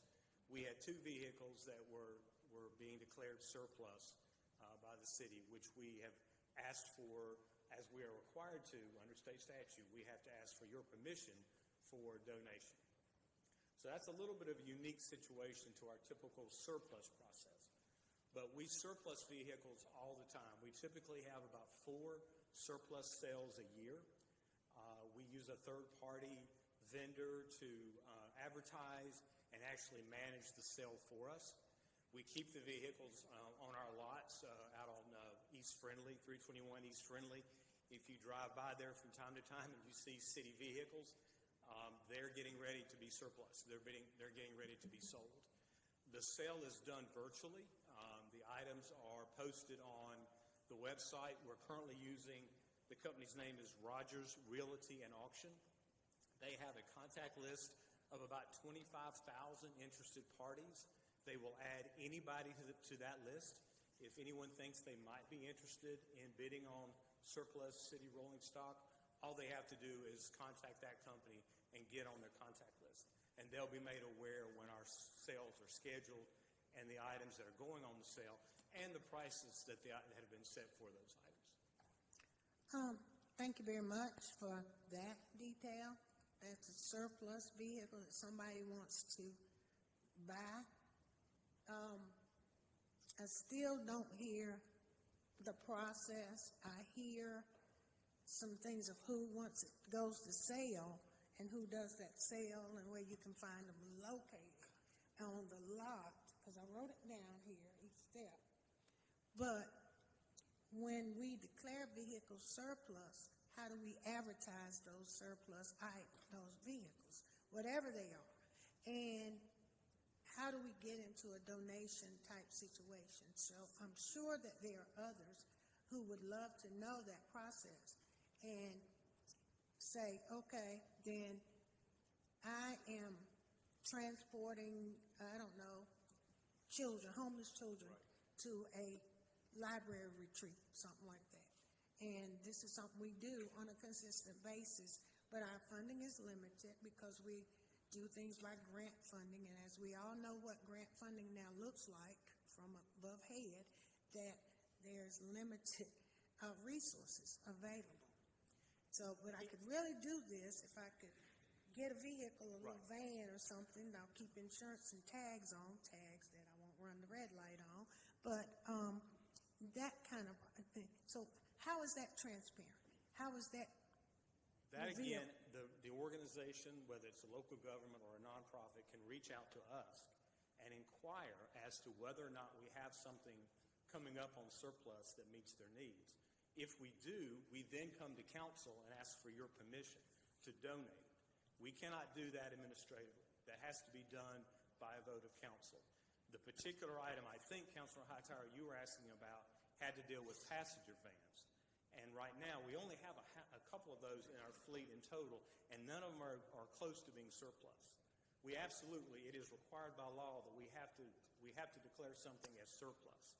It has to be near the end of its useful life before we can even consider it for donation or sale. In that particular case, we just didn't have an item available. But an organization can reach out to us, and we'll see if we've got something that meets their needs, but it will come back before you for a vote. We cannot administratively simply donate rolling stock. Right. So you just talked about surplus vehicles, though, that you ride by and can see on Friendly Avenue. So at 321 East Friendly, if we ride by there, I'm going to see vehicles. But if I don't see any, then I assume we have none.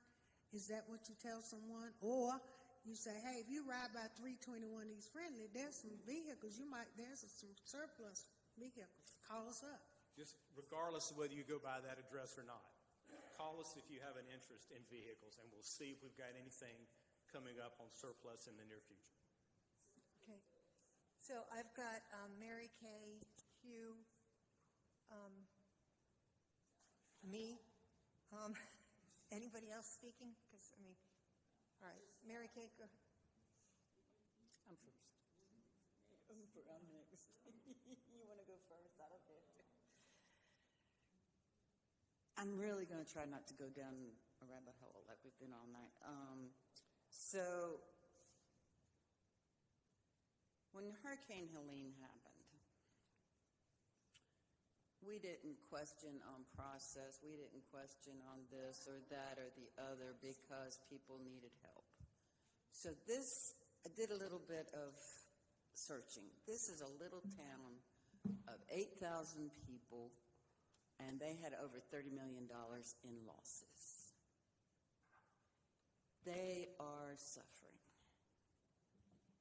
If we have some surplus vehicles that they can use, and I don't care how they found out about them, I don't care what they heard. If we are a city of 300,000 people, 309,000 I think we are now, and we have a couple of surplus vehicles that will help this little town get back on their feet. They lost everything for their parks and rec. They lost their mowers. They lost their, you just think. So I mean, we can discuss this till tomorrow, which we may, but I really, really think that we have these available. We could have taken care of this last month, and I'm just like really, really, for this, the dollar amount on these vehicles is not worth any of this. And I'm just going to say it because there is a process. Somebody followed the process, or somebody heard this little town lost everything and said, is there anything available? I know on Park Board, we talk all the time about giving other towns old vans that we aren't using anymore, or old this or old that. It's called grace. It's called helping. I don't think we had a dollar amount on how much it cost us to send all of our police and fire that volunteered to go to help with Hurricane Helene. This is so small that we can help this little town. So I get off my soapbox, but I'm telling you what, it's just baffling me. So I'm going to be all for this because I made the motion.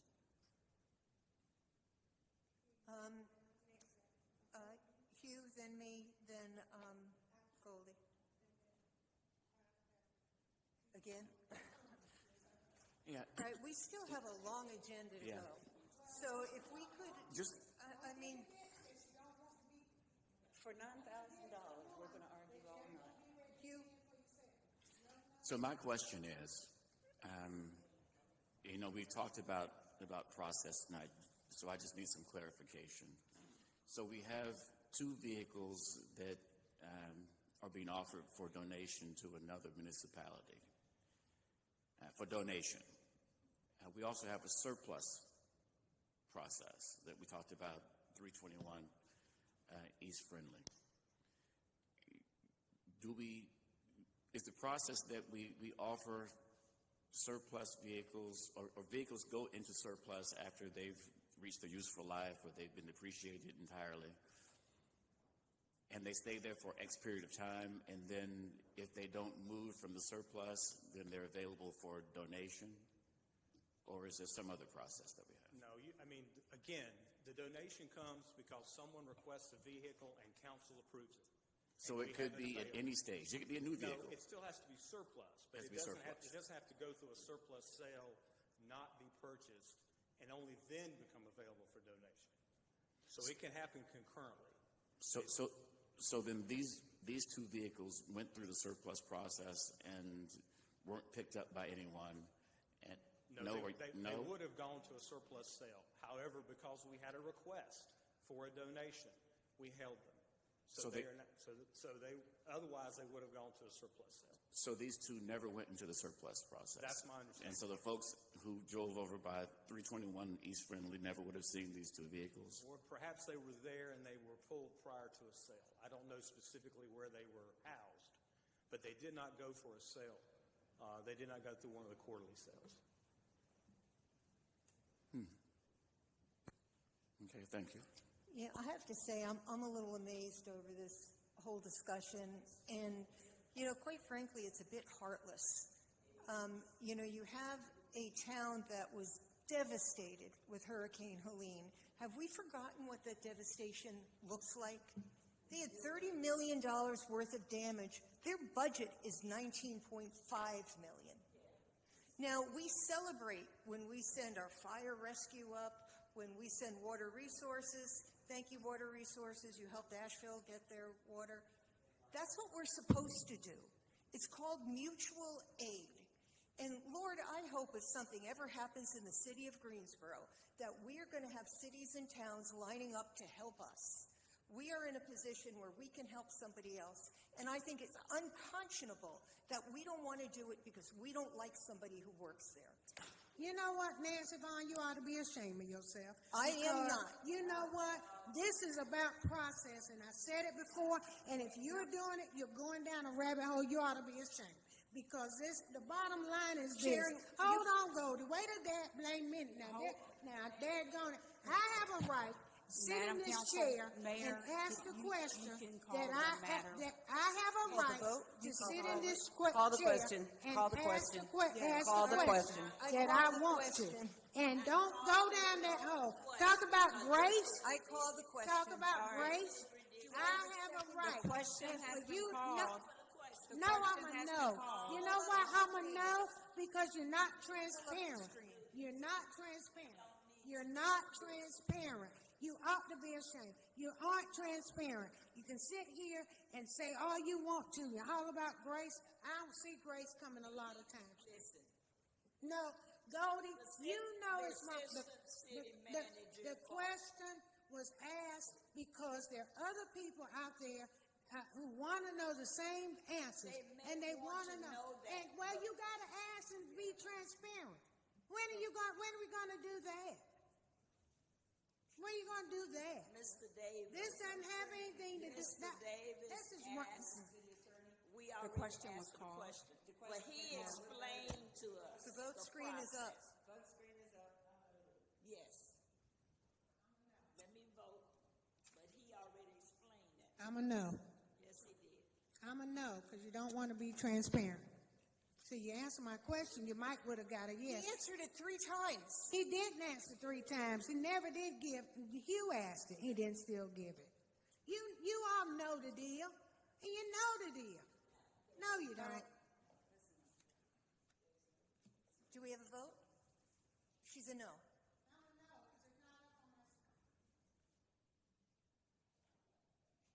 And that passes 7-2.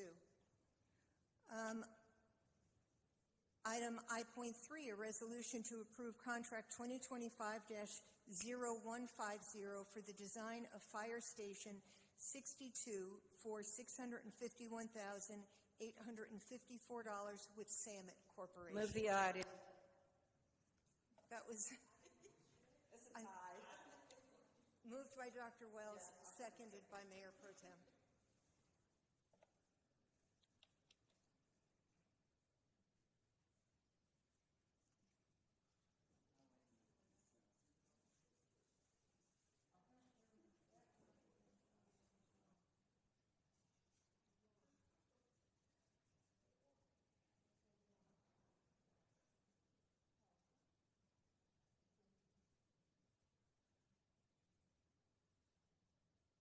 And that passes 9-0. Item I.4, resolution to approve a contract with Hilco Logistics in an amount of $26,500,655 over 5 years. Move the item. We're tying. I'll take that one, okay, Goldie? Moved by Mayor Pro Tem, seconded by Dr. Wells.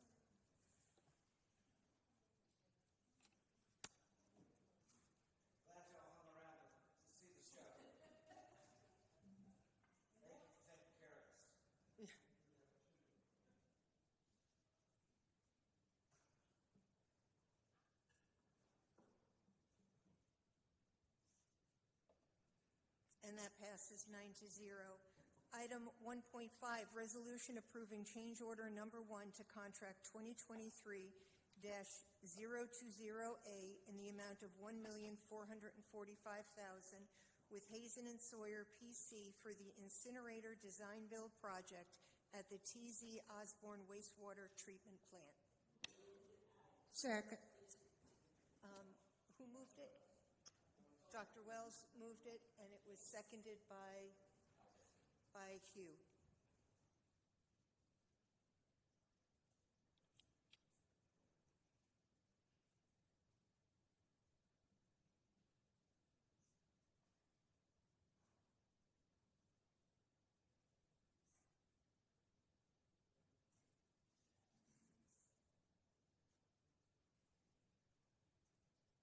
And that passes 9-0. Item I.6 is an ordinance amending Water Resources Capital Revenue Bond Fund to fund TZO incinerator design project in the amount of $1,445,000. Moved by Mrs. Hoffman, seconded by Ms. Pinder. Pender, I'm sorry.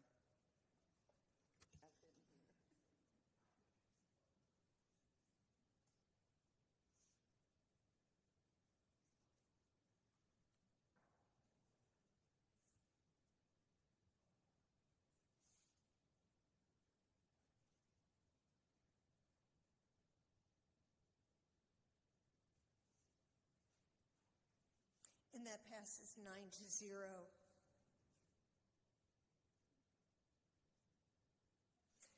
Item 1.7, resolution approving change order number 1 to contract 2023-0200, Phase 2 services for the incinerator design build project at TZ Osborne Wastewater Treatment Facility in the amount of $27,613,500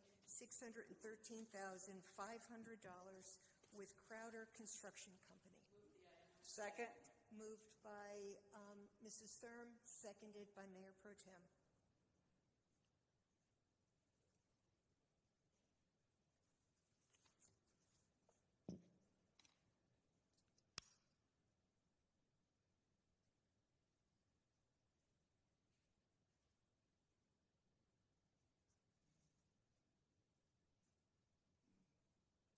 That passes 9-0. Item 1.8, ordinance to amend Water Resources Capital Project Revenue Bond Fund to fund TZO incinerator project in the amount of $25,751,500. Moved by Mrs. Thurm, seconded by Dr. Wells.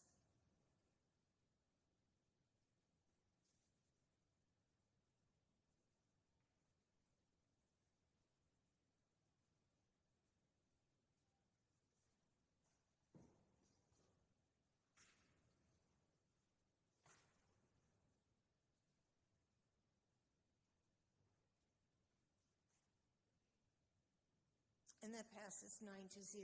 And last item on our agenda, item I.9, a resolution approving bid in the amount of $1,487,526 and authorizing execution of contract 2023-023A with, I don't know how to pronounce that, Wextite, WXTITE LLC, for the GCC Cowell Replacement Project. Move the item. Moved by Mayor Pro Tem, seconded by Dr. Wells.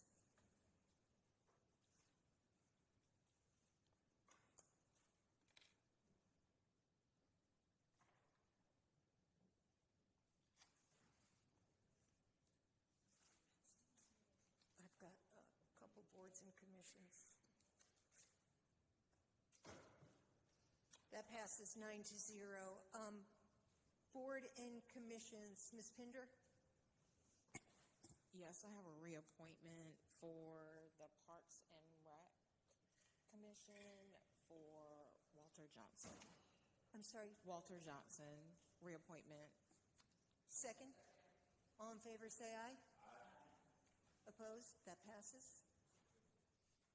Mrs. Thurm, boards, commissions. Dr. Wells? Okay, I do. I move to appoint Cassandra Brown to the CVB, and she is filling the spot of Tony Villers. Second. All in favor, say aye. Aye. Opposed? And I would like I'm sorry, to. who did you say that was?